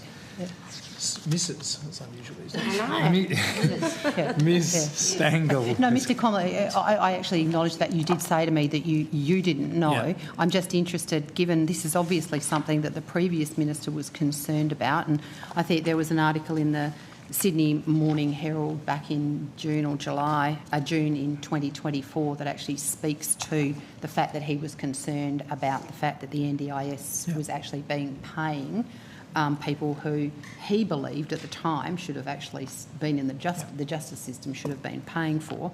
I'm happy to table that article, but if you'd like. So I think, unless Mr Head wants something, we might go to Ms Stangl. That's right. Yep. Ms Stangl gave the evidence you're referring to before lunch, and she is the person who knows all about this. Thanks. Senator Jodie Stangl, General Manager. You're absolutely right. There was a following a Section 55 request to all states and territories, which was around June 2024, from all jurisdictions, except for one jurisdiction, provided data to the NDIS, who were participants that were either recently been or held in custody during that period of time for a 12-month period. That data set is a point-in-time data set. So it's, unfortunately, unless we're requesting that Section 55 data on a regular basis, it is a point in time. We're still continuing to work with states and territories around being able to get to a scheduled data set to ensure and inform the agency when somebody is a current participant or a prospective participant. The Justice Liaison Officers, who are part of the Justice planning team as well, are the face-to-face in terms of working with generally nearly all correctional facilities across the country. So we are aware very, very quickly around whether somebody is meeting access to the agency through our Justice Liaison Officers. So that's one way that we're able to collect data around people that may be having access or are coming into the scheme. We also use a data set from Centrelink as well that provides some matching for us as well. When we Centrelink is a really great opportunity for us to understand when somebody's in and out of the justice system and if they may be an NDIS participant. And we're working extremely closely with states and territories to really refine that. There are obviously local operational processes that work really, really well. And we'll continue to work with states and territories to refine that data in terms of being able to get real-life, real-time data with states and territories across the board. Okay, so the request from Minister Shorten, you're saying to me that the NDIA still does not have a data set apart from a point in time that you referred to. So there's sort of no real-time or requirement for the states and territories under that particular section 55 I think you referred to. That's correct, Senator. It's a point in time, but regular data sharing. So when when's requested. the last point in time data that you have? I'd have to take that on notice, Senator, and get back to you. Because, you know, from the article which I'm having circulated, that one of the reasons that Minister Shorten stated at the time was the fact that there was a lack of detail about serious offenders, and they're particularly in relation to their monitoring requirements, and the fact that, as I said, that he didn't believe the NDIS should be picking up the tab for these, and we're talking serious criminals. He believed the justice system should be, but it also. That's quite a different issue, Senator Ruston. And so there have been some very significant operational changes to the way that we manage people upon release. Because that's a different issue that you refer to. And Senator, one of I'm actually those, talking about Senator, people in jail is, at the moment, Senator, not what you're talking about.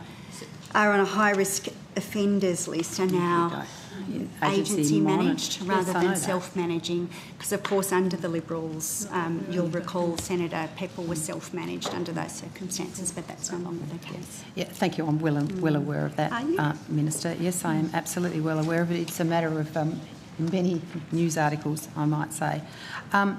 So I'm just interested in that same correspondence. I understand, and I have to admit that I'm taking my correspondence or my comments from that news article. So that Mr Shorten also said that he was going to create a panel staffed by former law enforcement personnel to review applications and provide advice before we admit people with serious criminal history anywhere near our NDIS. I'm just wondering whether that panel was formed and how often it meets. Yes, Senator, that panel was formed. It's been in operation for about 18 months now. Just to be very clear, though, the Justice Advisory Panel or the members of the panel are not delegates of the agency, so therefore don't make decisions about individual participants or prospective participants or NDIS plans. So just to be clear about that. The panel, they're an expert advisory group who examine policy and systemic issues between state and federal government systems and that justice interface. So eligibility or planning or any of the funded support decisions remain with NDIA delegates, not with the Justice Panel. As I said, the panel commenced in 2024. We've held over 10 different bi-monthly meetings to date. I've had the pleasure of being a part of those panel meetings as well, and their tenure will be completed in August this year. Okay. To your point in terms of the role of this particular committee, and I say I'm reading from a news article, but it does suggest that these are actually the words of the Minister.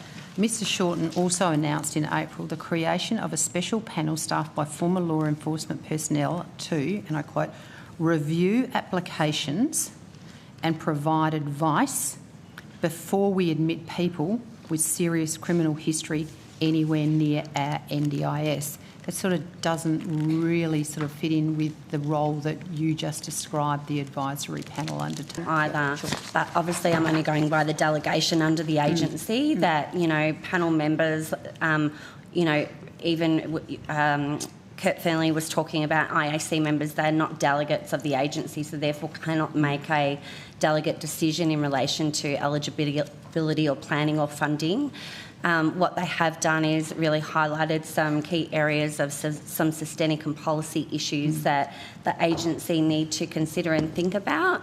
They are in the process at the moment of providing their advice back through to the Minister and through to the CEO around their recommendations around the de-identified individual case studies that we've provided as evidence and information to support them around high-risk offenders or forensic offenders that may be eligible or have been in the agency within the scheme. And so some of their advice will be probably pointed to some of the questions you've had around data sharing agreements, and they've had significant workshops with our legal team within the NDIA, our policy team, and we'll have some further recommendations around how we might be able to manage that risk within the states and territories and the collaboration with the agency. Yeah. So if this panel is not making the decisions in relation to the admission of what they refer to as serious criminals into the system, who does make that decision? Well, we have a scheme eligibility branch that makes all access decisions for people, regardless of their criminal history or offending behaviour. They make their decision based on the eligibility criteria. That hasn't changed. So people still need to obviously meet, reduced functional capacity and permanency to be able to make access to the scheme, as well as the other, obviously, eligibility requirements. However, at that point in time within access, it's not the role of the agency to consider a participant's offending behaviour or past behaviour. Our role is to make an access decision on somebody's disability support needs. That goes also to planning as well. It's not our role to be, it's the role of police, justice and corrections facilities to be able to manage or mitigate risk within the community and safety concerns. Our role is to make a reasonable and necessary decision about somebody's disability support needs. Yeah. So I suppose the only thing that's sort of concerning me a little bit by what you're saying is that we're 2 years on from the formation of this panel, 10 meetings later, and we still don't appear to have any formal advice from this group in relation to the very reason why the Minister said that the group was going to be established. Well, I think it's fair to say, Senator, that we've had ongoing internal advice through the panel meetings that has supported practice and process internally.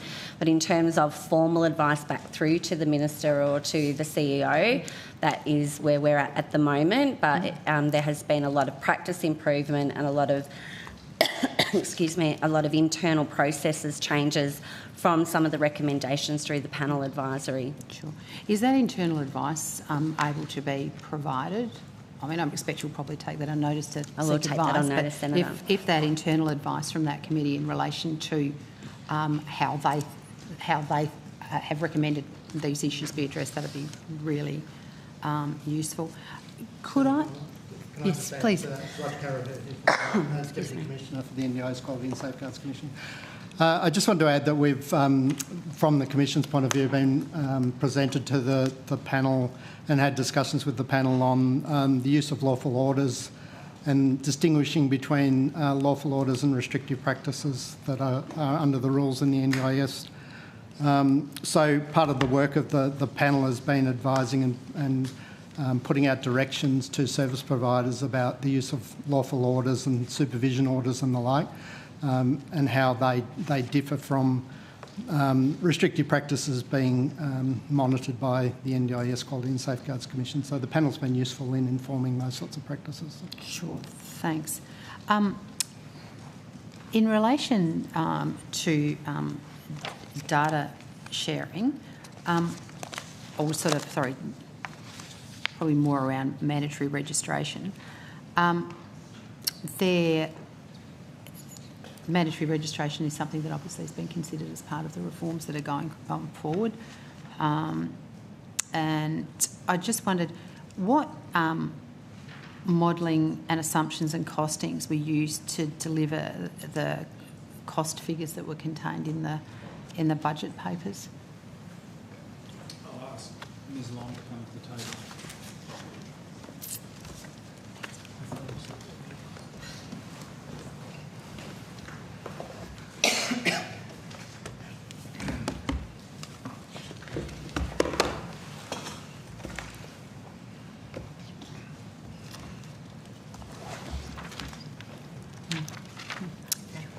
Hi, Ms Long. So I'm referring to the $182.6 million over 4 years and $46.1 million ongoing to introduce mandatory registration. Apologies, was this in relation to the savings associated? I'm sorry, Ms Long. Or do you mean the... Yes, this is the actual budget measure. Yeah, so I'm just interested, what was the modelling and assumptions that sat behind the coming up with that as the amount that was necessary? Is there any further background information? Ms Sham can address those questions. Yep, so Laura Sham, Chief Operating Officer. So the way that we modelled the cost for that is it includes components such as the actual stand-up of registration, so the policy enablement that would need to come into place in order to introduce mandatory registration for those categories of support. So that's... Yeah, so can I just ask you, policy enablement, what does that actually mean? Sorry, so that would be the development of the rules and the work to actually stand up the Commission rules made by the Commissioner to enable mandatory registration.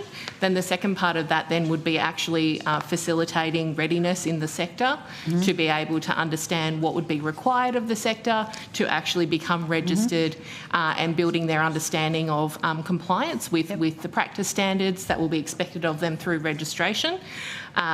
The third part then is actually registering providers.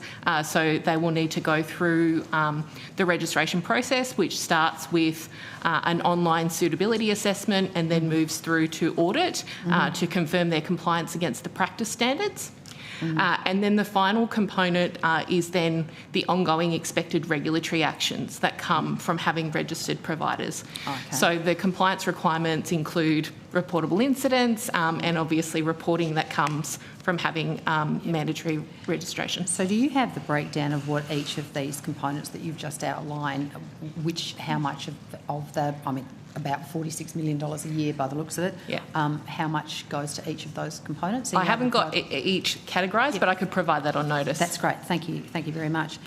Sorry, there is one other component. Sorry, Senator. So the other part of that was also the establishment of cost recovery, which will come into effect from 1 July of 2027 also. Cost recovery in relation to registration? That's correct. So the cost of the registration will be recovered from the provider? That's correct. Okay. Don't start me on cost recovery. Will additional departmental staff be required to be hired to administer the mandatory registration changes that are proposed? So there was 191 additional commissions ASL provided in the budget to support mandatory registration. So within that, I noted this morning in my evidence that the Commission had been operating above our ASL level, so we don't expect to have to hire 191 new staff. There will be staff obviously within the Commission that will be moving on to the new mandatory registration work. Sure. So over the period between 1 July 2027 and December 2030, which I understand is the period of time for this to be rolled out, how many providers are you, new providers are you expecting to register in that time? So there's approximately 80,000 providers that are delivering supports in that category, in those categories of services at the moment. And that aren't registered? So they include a range of registered and unregistered providers, because there's quite a lot of crossover in providers that may be delivering supported independent living, for example, or an existing registered category of support. So for those providers, they will just need to add obviously the new requirements for additional categories of support that they would be providing under mandatory registration, so that'd be a variation to their registration, not a brand new registration. But then there will be a range of unregistered providers who obviously will be new to registration for the scheme. It'd be really interesting to know the difference between those that are completely new to the registration process and those that have just got to do top up. That would be great. When you're changing topic, okay. Yep. I'm just interested, why is it necessary for such a long time?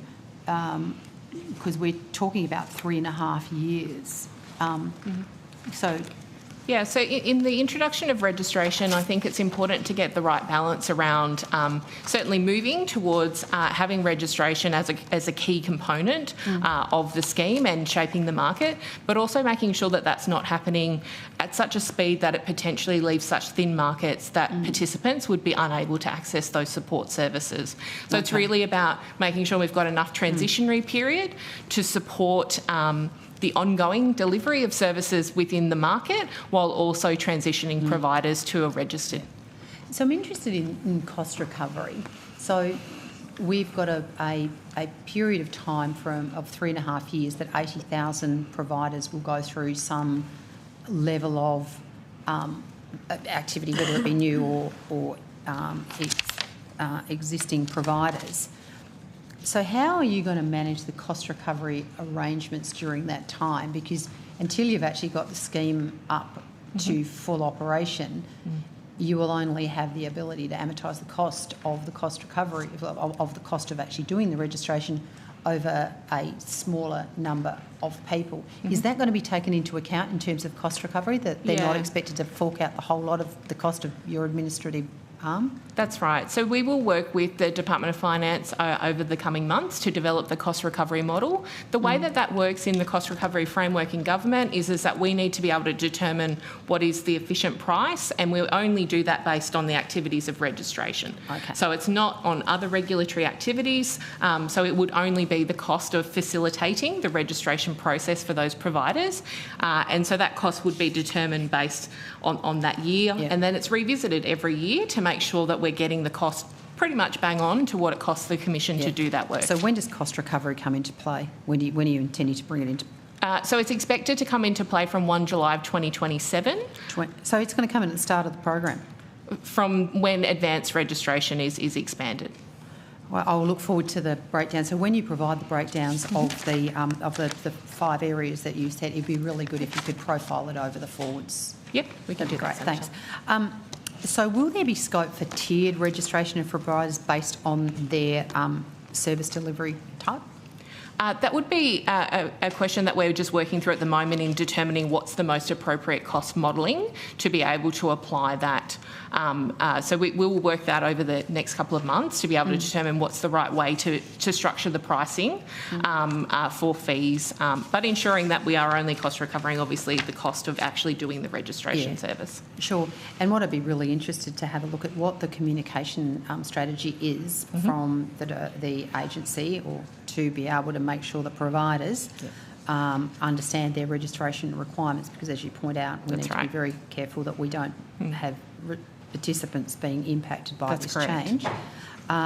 So, I mean, in the interest of time, if you could provide that communications plan on notice. Sure. And just finally, in relation to registration, what conversations have been had between the Commission and APRA in relation to registration?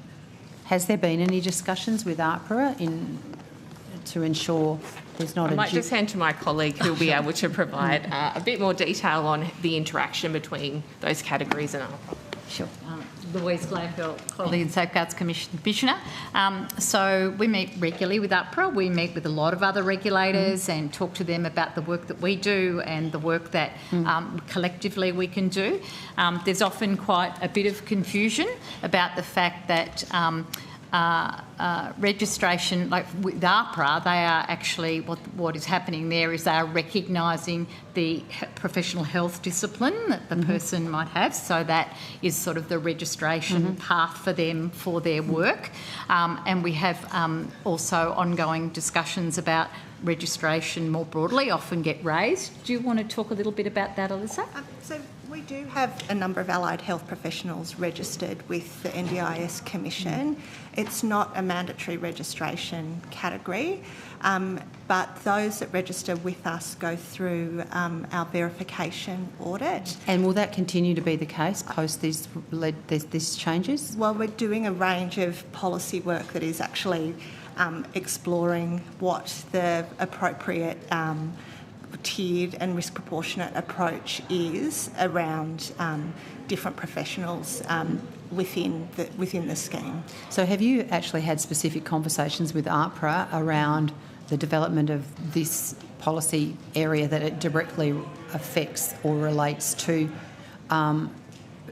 providers of services to the NDIS that would also require APRA registration? So the NDIS worker and provider task force did have conversations with APRA, I understand, as part of the policy development, which will happen over the next 12 months. We will engage with APRA around those changes. Because when I asked APRA, they said they'd had no conversations with the NDIS. I asked them whether they would like to, and they expressed a considerable desire to make sure that there was a streamlined approach to registration for their health professionals. So I suppose it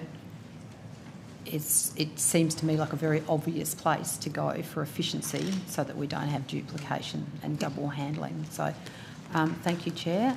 I'll hand it back to you. Senator Roberts. Thank you, Chair. Continue my line of questioning that I started on last time.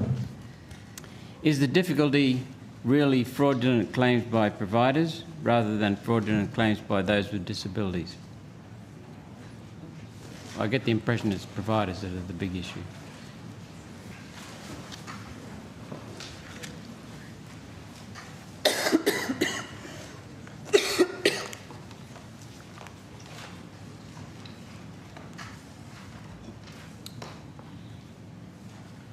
Senator John Dardo, Deputy CEO, NDIA.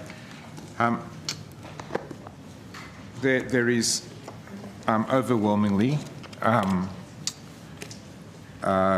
when we see integrity issues, providers have a very significant role in those integrity issues, and those integrity issues, and I've previously raised this in this forum on at least 3 previous appearances. Those integrity issues can range across a spectrum in the way they interact with participants.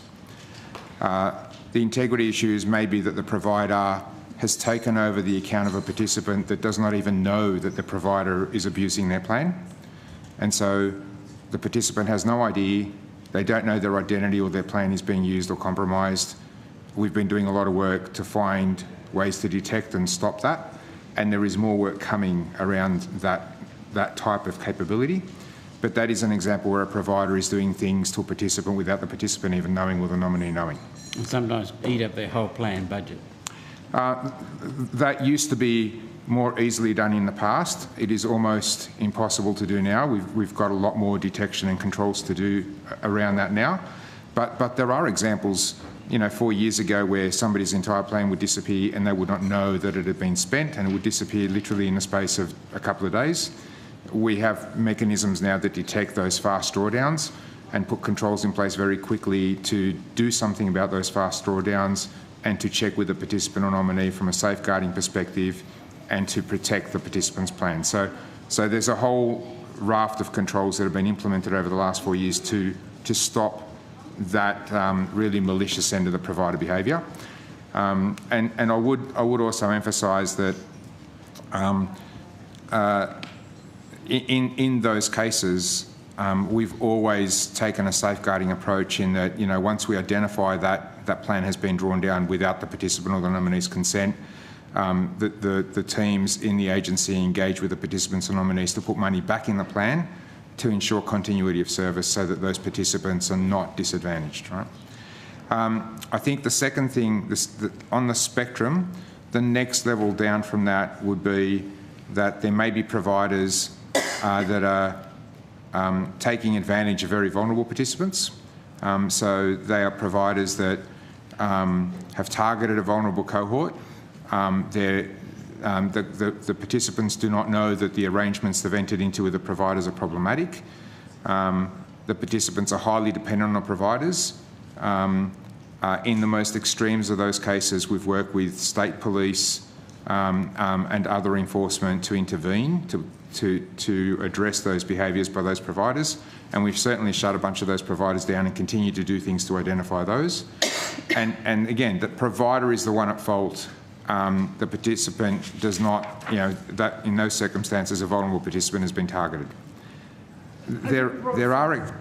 Oh, sorry, Mr. Dyer, I just want to add that when the agency identify those sorts of plan drawing downs and that sort of behaviour, we have a very coordinated response to ensure that the provider is then subject to our regulatory intervention and that they are either banned from the market or subject to further enforcement action by us. It's really important that we do not have providers acting in that way, and certainly for areas like the Northern Territory, where there are significant dependencies on service delivery that needs to address vulnerabilities for cohorts, the Commission has had a particular focus in the last little while. Thank you. There are examples of providers, however, and this has been provided as testimony from other law enforcement agencies to the Joint Standing Committee, but there are examples of providers that are facilitating a fraud in partnership with an individual, and in those circumstances we've got to be really careful in understanding how much of that was coercion and how much was willing participation or inducement. And then there are some circumstances where, the provider has been established by a trusted member, like a nominee or a family member, and that provider is defrauding the system. And they fall at the smaller end of the spectrum. The bigger end of the spectrum is providers that are doing something without the participants' collusion or cooperation or awareness. Thank you. Has any thought been given or any action been pursued with regard to increasing the penalties for those guilty of frauding the system? Absolutely, Senator, I think. Because, where someone frauding the system is stealing from disabled as well as from the taxpayer. Yeah, absolutely, and I'll throw to the Commission in a moment about some of the consequences that exist and are coming as well. But I will. So the first thing I would note is in the last 4 years we have dramatically increased the interventions on those providers and are now able to take more of them out and stop them playing in the scheme. And the Commission will talk about how we stop them returning to the scheme as well. But in the legislation that's currently before Parliament, there is a whole range of mid-range capability that we are missing that other regulators or other administrators have.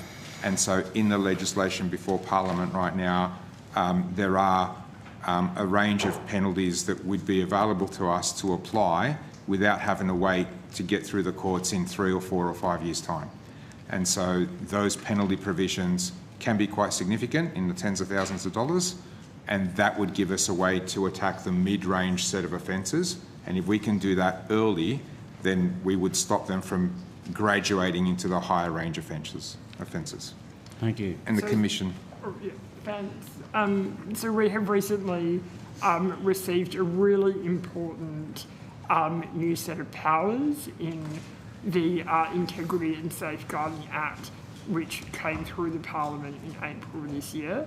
This has given the Commission a stronger and more graduated penalty framework, including new civil penalties, criminal proceedings, and higher penalties for aggravated breaches. It addresses now anti-promotion orders to restrict marketing practices that exploit participants or undermine the objects of the scheme. It importantly expands banning audit categories to now capture auditors and consultants. It also provides better protections for whistleblowers and has stronger information gathering powers. So this really does respond to what we have seen in the market over the last decade and what we know to be the behaviour of providers, but also brings the Commission into alignment with other Commonwealth regulators who respond to these sorts of issues.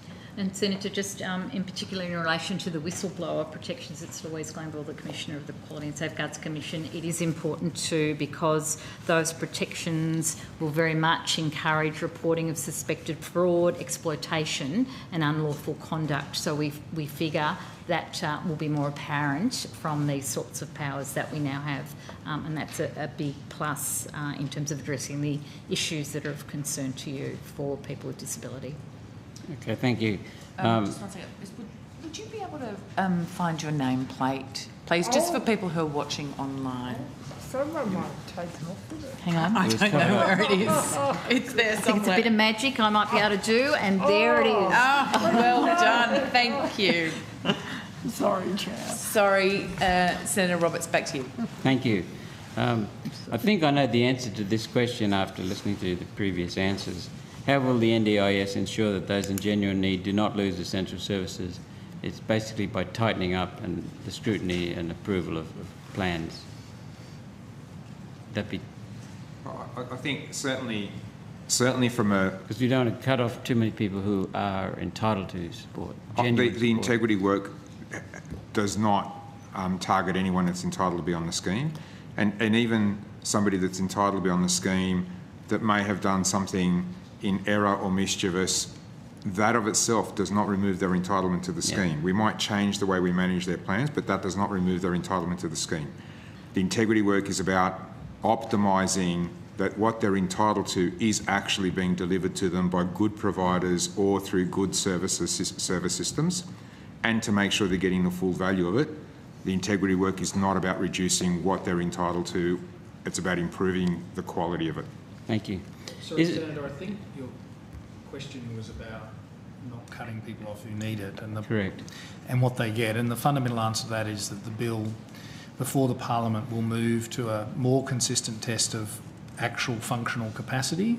A tighter test. And a tighter test of functional capacity, because what happened in the establishment of the NDIS is what was established as what not often referred to as access lists based on diagnosis. Those diagnoses are not necessarily well correlated with the support needs that people have. That's probably the most fundamental thing on access. And then the bill moves to try and tighten up the definition of what is reasonable and necessary supports to ensure that they are provided to those who require them to meet those functional needs. Thank you. Is there a list prepared yet of non-essential services that should be denied straight away, right now? Because we've all heard stories of some of the things that people get on NDIS. Someone else may want to comment, but actually the tightening up of service lists was done recently. Most of what the bill is going to talk about is not so much changing the service list, but changing the quantities that people will be accessed. Ms. Rule may want to comment further. Thank you, Mr. Connolly. I was going to say exactly the same thing, so nothing further to add. Okay, thank you. Should these include, or do they include, holidays, massages, sex services, private vehicle purchases, beauty treatments, movie tickets, jewellery, electronic gadgets, expensive clothing, coffee machines, gym memberships, cruises, attendances at sporting events, international travel, concerts, expensive social events, and anything that non-disabled persons would normally save up for? I think this is an example of the internet sometimes being Right, some years behind policy. So the reforms that the Secretary and Ms. Rule referred to, where clear guidance was provided to participants about what could and could not be purchased, rules out most, if not all, of the items that you read out on that list. That's reassuring. And I would add, Senator, if you do a Google search for those things, is NDIS entitled to pay those things, almost every single result will come up and say that you're not entitled to pay for those things. So it's not just appearing in our website, it's appearing in search engine results as well. So it's starting pretty to well be known. established. Minister, this is just amusing, a question, not amusing, just amusing. Ah, yes. The NDIS was not properly set up. It was set up by the Gillard government to grab headlines for an election. That's what I believe. I was around at the time. Her legacy lives on and the taxpayers are paying. So it's good to see some of the tightening up. It's good to see some of the increased focus on fraud. But we must be very careful as a parliament to not pass whims. Good advice, Senator Roberts. Those are words to live by. Really but I think, Senator Roberts, The NDIS was legislated. It was a first of its kind. There was no template to look at. Nowhere else in the world was proposing a human rights-based intervention of the kind that the government was at that time. It was then rolled out under the coalition, and there were a series of trials established. I would have thought that lessons might have been learnt during those trials, but apparently they were not. And so by the time we came to government, the scheme was growing at 22% a year. I'm really pleased that this rate of scheme growth has come back to something in the order of 10 or 11% as a consequence of the reforms we've pursued, including some of the ones we were talking about just now. There is more to do. National Cabinet has suggested 5 to 6% as the rate of growth they would like to see, and the bill that is presently before the Parliament seeks to give the agency and the government the tools to bring that rate of growth to a level that we consider commensurate with other social programs. Perhaps you'd like to comment on this, give an opinion on this. Competitive federalism is a tenet by which we develop accountability in Australia, where the states do most of the implementation of most of the services.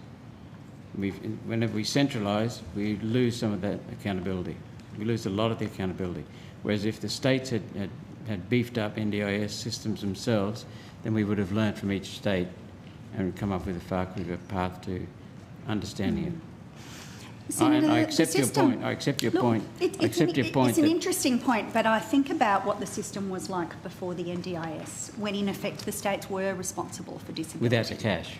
And under those circumstances, I remember meeting with groups of families who were beside themselves about the lack of resources available to them and the people they loved to whom they were providing support. And I remember thinking, this was around 2001, if we win government, we have to fix this, because it was very, very bad, Senator. And so we're not going back to that kind of system. The purpose of our reform is to make sure that the NDIS is sustainable, that it operates with integrity, and it delivers the kind of quality services that we envisaged when we first set up the scheme. And I am absolutely confident that we can make those reforms, achieve those objectives, and do it all within a human rights framework that honours the original intention of the scheme, because it was something disabled people campaigned for. I believe in it deeply, and I also believe that we can do this. Thank you, Minister. Thank you, Chair. I'll come back to the next set later. Okay, thank you, Senator Roberts. Senator Ruston. Could I just see if we could get some data, and it's fine if we need to take it on notice. So do we have data that allows us to know participants per electorate? I do have some information on that question.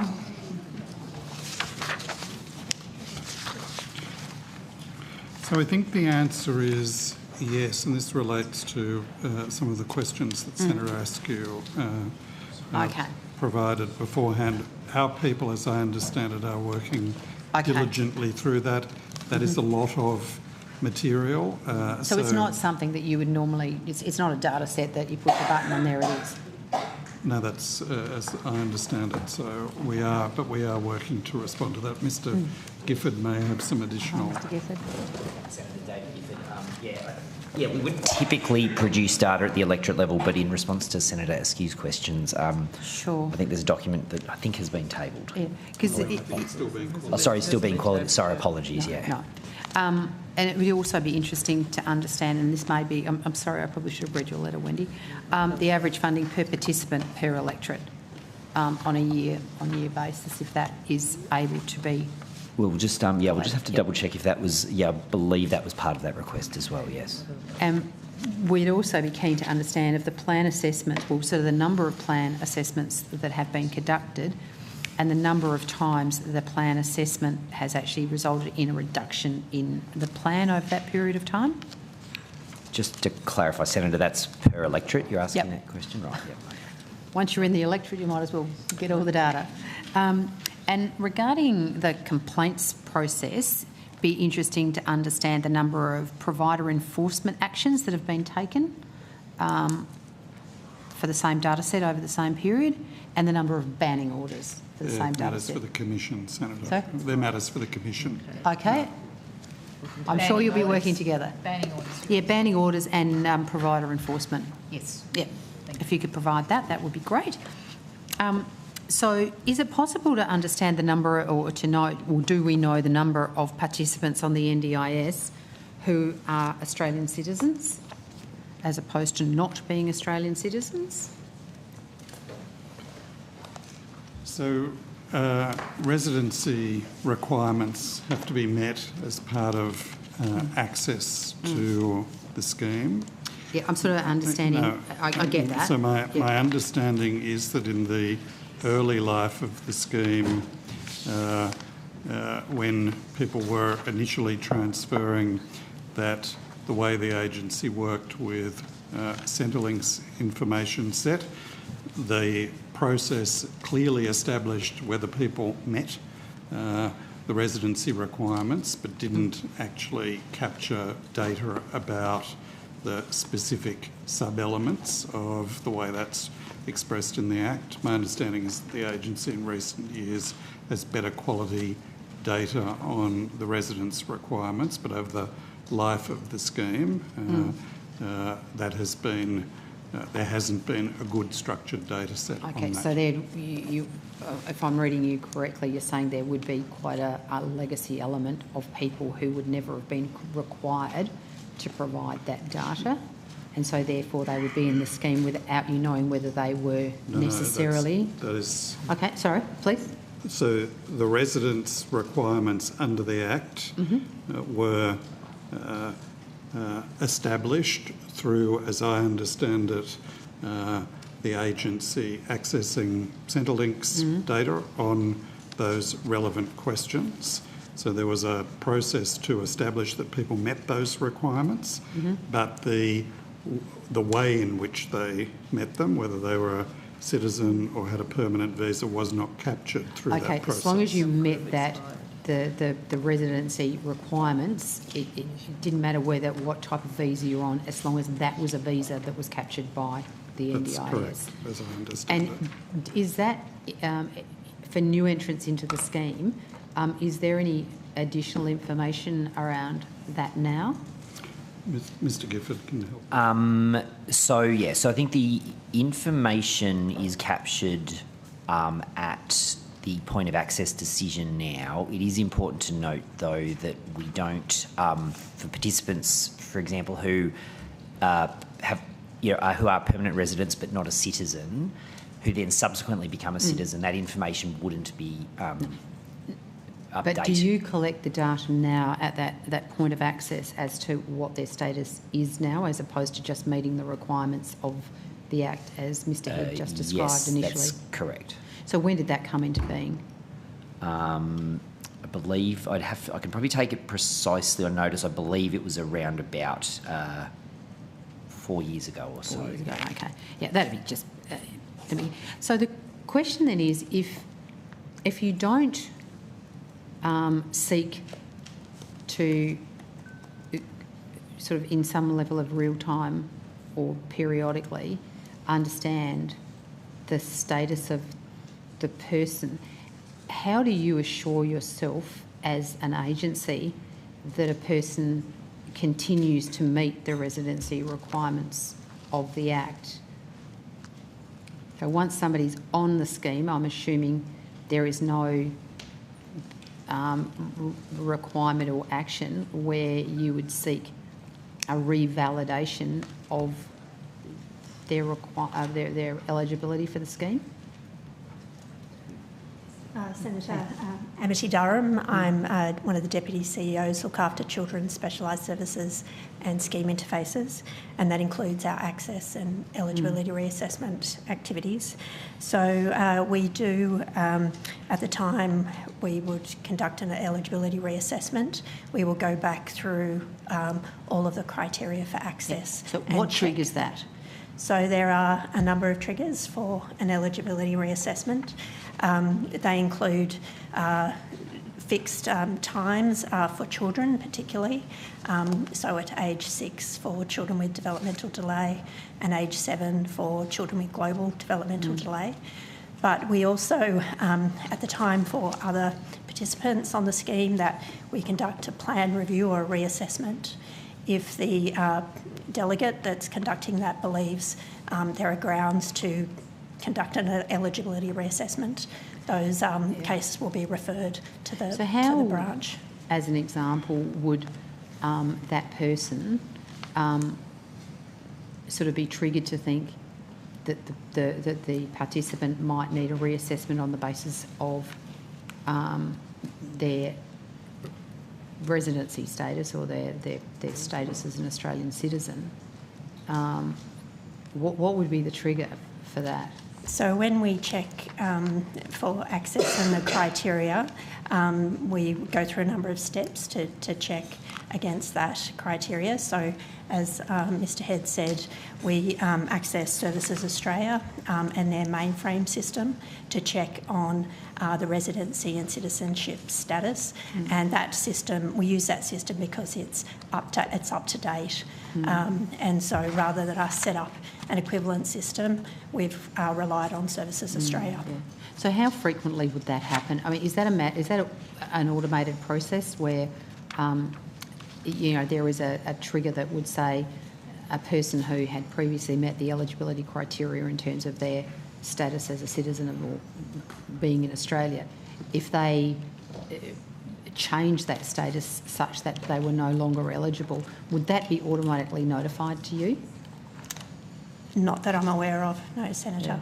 Yeah. It would be based on a reassessment and a check. So has the agency ever sought to try and understand, in terms of sort of non-medical or non-disability related eligibility criteria, have ever sought to understand if there are any cohorts of any significant number that remain in the scheme that may well no longer be eligible? Because I'm assuming that the disability and medical criteria is something that you would constantly be aware of because of the services you're providing, but you don't provide services on the non-medical or non-disability criteria. So therefore there would be no reason why you would ever be alerted to other criteria in terms of eligibility. Look, from time to time we do receive requests and intelligence from our fraud and integrity area to undertake a review of eligibility, and we will do that. I can check with John Dardo, our lead there, whether I know that there are a number of data matching activities that they undertake that may trigger that kind of referral. Yeah, so I suppose I'm just interested to understand if there, you know, what is the potential or possibility for there to be people on the NDIS receiving services and funds for the provision of services that no longer meet their eligibility criteria in terms of their visa status or their residency status in that. So if we work through the circumstances when this may occur, so I gather you're referring to, say, a permanent resident that leaves the country. I do know through our fraud and integrity work we do identify where claims are made that aren't within Australia or that look suspicious, so that would trigger a review. With the disability pension, there are certain requirements that say you can only leave the country for a certain period of time before your pension, you can no longer receive your pension. Does the NDIS have a similar, sort of policy or trigger that says Australians, people who are receiving the NDIS can only continue to receive the funds and services as long as they're in the country? I mean, notwithstanding the fact that everybody's allowed to have a holiday. But I know when it comes to the disability support pension and the age pension and a number of other payments through social services, it's about 6 weeks, and then there is a sort of a change in criteria. Does the NDIS have a similar provision? Yes, I guess we do. I'm just checking. Yes, Yeah. it's 6 weeks. 6 weeks? 6 weeks, so it's sort of reasonably in line. Okay, thank you. I'm just wondering, do you have the number of NDIS participants that have a debt with the NDIS?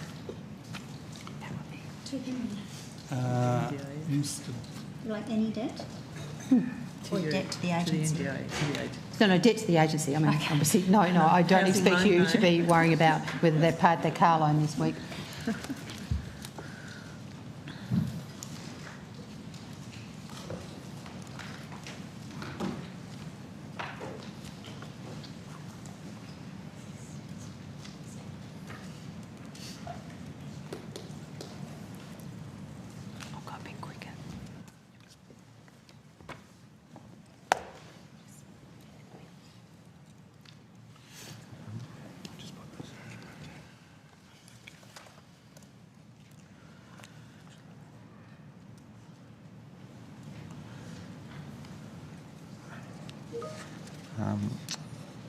Senator, we do have the numbers of debts, and I'm just checking whether we've got the current on hand right here in front of me or whether I'll have to take a notice, but I can definitely come back to you very quickly. I don't have in front of me the exact number that's on hand open right now, but I'm sure I can get it in the next 15 minutes. Yeah, sure. So it's just the number of participants who have a debt and the total by value of what the value of that debt is to the NDIS. I'd be also interested to know how many providers have been issued with a debt or an order to repay. I will have that at the same time. So total number and value of the amount of that debt. For funding for community supports, is it possible to provide a breakdown of those supports funded and the amounts for each of the categories? Because I believe you said, Minister, that the funding will be reduced significantly under the reforms. I said that the funding will be reset to the levels that were previously available a number of years ago. So I think the benchmark here, the Secretary may correct me, is 2023. That's about right. I'd have to pull that up, but Sure. yes.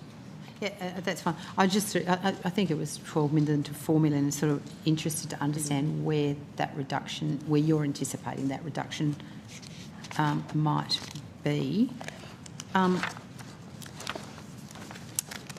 I then go on to ARSC?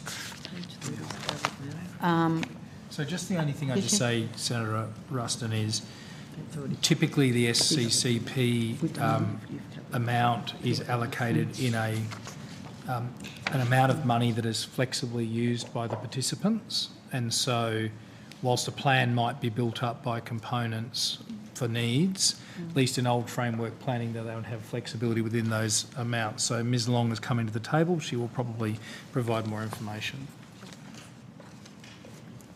So that's it done. So, Senator, can I clarify, are you talking about the total value of spending in the social civic community participation category?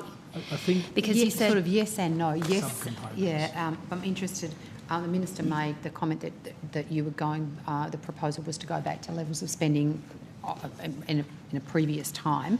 So I'm interested to understand what the spending levels per sort of area are now, and what the proposal is to go back to what it was at the time, the point in time which you're referring to, Minister. Perhaps I'd just expand on that. So the policy that's been announced is to take the current budgets for people with SCCP and apply a 50% reduction to those budgets. The comment that the... Like individually, as opposed to just saying so it was 10 and now it's 5, it will be each... Well, which you probably work out to anyway, but it's actually going through each one of those. You don't go through each one of those subcomponents of SCCP. Okay. You just say the plan will be reduced by 50% for the overall bucket, if you like, that can go to SCCP, and then individuals would generally have flexibility to allocate within what they think is the most important within their SCCP bucket. Okay, so you have an amount in your plan for SCCP. You are now to be advised that at a point in time going forward that will now be halved, and the individual then gets to choose in terms of which things they prioritise. Okay, that's fine. Thank you. Thank you, Chair. Thank you very much. We'll go to Senator Brown. Thank you. I have some questions about the payment system. Okay. The government has committed over $358 million over 5 years to a new enrolment and digital payment system. Am I in right? Good. Can you explain what is being developed and how it builds on the agency's existing claims and payments capability, please? I can. Thank you for the question, Senator. John Dardo, Deputy CEO, NDIA. I think there are a range of things that we would expect a more robust system to be able to do, and we have been over the last 4 years building up the system. So we've been building the identity proofing requirements for registered providers that log into our system and make claims. So we now require them to log in. But that's still a small proportion of... It is. But what we can't see in the current system is we can't see the flow of funds through the system. And so what we can't see is whether those funds are going to a genuine bank account associated with a provider. For unregistered providers or for payments through plan management environments, we can't see the flow of funds going to an end provider. And so we would expect that as we build this system out, we will bring absolute transparency of the whole ecosystem from beginning to end. So we would have a way to enrol providers so that we know that whether they're unregistered or registered, that they're a provider that we can attribute an ABN to with confidence. We would be able to connect that ABN to a bank account associated with that provider. We would have confidence that when we pay a claim, that the payment of that claim is transparent to a participant. The participant knows that that claim has been made against their plan, and so that the participant is agreeing that that service was provided or that those funds should be paid. We would have a mechanism for the system to be able to reconcile that those funds have flowed, the remittances have occurred, and we would be able to aggregate up the reporting of all of that and provide transparency of that to the tax system, so the tax system knows where the $45 billion a year is going as well. So that's on integrity of the claiming side, the enrolment and claiming side, but one of the biggest features here is to improve the ease of this for participants. So to make it easier for them to pay a provider when they're getting the service, to make it easier for those funds to flow to the provider without the participant being out of pocket and having to reclaim that money from the agency. And then from an ease of service for genuine providers that are providing genuine services and supports, that there's a consistent way for them to provide evidence for those claims, so that they know what the expectations are, they know what the channels for the evidence are, they're providing that evidence to us, and we're making payments on the basis of evidence. If we deliver this well, then what will happen will be that genuine providers will get on a level playing field with the ones that are currently rorting the system. And so instead of genuine providers having to compete with dodgy providers that are not providing real services, or that are dodging their tax and super, or that are defrauding the scheme without the participants knowing, we would push them out of the market. The genuine providers would be able to reclaim the part of the market that has been compromised, and they'd be able to get a more sustainable business model in play. So it's really a win-win if we get this place in place as quickly as we can, because the participants will, payments will be faster, and there's better protections from of their budgets. That's what you're telling us here. Absolutely. Transparency for them, that they're getting, the money's going to the provider they think it should be going to. Yep. Transparency for the providers about the flow of funds, and transparency to the market that only genuine providers are playing. And locking out dodgy claims. Thank you. Thank you. We'll go to Senator Ruston. Thank you.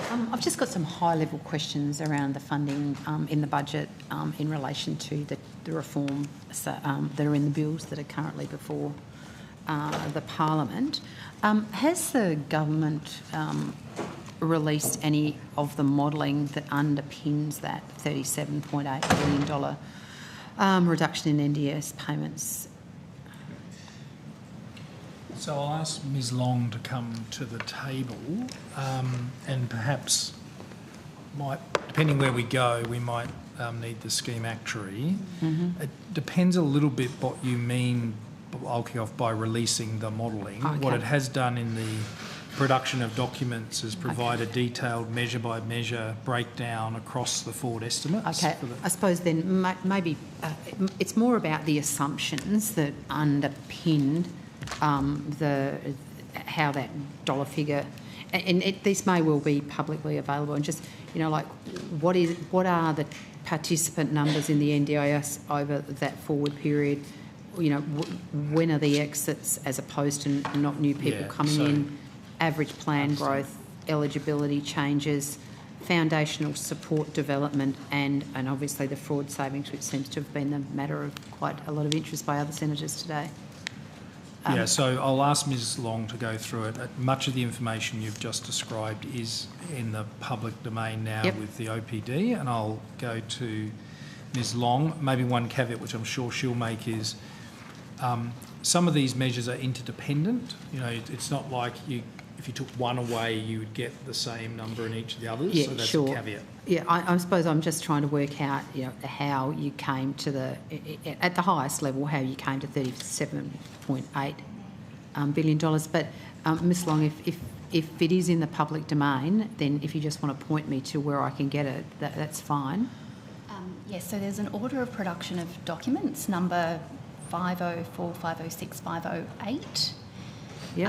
And that includes a breakdown of the $38.1 billion reforms, and it goes kind of through a number of items and gives an indication of what the saves are across the suite of reforms. It also includes detail around participants, and so over the forward estimates, what the kind of estimated impacts of the reforms would be in terms of participants who would be diverted or exited from the scheme. And then it also provides information around what the projected impacts are more broadly across the medium term. Yep. And so does that also include information about like the foundational supports and how people are, you know, how many people are expected to be directed into foundational supports? I mean, I know we've got the Thriving Kids program that has got a bit more information about it, but I understand that Thriving Kids is but one of the foundational support programs that are being proposed.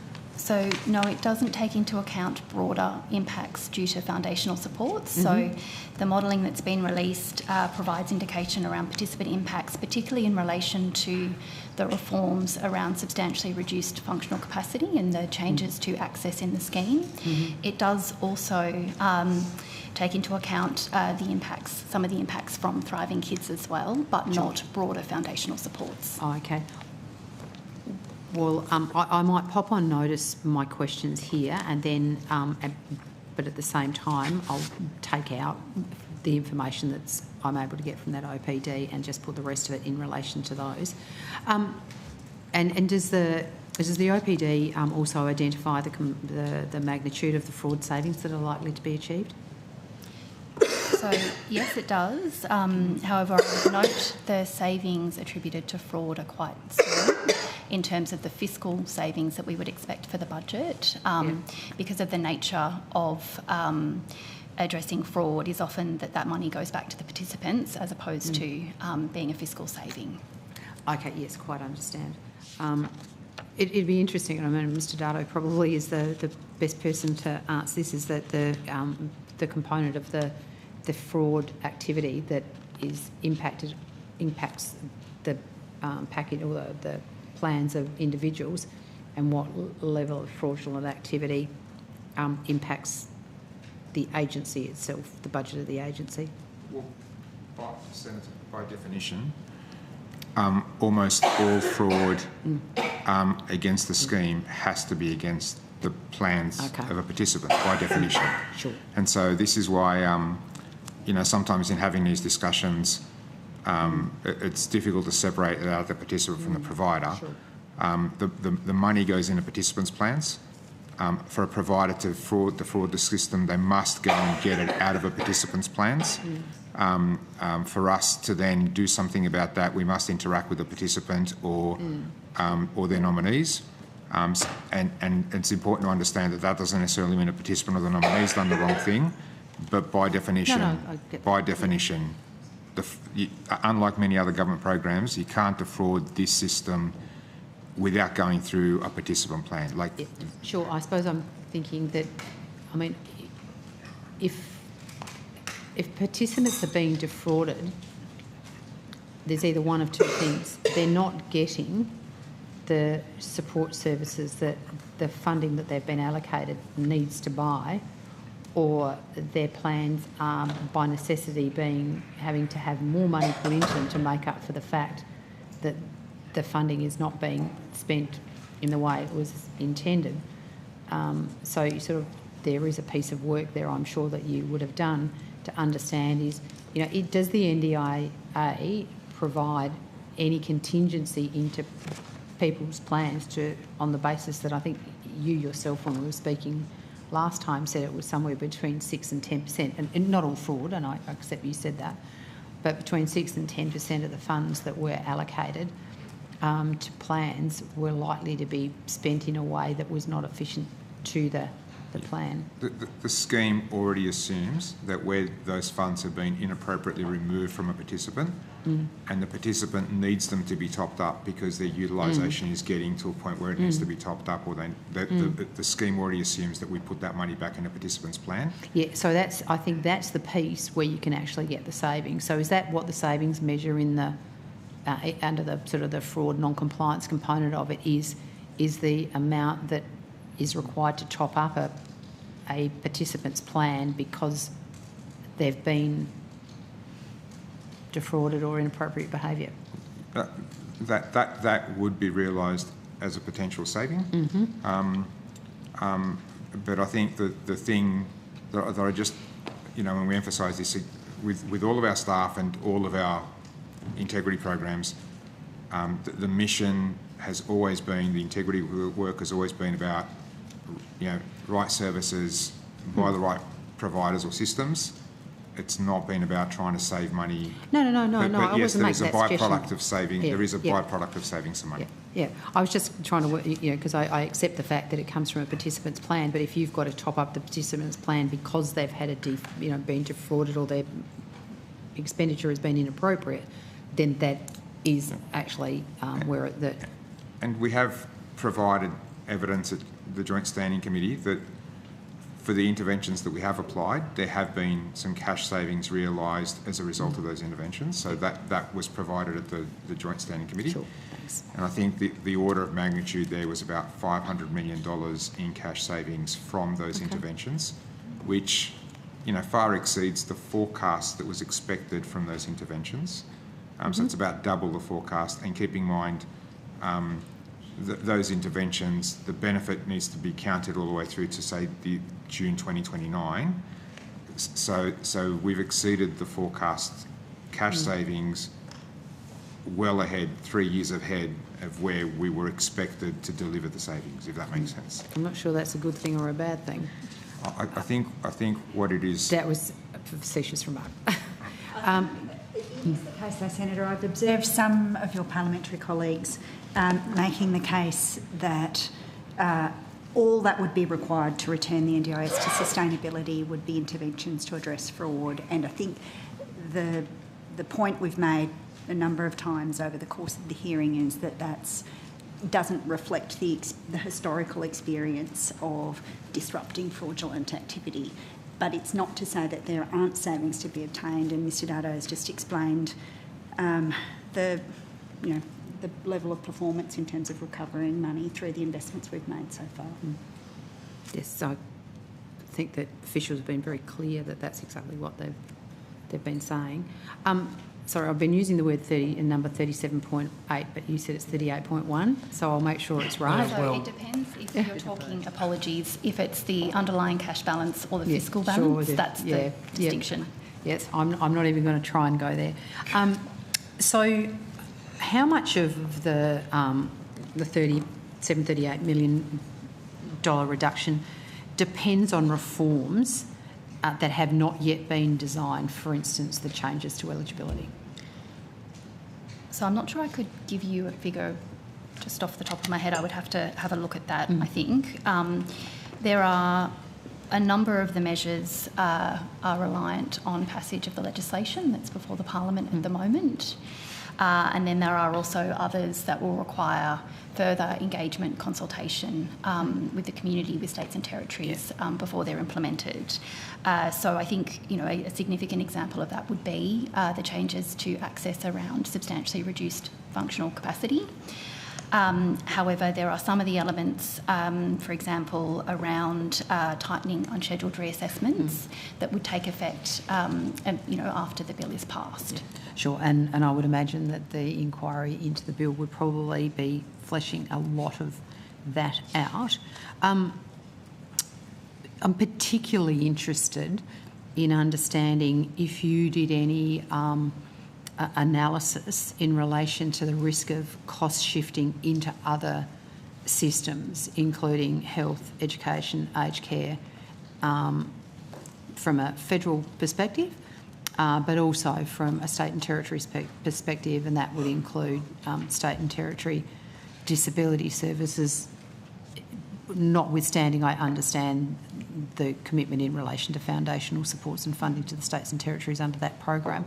But I'm particularly interested in health and aged care as to whether any sort of assessment, analysis or modelling was done about the impact of those people who would no longer be on the NDIS and whether there would be an increased burden on those other services because these people may seek to get their care and support through either the health system or the aged care system. Was that analysed, modelled or costed?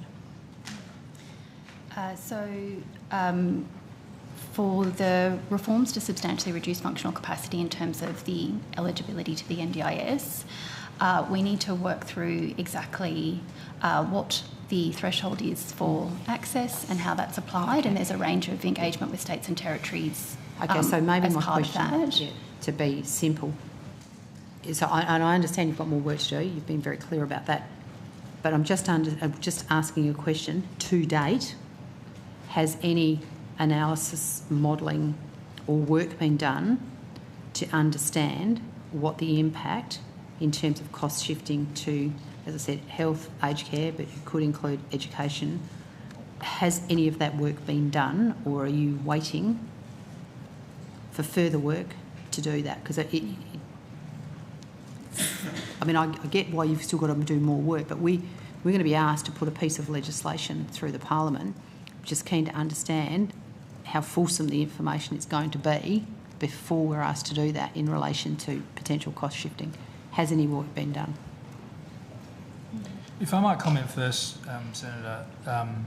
So if you're asking, have we got like a modelling impact, it's going to be $1 billion here? No, I didn't ask that at all, Mr. Conley. I'm just trying to be helpful. You said modelling or analysis. Have you done any? Not that sort of modelling or analysis. So we've done some analysis. So what we have partly looked at is, for example, obviously the NDIS is not primarily intended to be clinical supports. The second thing in terms of the scheme is that there's really not substantial changes to things like the assisted daily living and the things that you think might spill over into those systems. With respect to the SCCP, most of those are not services that are typically provided by states and territories. But it's also the point that, now we talked about the cuts to the budgets of individuals, and I probably didn't answer fulsomely before. The thing that the Minister has often been quoting is two ways of thinking about the overall expenditure. Roughly speaking, the expenditure on SCCP will be flat over the forward estimates, So they'll stay at around $12 billion. So they're not actually dropping off. It's more that we're curtailing a growth that would have otherwise got to $20 billion.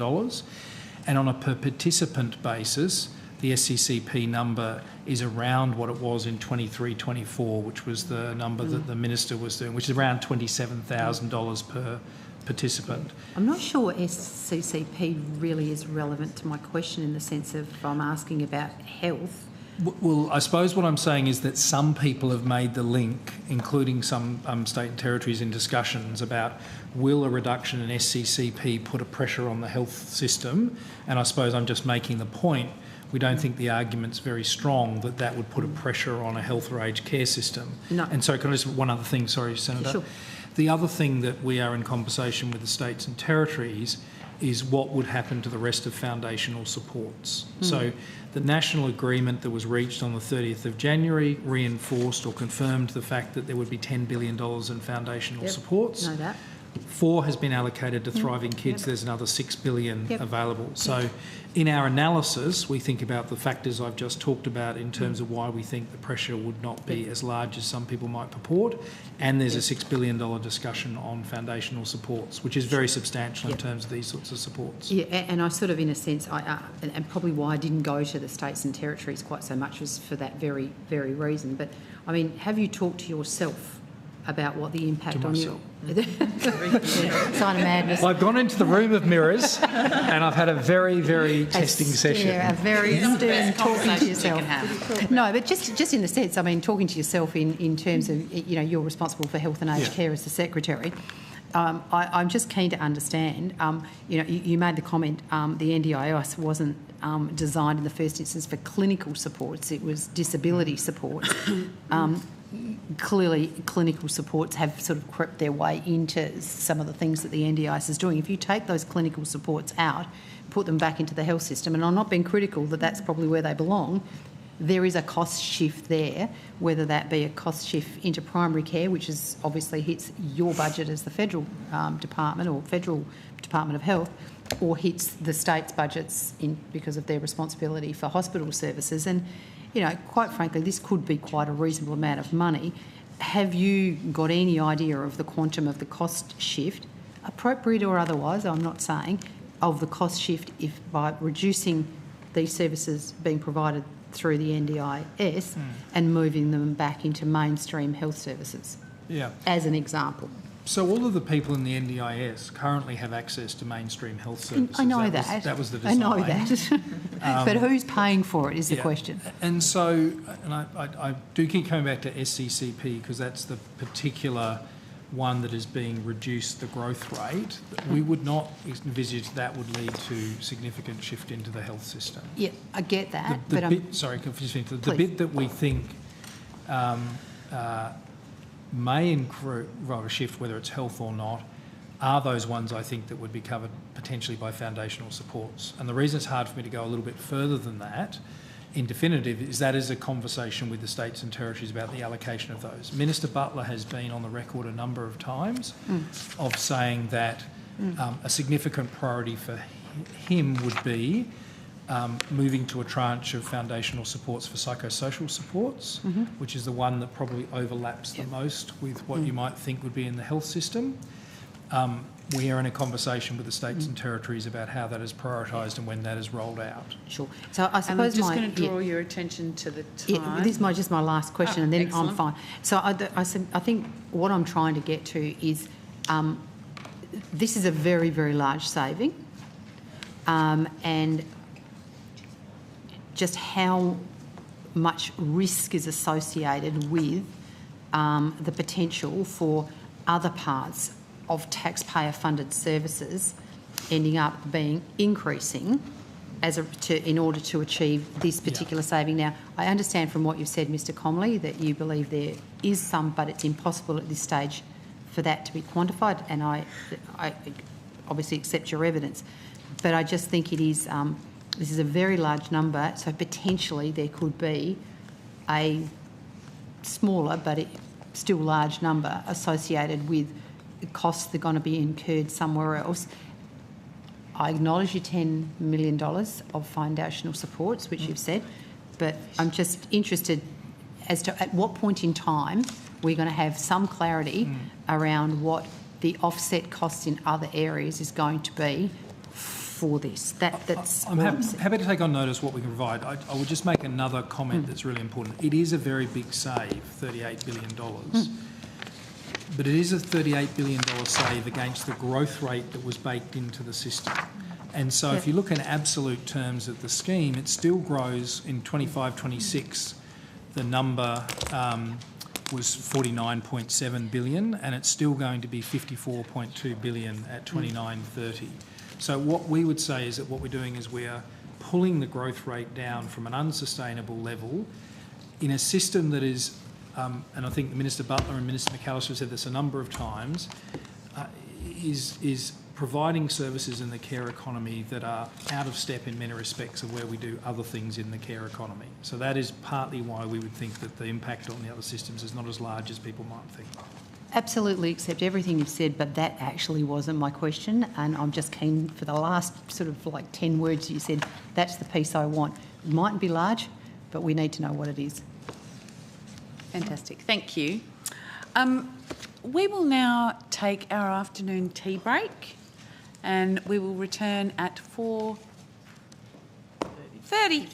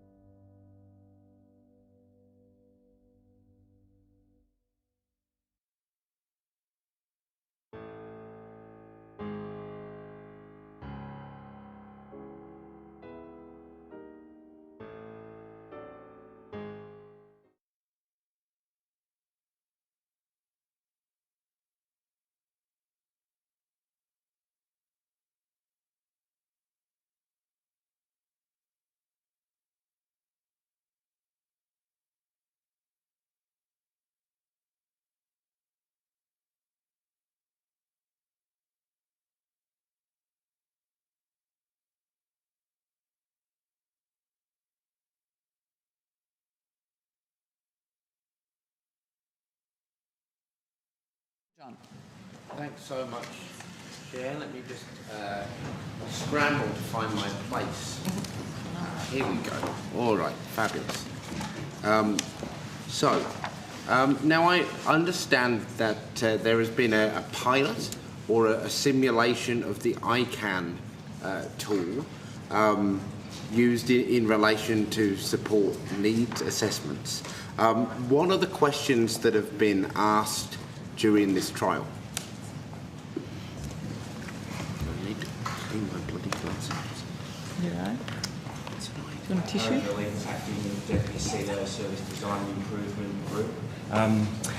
Senator, what we've been doing through it's the Design Hub where we've been doing simulations with participants. We've now conducted almost 300 of those. What we have been doing is a range of things. The first thing we've been doing is starting to work through the ICANN version 6 and asking and having a broad discussion with participants to really start to understand their support needs through a testing environment. But we've also been using the personal environment circumstances questionnaire as well.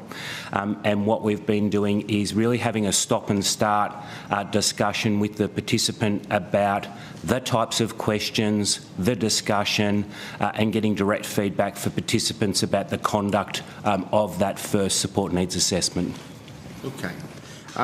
Now, do these questions, when we're just looking at the kind of the simulations you've been doing,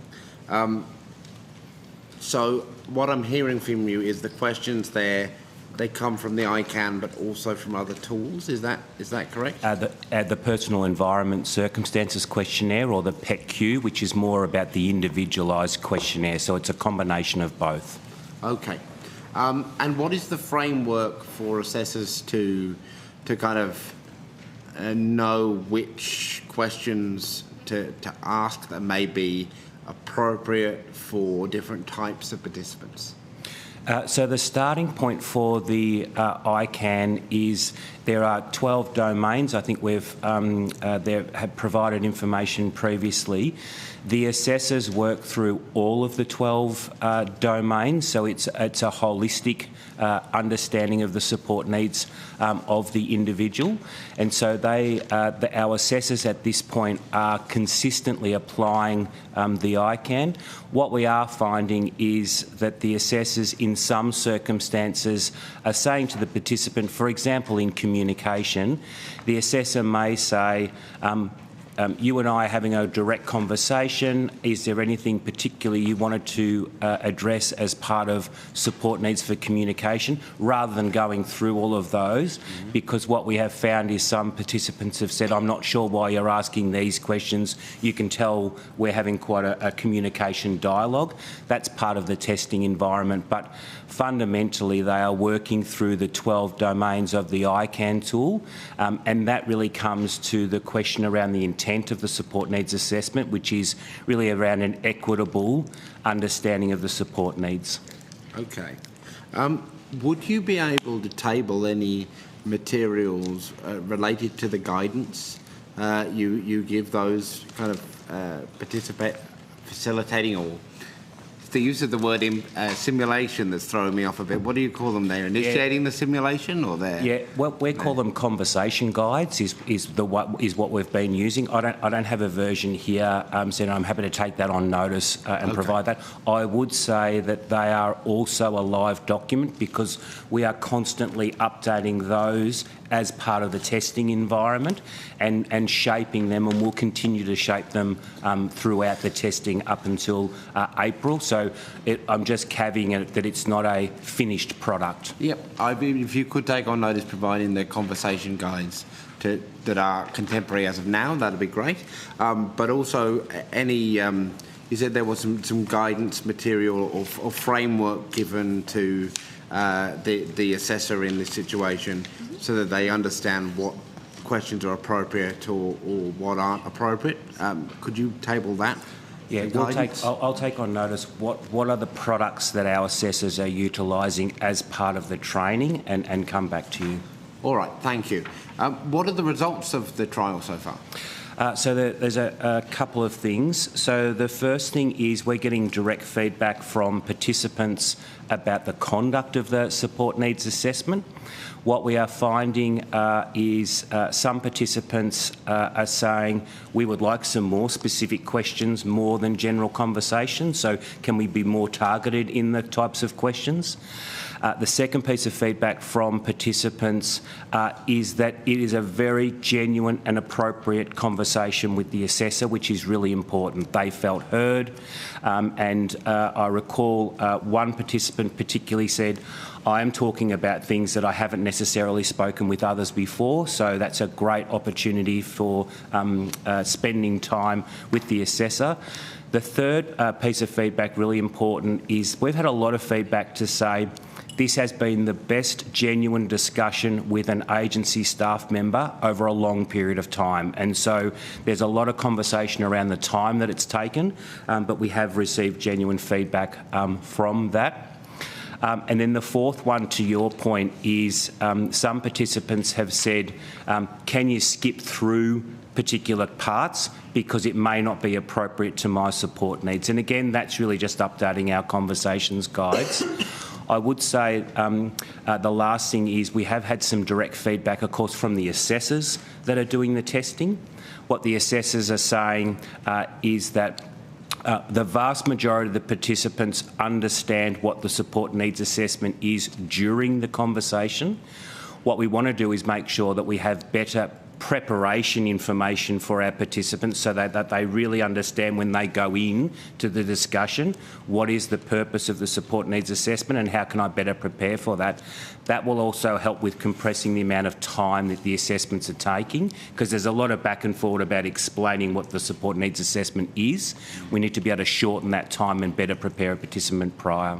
And that feedback that you've got to this point, has that been collated into a summary or a document or a progress report? Yes, it has. It's called Insights. And so what we've done is we've provided some information of the insights to our disability and registered carer organisations. And of course, we're providing that directly back to our participants. And has that Insights document, that's the only document at the moment that exists summarising the feedback so far? It has, yes, Senator. Okay. Would you be able to table that with us today? I don't have a version of the Insights with me today, but very happy to take that on notice and provide that. If you are able, because we're going to be here probably for a lot longer in terms of time, if you are able to come back to us with it this evening, that would be much appreciated.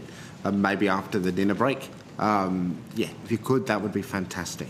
In terms of the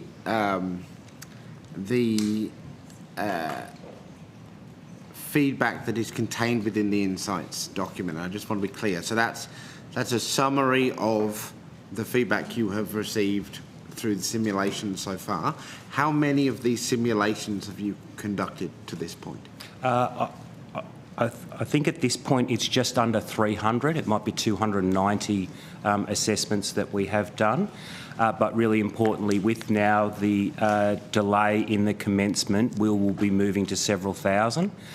It's quite a significant now testing and validation program. And what we clearly want to do is go beyond just participant experience. We want to start providing a draft version of the support needs assessment outcome of the discussion, really to start getting feedback directly from participants about the contents of the support needs assessment. Is it easy read? Is it easy to understand? And really importantly, did it accurately capture the discussion that occurred between the participant and the support need and the assessor? So it'll be an ongoing journey now through that test and validation.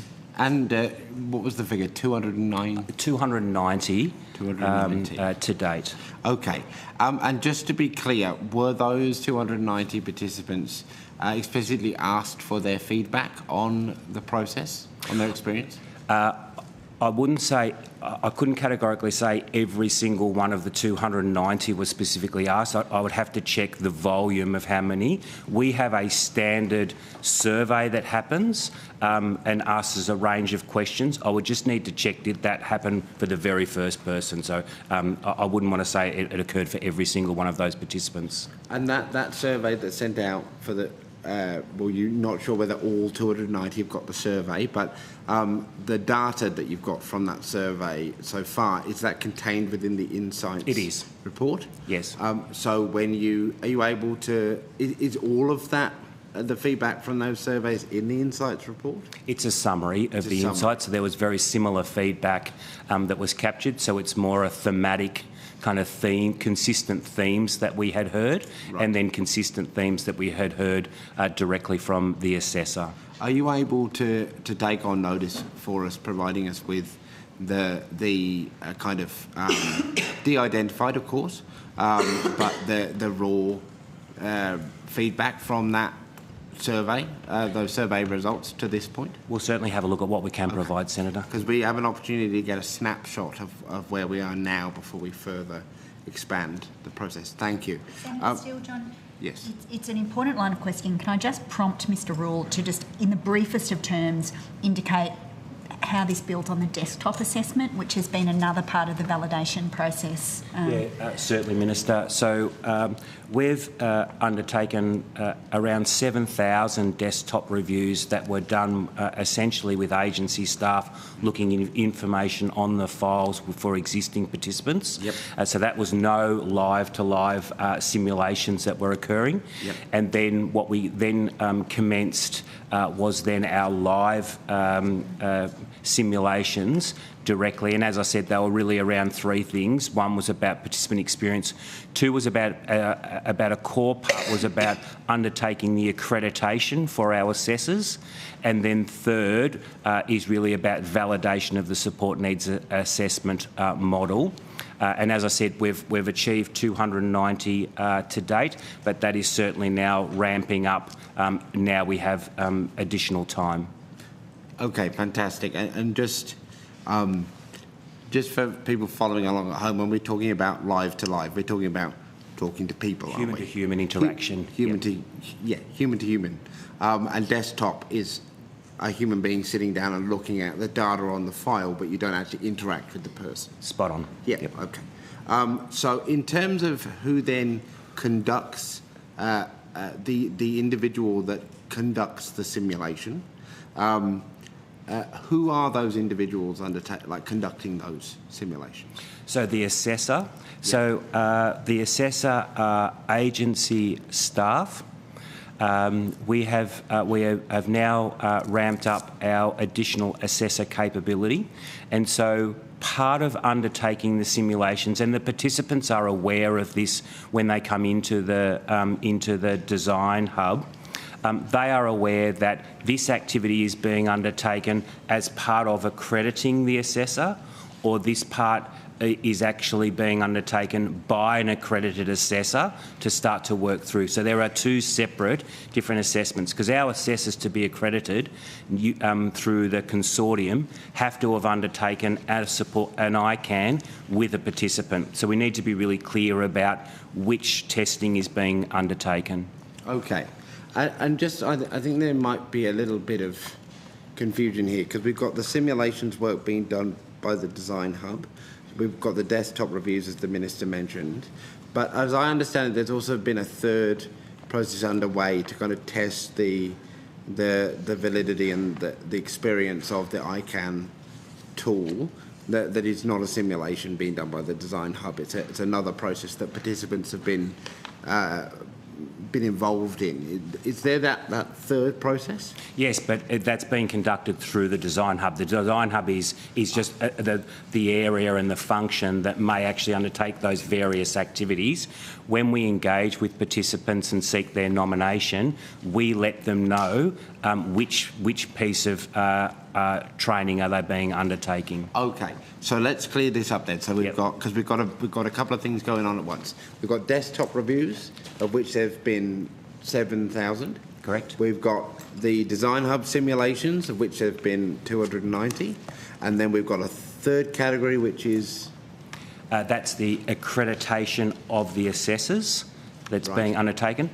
Some of those would be included in the 290 because they're being undertaken with the participants. I can give you a breakdown of those when we provide the information to you, Senator. Okay. Yep. Yes, please do that. Yep. But so there are a bunch of people who are training on how to become an accredited assessor? That's that right. Are also interacting with participants? That's right. During the simulation? That's right.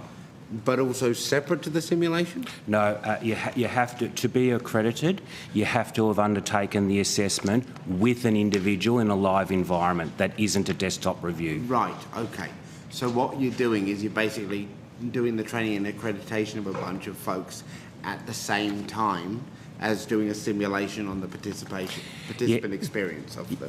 That's correct, but of course, as our assessors are becoming accredited, they will be doing ongoing assessment with participants, but it might be that a participant is having an assessment done with an accredited assessor or someone that's doing training. So it's a combination because what we want our accredited assessors to do is to continue to do assessments as part of the testing. Okay, all right. So this is really useful. Could you please provide us with, that may be what you've undertaken to do, but of the 290 you've listed, how many were undertaken with accredited assessors, so ICANN accredited assessors? How many were undertaken by non-ICANN accredited assessors? We can do that. Yes, and if we can get that while we're here, that would be really useful. Now, if we break down those that are trained and accredited ICANN assessors currently within that pool, how many of them do you currently have within your Mr McNaughton to come up, who's responsible for our assessor workforce, to provide an update on the actual numbers. Yes, thank you. Hello, Senator. Scott McNaughton, Deputy CEO. At this stage, so what we do with the consortium, so the Centre for Disability Studies in Melbourne Uni, is they've got the accreditation program, so they've been accrediting a group of our first staff. All of those staff have allied health backgrounds, they're internal staff. We're now up to 80 of our staff who have gone through that process of being accredited. We'll then have a group of staff who will essentially become what I'm calling train the trainers. They're the accredited accreditors, if that makes sense, which will allow us then to expand the workforce with that accreditation. So the consortium has been working with our team, accrediting a small group of staff who will then have the skill sets to accredit a broader range of staff internally.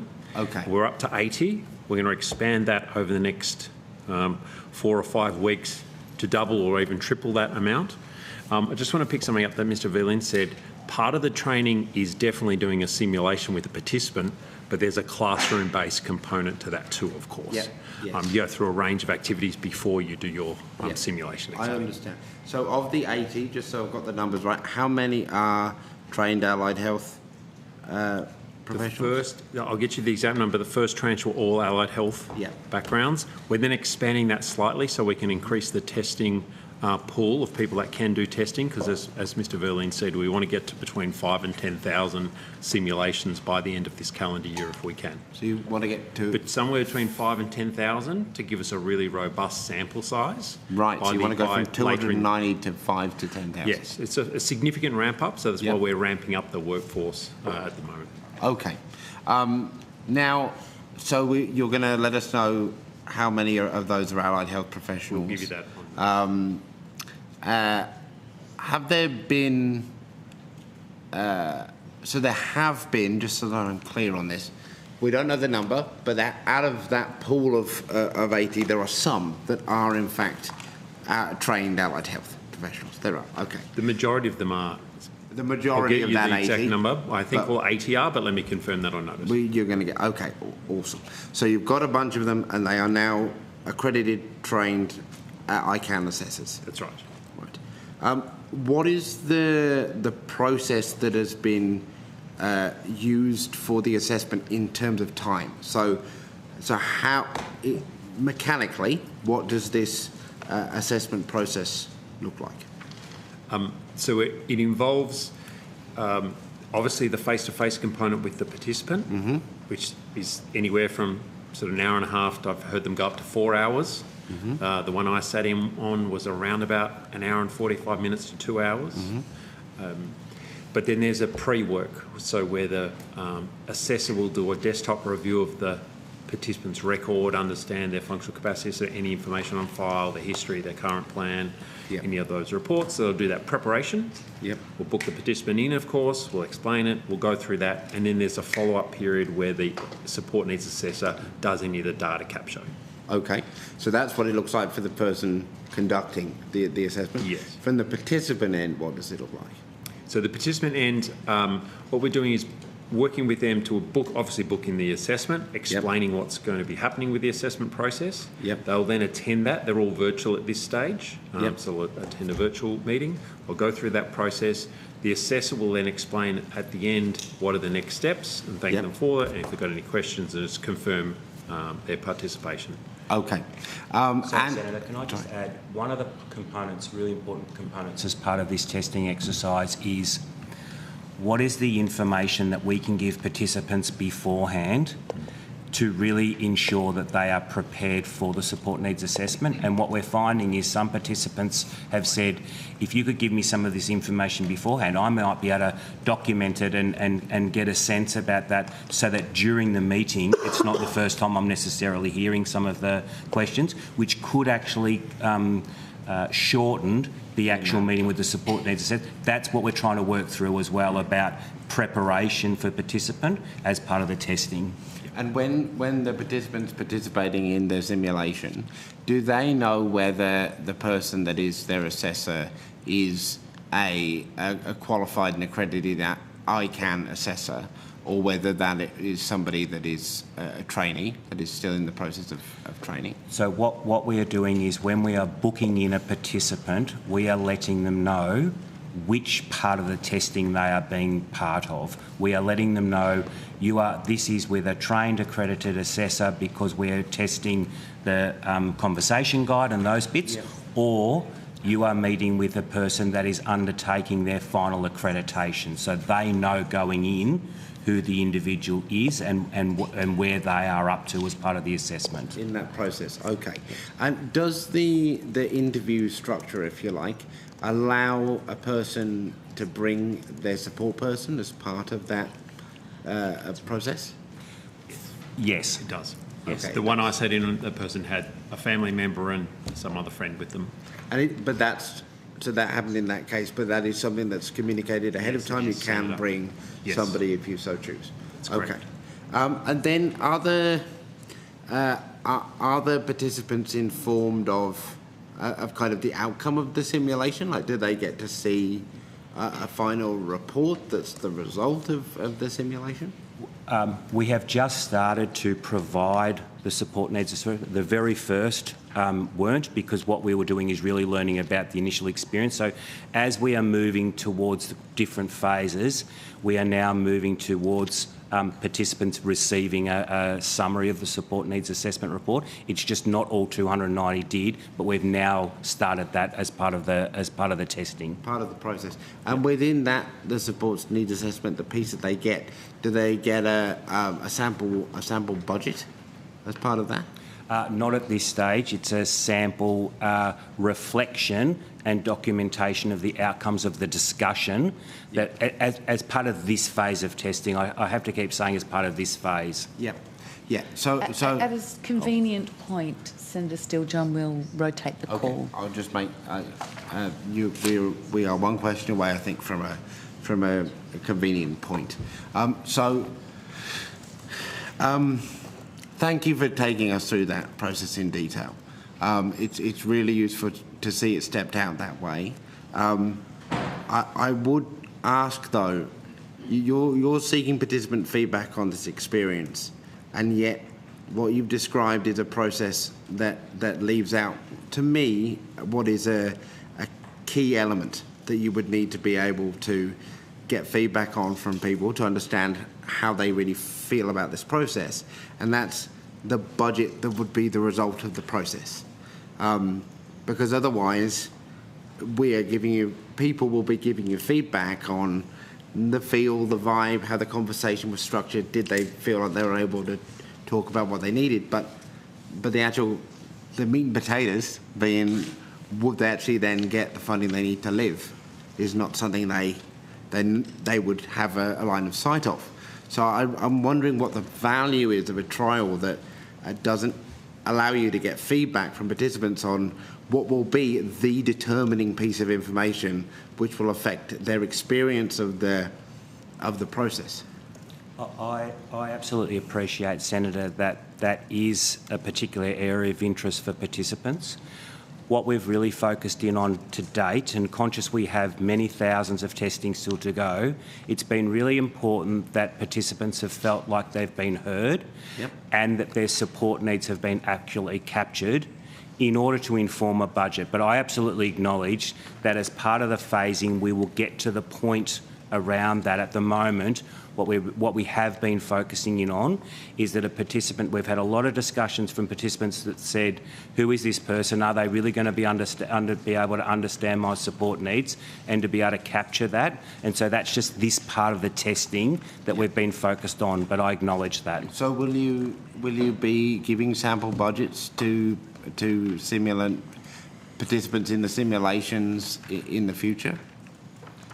What I anticipate happening is as we move for the testing, we will need to, it's really once we start to then finalise the policy positions and the rules about those ultimate decisions, because as yet they still haven't been defined. So once we move through those, there will have to be a level of testing and validation about those. I just can't commit to when that would commence because we're still working through the rules development. I understand. Ms McNaughton, I'll kind of pick on you because I think you're one of the people at the table that has been round long enough to remember this. But this question of whether participants have access to what would be the results of the assessment was a central plank of people's concern with the independent assessment process proposed by the former Liberal governments, and it was one of the key pieces of criticism that was aired in the Joint Standing Committee's report on that process. People didn't know what the outcome would be, but were asked for their feedback before they knew that outcome, and then that feedback was used by the government of the day to present the assessment process as something that had a lot of support from community. So I kind of feel like we're a bit back to the future here. But I also know the chair wants me to wind up, and so I think I might leave it there. But everything that's new is old again, or old is new again, it kind of feels. Could I make one comment, Chair, before you move on, Senator Steele-John, and acknowledge that issue?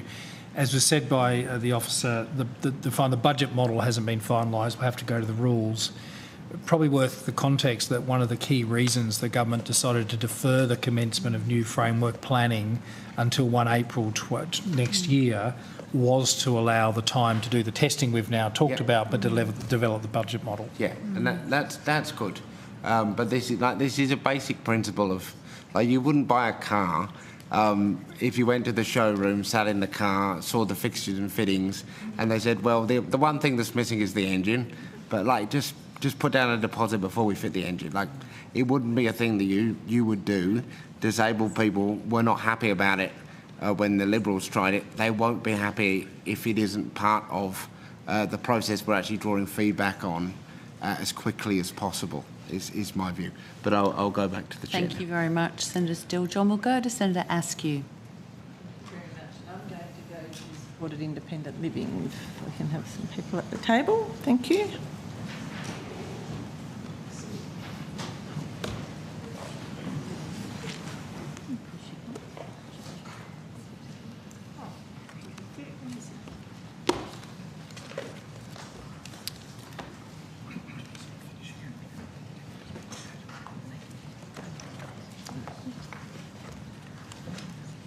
Thank you very much. So in the budget, the budget's committed $49.4 million over 4 years for the NDIA to commission plan management, support coordination and home and living supports for SIL participants. Can you give me an idea on how the $49.4 million will be broken down across services and support delivery plans? Sorry, can I just repeat the question, please, Senator? Mm-hmm. So the budget's got $49.4 million over 4 years for the NDI to commission plan management, support coordination and home and living supports for supported independent living participants. Yeah, I'll ask Ms Wood to comment because this is, and Mr Schaefer. Yeah. It's essentially the design services to ensure we can do that commissioning possibly. It's not actually the commissioning of the services. Okay. It's the design so you can do that properly. Mr Schaefer? Senator Ross Schaefer, First Assistant Secretary, Carers, Autism Markets and Safeguards in the department. I think, Senator, the number you're referring to, the 49 million, covers all three of those measures. Just on SIL, that element is absorbed by the department. It's within existing resources, so there's no additional funding associated with that measure. As the Secretary indicated, that measure is to design and consult on the possibility of commissioning a portion of the supported independent living market. There is no decision at this time to commence with commissioning. That measure has a number of objectives. The first is to improve quality of services for participants. So we'll certainly be working with participants through our consultation process. We're also keen to look at innovative models of housing and home and living delivery such that we can improve the outcomes for people. So as part of looking at the SIL market, we'll also be looking at things like the role that SDA plays or the role of the kind of bricks and mortar element of the delivery. And thirdly, provider viability. We have heard, as this committee has discussed before, certain portions of the SIL market, I wouldn't say it's all of the SIL market, are struggling with viability, and there's a range of reasons why they do that, including vacancy management. So we'll start consultation with a number of stakeholders from July this year. That'll include providers, provider reps, participant organisations, states and territories, and of course public consultation on that measure with a view to design something where, as I said, a portion of the market at $16 billion a year, it's not practical to commission the full $16 billion in one go, design something we can bring back for a government future decision. So what modelling or assumptions or costings were used to determine that figure? It's a pretty precise figure, 49.4 million. As I said, I think the 49 is broader than just SIL. There is no saving or cost associated with the SIL measure in the budget. Is that out of the budget? So. Yeah, might have to defer to one of my colleagues. Senator, I just want to re-emphasise that that's not, for example, a number of what we think it's going to cost to commission any of these services. The internal work. So it's essentially what we think we need for internal resources or external resources where we might have consultants or contractors come in. So if you can imagine, for example, you were designing a commissioning approach for SIL, you were going to have to think about how you would go to market, how you would specify the contracts that were involved, how you would specify what the KPIs were, how you'd specify the tender process to ensure you got the best value of money and the best outcomes for participants. So that is, it's not so much modelling, it's what I was saying, standard bottom-up costing. How much resources do you think you need to support that level of activity? As Mr Schaefer said, something to really focus on here is the scale of commissioning you might be talking about in terms of the dollar values is very large, particularly as when you look at SIL, the representations made to us is that if you were to commission this market, you would want to do it for multiple years. If you wanted people to make business model changes, investments, etc., you might be commissioning for 5, even 10 years, which means that you have a very multi-billion-dollar procurement, and therefore you need a lot of resources up front to make sure you get that procurement right. So it really builds up for what our experience tells us is the level of resources required to do that sort of procurement, which is very large. Okay. Do you want to add something, Ms Rule? Sorry, Senator Mary Wood, I'm Deputy Secretary in Disability and Carers Group in the department. The figure you cited from the budget papers of $49.4 million over 4 years commencing next financial year is, as Mr Schaefer has indicated, for the 2 service types that the government has committed to commission at this point, as opposed to the design of the potential commissioning for SIL in the future. So the 2 service types will be commissioned plan management and secondly support coordination services for NDIS participants, and we can speak to either of those and their objectives and process if you'd like us to. No, I get where that's going, but we'll go back to the consultation then, because obviously if you're going to be commissioning that, and I think you said, was it October? Something 31st of October? The consultation will run, Senator, from July to October this year. So what process will the consultation go through? We're still developing that, as the Secretary indicated. Although the budget doesn't show a dollar figure, we will have costs incurred.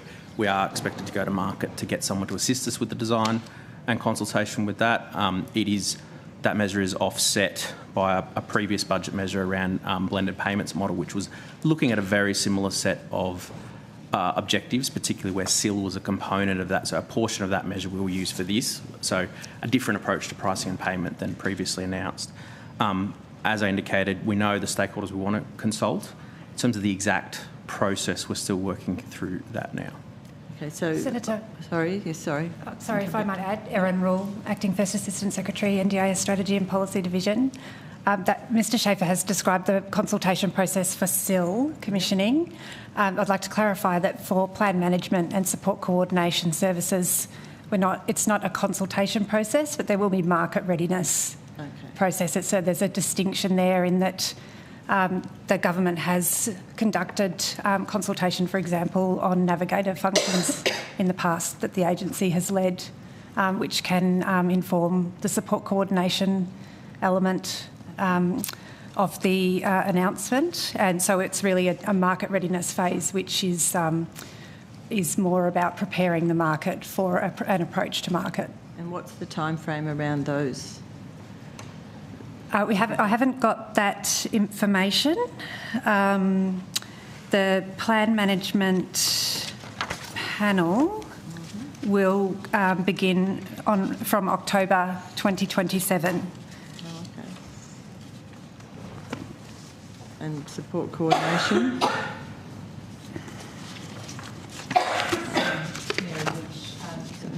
The support coordination panel services will begin from 1st of July 2028, and for both the Commission services there's a transition period too. A transition period for how long? I think 6 months for both. 6 months? Okay. So just going back to the SIL consultation, as part of that, you're obviously going to be bringing in contractors and so on to coordinate that. Will SIL participants and their families and broader stakeholders be included in the consultation from the start, or is it more development of the program? Definitely, Senator. As I think I listed the groups before, but participants definitely, and participant representative organisations. So some of the targeted stuff, we'll sit down with certain groups, but I would envisage a public consultation paper during that period, yes. Senator, there are a range of very interesting advocacy organisations that have argued for quite different models of provision for people who require intensive care at home or intensive support at home, but might like something different to a traditional model of SIL provision. I am very keen to ensure that the consultation process hears from those groups. I've personally benefited from engaging with some of those groups. I think there's a lot more we can do here, and it's one of the areas in the scheme where advocates had imagined a higher level of innovation than has eventuated. And there's lots of reasons for that, but this presents an opportunity to explore those reasons and see if we can't unlock some of the forms of accommodation provision and support at home that are of great interest to advocates. So probably the only other bit in that part is how will you ensure that the changes to commissioning arrangements and so on going forward will not disrupt existing SIL housing and support arrangements? Because obviously we've got structures in place now. What precautions will we put in place around that? Senator, as I indicated earlier, there's no actual decision to proceed with the model as yet. So questions like that, questions like the Minister raised around what participants want to see in housing are all the questions we're keen to explore during consultation. I indicated we'd commission a portion of it. That will be a question we'll ask in consultation. What's the portion of the market we should start with? Is it participants most at risk? Is it where, viability of certain providers? I suspect the two probably overlap quite heavily in terms of the more complex cases. But that's what we're really keen. I can't stress enough that we are starting with, we know the questions we want to ask, we are not starting with an answer. Very keen to undertake that design and consultation. So open to design. Excellent. Just on another SIL matter in regard to, this is slightly different. So mandatory SIL provider registration changes taking effect from the 1st of July this year. I just wanted to know how it will impact where a participant's nominee or not a provider manages rosters and directs all supports. Can you confirm that self-directed arrangements where a participant's nominee manages and rosters support workers directly are excluded from the mandatory SIL registration requirements that commence on the 1st of July? It's one for the Commissioner.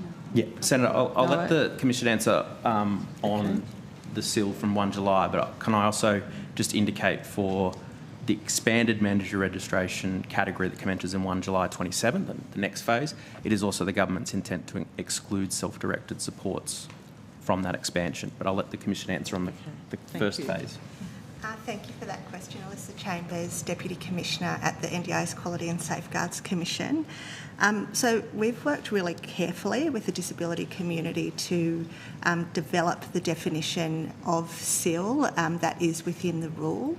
And so what is captured in mandatory registration for supported independent living is where the person with the disability requires support at all times of the day or for most times of the day, and the assistance helps that person to live in their home.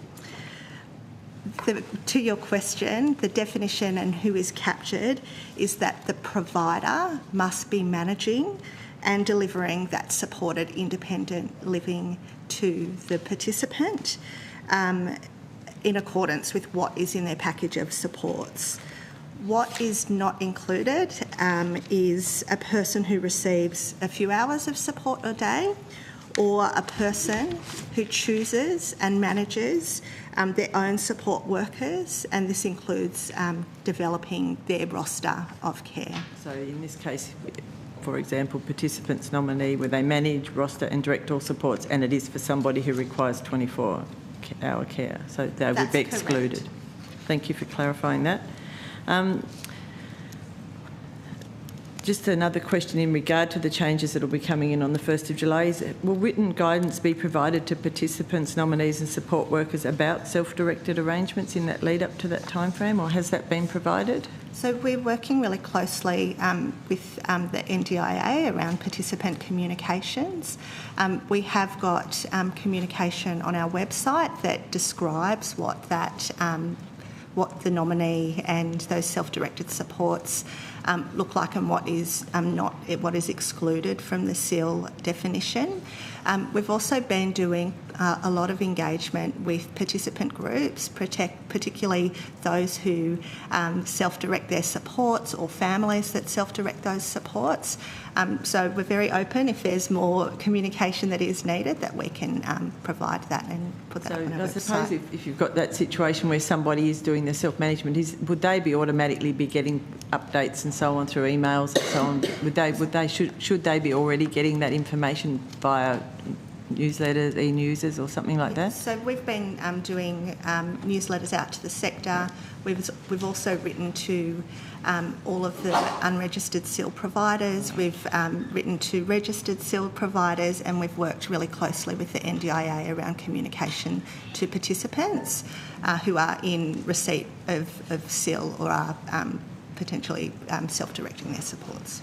Okay, so would you be able to send just through the committee just at some point the link to where on the website they would be able to find that information? I think that would be good, so that just answers those questions for me. And Senator, we might also send you the practice standards for SIL, because these have been developed. It's a first for the Commission with Inclusion Australia.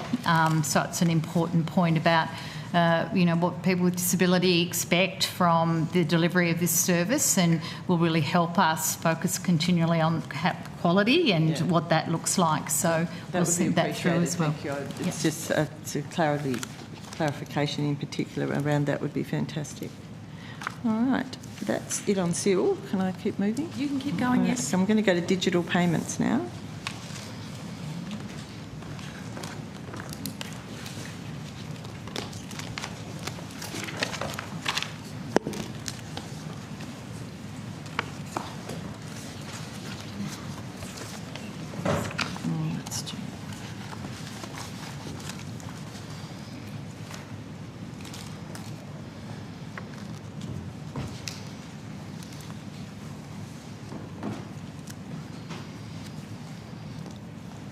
Okay, in Budget Paper 2, the Government's committed $358.5 million over 5 years from 25-26 to develop and implement a new enrolment and digital payment system to improve payment integrity and reduce fraud and non-compliance payments.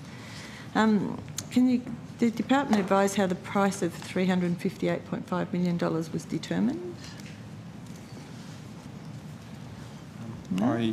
Senator John Dardo, National Disability Insurance Agency. When we develop a program of work, we do what's referred to as T-shirt sizing of the types of things we might need to build for that program of work. That T-shirt sizing allows us to identify roughly the types of resources and the duration of those resources, and have an approximate idea about the types of software or infrastructure that we might need, and then we, using that material, we do we develop a costing model, and that costing model gives us an estimate of what we need in each year of build, and then what we might need in sustainment after that. We have done this before. We did it for Crackdown on Fraud Phase 1. In that T-shirt sizing, there were some offs and ons in terms of the difference between what we did in year 1 or year 2. So we underspent in year 1 and then made that up in year 2. But we came in on budget. We came in within the timeframe we said we would build, and we delivered everything we said we would build. And that's been assured by the Digital Transformation Agency and the Department of Finance Gateway Reviews and an independent assurer. And the teams that did that for the first Crackdown on Fraud Phase 1 are the teams that are working on this concept and have done the T-shirt sizing. And right now, we've worked with DTA to make sure that their assurance is consistent with what we've got in there. And as it goes through those normal governance processes, then the funds in contingency reserve will be released, and then we'll commence the build. Okay, so when going forward then, will you have consultants having oversight of it, or will it be done internally to do the oversight of the digital system build and the ongoing management of it? Or will you need to bring in consultants to do that? Oh, no, it'll be so this probably is reasonably consistent with the way we did the first big systems uplift. And the way we did that was a really, really rigorous program structure. So we have, like a program board that sits over the top of it that usually includes external agencies, might be DTA, finance, and sometimes we need partner agencies that are contributing to the build in some way. There'll be an independent assurer that's external, like we procure that. There'll be an independent advisor, we procure that. There'll be agency resources that are used, so public service resources, APS. So there'll be ASL counted resources. Then there'll be labour hire resources that will be used, so because the build is heavily focused in the first 2 years, so we bring workforce on for that, and then there'll be some subcontractors. Unusually for government, we are the integrator. I've never delivered a program in 20 years where we've given it to another integrator. We are the integrator. And so we were the integrator in Phase 1, we'll be the integrator in Phase 2. And you've got to keep in mind that what we're building here is something that connects to broader systems. It'll connect to banks, it'll provide connections to whether they be plan managers or providers. It'll uplift the things that we're able to do in the mobile app, and we delivered a new mobile app in the first phase, and we delivered it by bringing it in-house and running it. And because we've done that, we're ready now to put additional features in it ourselves. So when we were in government, this is just asking a left field question, we were working towards a digital system. Is it what you've currently done, or in first phase, and this was that based on that, or was it a whole new digital payment design? No, I think there's been some previous attempts to do some things, and you know, like it is not a surprise, right? You know, like when you're developing a new program and you know you're bringing an agency together for the first time, there's different ways people may attempt to do it. It is not uncommon for a new program or new agency to be required to use some other agency's platforms, which is what happened initially when the agency was set up. And then it tested the idea that maybe it would bring some providers in to do a build. I think we're now mature enough, and we've delivered phase one. We're mature enough to be the integrator now to develop this phase two. This really is an architecture we will own and run, but it's agnostic of the vendors or the providers. The idea is we own and run the core. It's capable of consuming different channels over time. It's capable of connecting to different providers over time. We're not held hostage to what happens in the market or what happens in the banking sector or what happens elsewhere. So a bit like the high caps that the doctors and so on use, something completely separate to everybody else. Like that. So the idea of this architecture is that whether it's high caps or whether it's other platforms, they could, depending on what you're trying to achieve over time, they may choose to connect to it. Okay. And in fact, high caps currently connect to the existing APIs for some limited things. So we're not excluding high caps or including high caps or building around high caps or any other, whether it be a CBA product or any other product that may enter the market in the future. The idea is the architecture is capable of allowing those players to play if they meet the standards that we set in the architecture, but we are the integrator. We own it and run it. So do you have a detailed timeline on the rollout for it? So what the time frame will be for the delivery of this phase two? We do, and obviously that's subject to, we've been literally working around the clock with DTA, and I'm talking like, through the nights. So we've got the DTA assurance occurring over the top. Yep. That then goes to finance sign it off. Once those things are signed off, then we can start to lock in. We've got a pretty good idea about the timeline, but we can't lock them in until DTA and finance do their independent assurance. Is it something that we could ask for to be provided on notice once? We couldn't do it immediately, but when? Timeline, but yeah. Absolutely. And I would say we were really transparent with CEDOF phase one. We had a really transparent sort of timeline about what we were doing over a 2-year period. Okay. So what's the expected timeline for it? With the end date? Have you got an end time frame? Most of the build is the next 2 years, so it's heavily, a lot of the delivery is front-loaded. Yeah, okay. So most of the build is the next couple of years. Right. But with any of these builds, like our discipline, the model that we have always adopted is that it's progressive releases and progressive delivery. We don't do big bang delivery. We don't pretend we're on track for 2 years and then at the end of 2 years go, that big bang thing you were going to do, we're now delaying another year. Yeah, no. So what we will do is we will modularise it. We will deliver things quickly. There are things that we're pretty sure we can deliver within the month. There will be things that will come later. But even when they're delivered, we've got to keep in mind that there's different types of delivery. There's a delivery of it might be a prototype, then there's delivery of a production version with limited use for verification testing. Then you open it up to an expanded voluntary consumption, and then you may move for some providers or some channels to mandate the consumption, and then you decommission what you may or may not have gotten rid of. So I just want to be clear that the build is 2 years, but the consumption may extend beyond the 2 years in terms of adoption. That's fair enough. But thank you for that. That's all I needed to know on digital payments. If now's a convenient time, Senator Askew, we might rotate. I'll come back to thriving kids later. Thank you. Cool. We'll go back to Senator Steele-John for about 15. Thank you. Thanks very much, Chair. All right. So one of the good things about this space is that every now and again we get to do a bit of myth busting and get hopefully out of that a bit of more of a shared understanding for the community. So I want to try and do a bit of that now.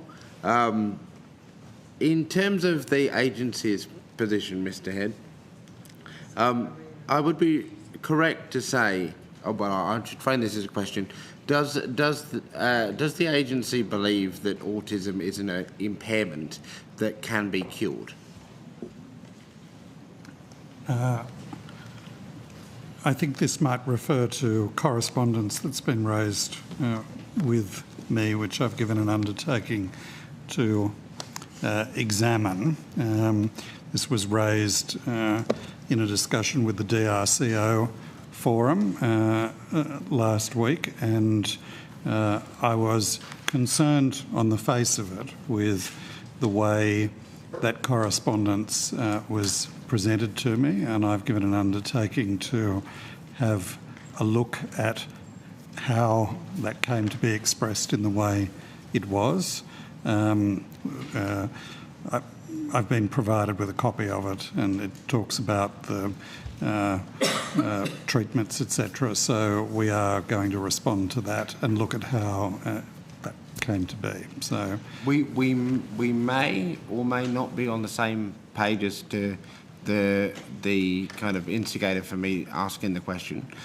We'll get there, I guess, through the course of the line of questioning. But just to start us off, in terms of the agency's position, does the agency believe that autism is an impairment that can be cured? The way it was presented in that correspondence, the way you're presenting it now, is not the agency's position.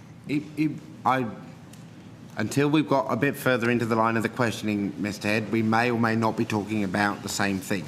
So we'll just take it in parts. Yes. So first thing I'm looking for is for your position, or the agency's position. Does the agency believe that autism is an impairment that can be cured? No, and I think I've just indicated that previously. Okay, great. Minister, in terms of the government's position, does the government believe that autism is an impairment that can be cured? No, Senator. Autism is permanent. Thank you. That's a great piece of shared understanding. I'm now going to read you a piece of material which may or may not be the correspondence that you were referring to, but which has come to me and which I find quite concerning.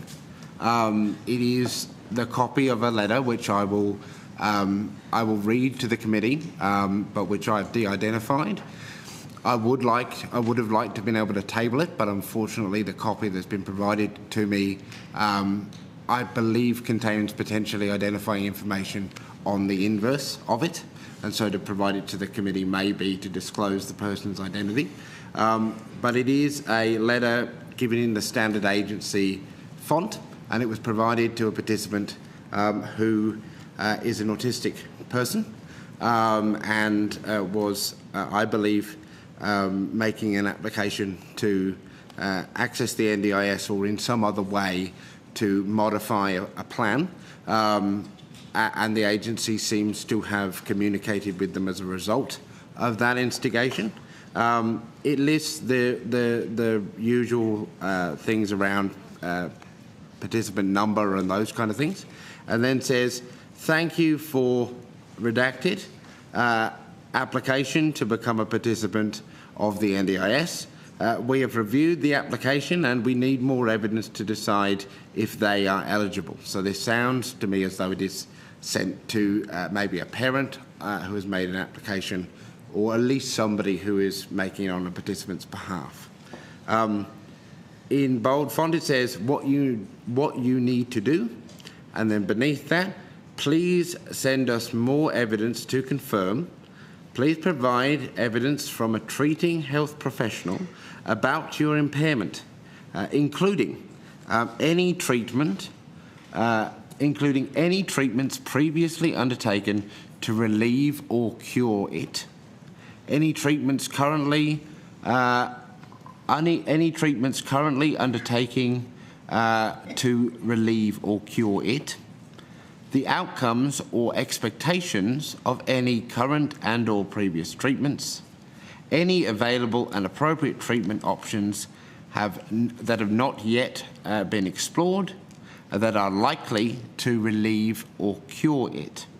If there are any known treatment options that, redacted, cannot undertake, the treating professional must provide information about why this is the case. Now, this is really, really inappropriate. It's not okay, and it's alarming to me that a participant has received this information. If it is the correspondence that you've been made aware of, how has this happened? Well, I'm still examining how it's happened, Senator. It does sound, from what you've read out, that it is the correspondence that was raised with me at the DRCO forum. I think my office has been seeking the consent of the individuals named in the correspondence to provide the material to me, but I made a commitment to the DRCO forum. It was raised in open forum that I would examine how this correspondence came to be developed in that way and would take the necessary action to respond to it. So. Okay. When was this raised with you? We have the date. Late last week, I think. Late last week, okay. Are you able to give me an undertaking that you will table or provide on notice the correspondence in a redacted form so that I can understand whether what you're talking about is the same thing that I've had sent to me? Because I don't know at the moment whether we're seeing multiple different versions of a broader problem. Can I take that on notice? But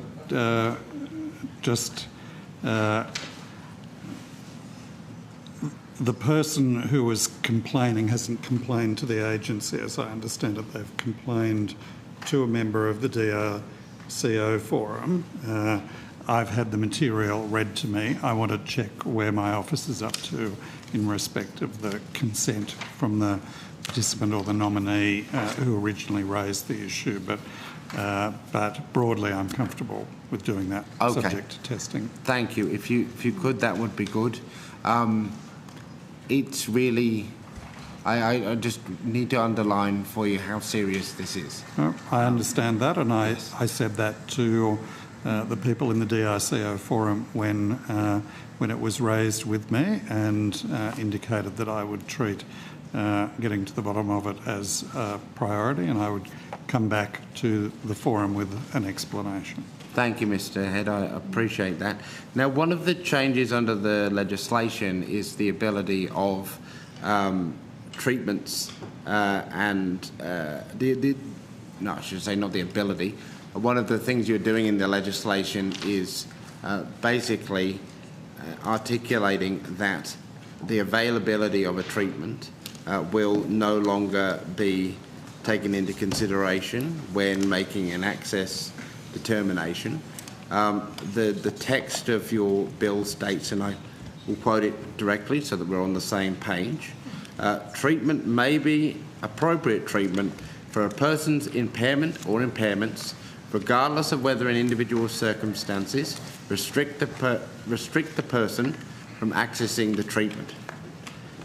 Now, what do you expect people who have lifelong disabilities but who can't get onto the NDIS because they can't afford the treatment that the agency is saying that they need to do? Senator, I'll ask Ms. Rule, I think, to talk through those reforms, or perhaps it's Ms. Hawke. Thanks, Senator. Sarah Hawke, Assistant Secretary, NDIS Strategy and Policy Division. So, as you mentioned, the policy intent of the reforms outlined in the legislation in relation to permanence is really to clarify the interpretation of permanence in relation to significant and lifelong disability. As you've referenced in the correspondence that you've just been discussing, that test already exists in the legislation and the current becoming a participant rules. The NDIS review did make it clear that the current legislative framework lacks clarity in relation to how to determine whether an impairment is permanent for the purposes of access. Recommendation 3 of the NDIS review 3.9 highlighted this issue and recommended legislative change to strengthen the operation of the permanence criteria. To address this, Part 8 of the bill inserts an approach to assessing permanence of impairments when determining whether a person meets the disability or early intervention requirements and introduces the concept of appropriate treatment. That concept is essentially defined along 3 limbs: that a treatment must be evidence-based, be reliably expected to improve, reverse or alleviate an impairment, and be a treatment that's regularly undertaken in Australia.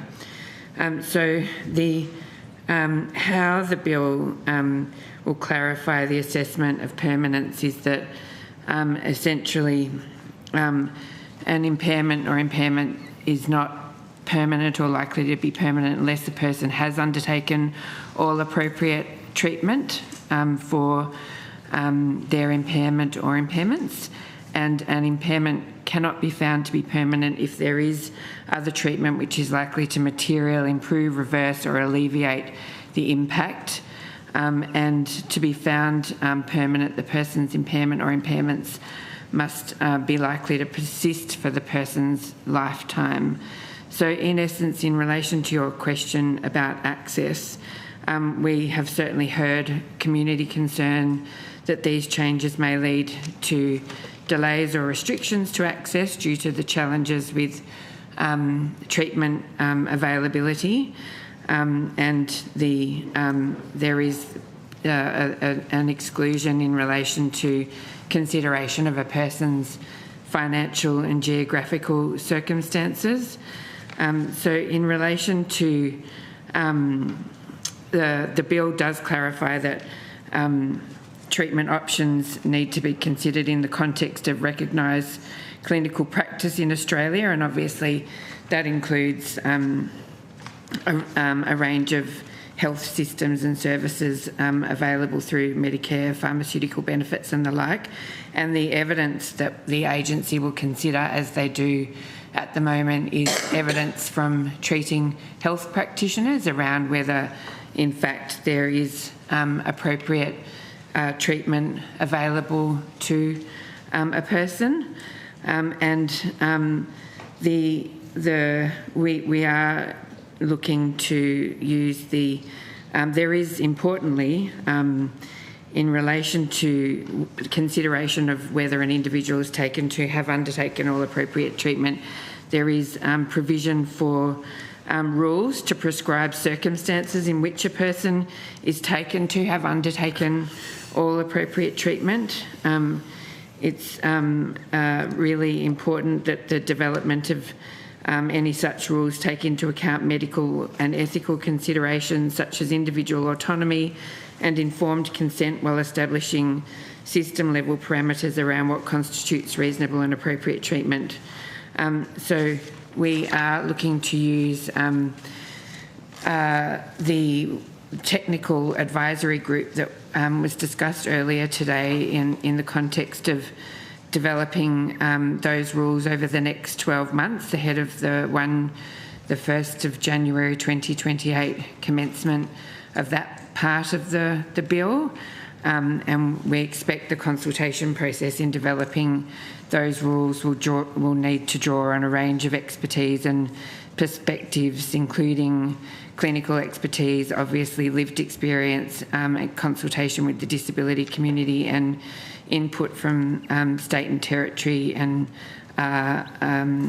other consideration of the interaction between the NDIS and health and hospital and rehabilitation systems.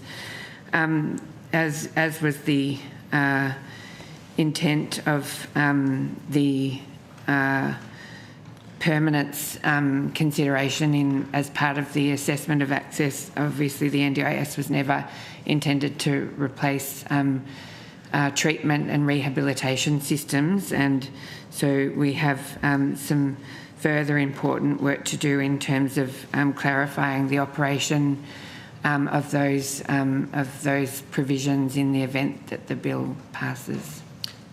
Yes. And I'll need to wind you up if you want to finish. At this point? Like you have another question. I just, because that was a quite detailed answer. So just before we do end, I just want to clarify, because you've given us a lot there and appreciate that, but I just want to make sure among that I don't misinterpret what you're saying.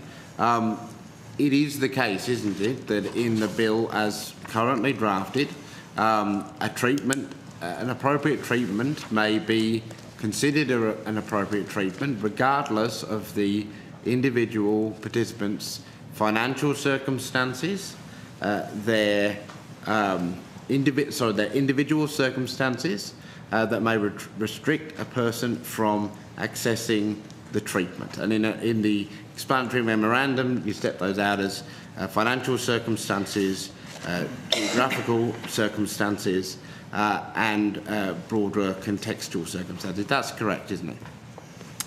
Yes, Senator, that's correct. Yes, okay. So those factors, cost, where you live and any other circumstances, are not barriers to whether something can be considered an appropriate treatment. So if I can't afford it, if a community member of mine can't afford it, it isn't available where they live, that is not a relevant factor in whether it isn't appropriate. What is relevant is that the bill clarifies that appropriate treatment doesn't mean every possible intervention, nor does it require individuals to pursue treatment that is clinically unsuitable, high risk or of negligible benefit. But financial burden is not part of that, is it? Correct. No. Okay. All right. Thanks, Chair. I'll leave it at that. I'll leave it at that. If I can just clarify or just to add to Ms Hawke's evidence that we're talking about, Mary Wood, Deputy Secretary, Disability and Carers Group, that we are talking about publicly subsidised treatment, so access to other service systems. Yes, but we all have a shared understanding of the existence of a gap fee, don't we? Like in those publicly subsidised systems. Yes, I mean publicly subsidised systems have some fees that you might not be able to afford. Rationed basis to them. Indeed, they do. Yep. So we come back to the financial barrier. And then there's anybody who's from a rural community, and I've got my colleague here who lives in northern Queensland, northern New South Wales. How dare I?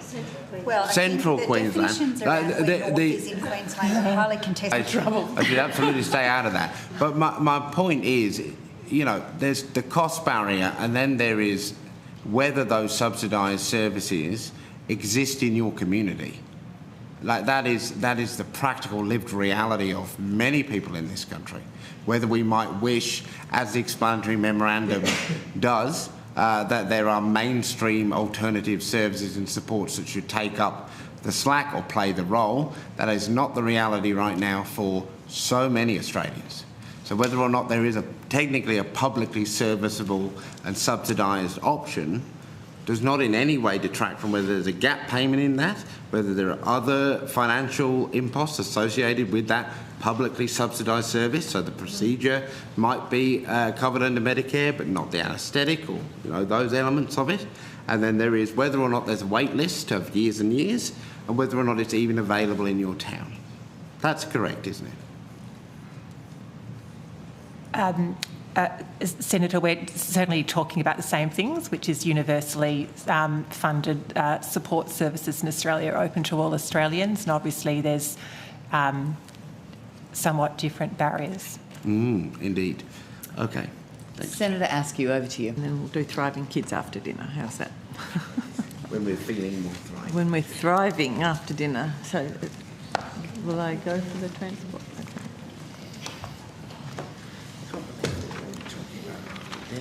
I know, the day's gone nearly. Thank you.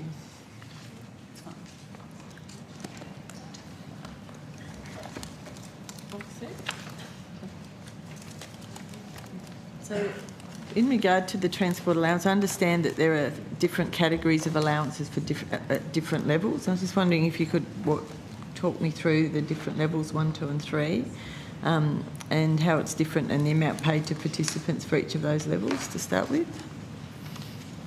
Sure, thank you, Senator. It's Amity Durham, Deputy CEO. So, as in your question, yes, that's correct. We do make different transport support payments to participants. Broadly, there are 3 types of supports that we pay, and in relation to one of those, there are different levels. So the 3 categories of supports are general and activity-based supports within NDIS plans. So that's identified through the planning process. We also pay recurring transport supports, so those are fortnightly payments made to the participant's nominated bank account. And thirdly, we provide support for provider travel. So that may be included in a budget and cover labour and non-labour costs of a provider to travel to and from a participant's home to deliver that service. Okay. In terms of the recurring transport support, so those are the cash payments. Right. They can be made at one of 3 levels. So level 1 is $1,784 per year. And that's for participants who are not working, studying, attending day programs, but they're seeking to enhance their community access. Right. Level 2 payments are $2,676 per year, and they're for participants who are currently working or studying part-time, so that's up to 15 hours per week, or participating in day programs, and for other social, recreational or leisure activities. And the third category, or the third level of payments, is $3,456 per year. And that's for participants who are currently working, looking for work or studying at least 15 hours a week. Okay, so for each of those recurring transport payments, it's just a flat amount that's paid fortnightly or something into their bank account, okay? That's correct. So that's only relating to them. How are the general and activity-based payments paid? Is that just as they're used and claimed back? Yes, so the transport payments that are within plans, they are included in their plan and they're claimed. So that will be individualised as to the amount that they're actually entitled to use. And same with the provider travel? Is that yes, that's correct. That needs to be claimed. But the recurring transport supports are cash payments, and they're a legacy arrangement. They were previously provided by the states and territories and were transferred to the scheme.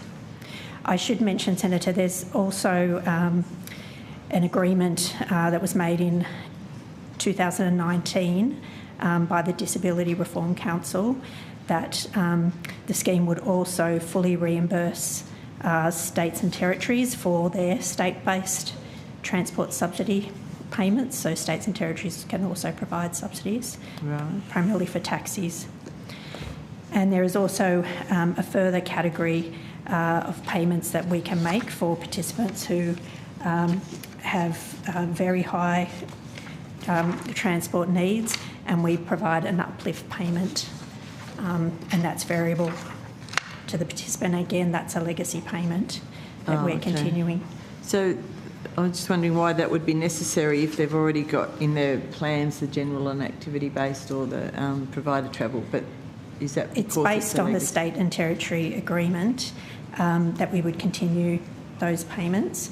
We are planning to undertake work on long-term transport reform, but that will require discussion with the states and territories. I reckon that will be an interesting conversation.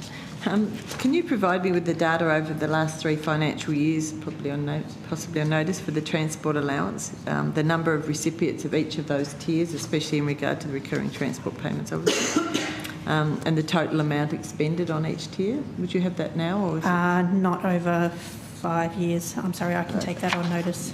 Okay, and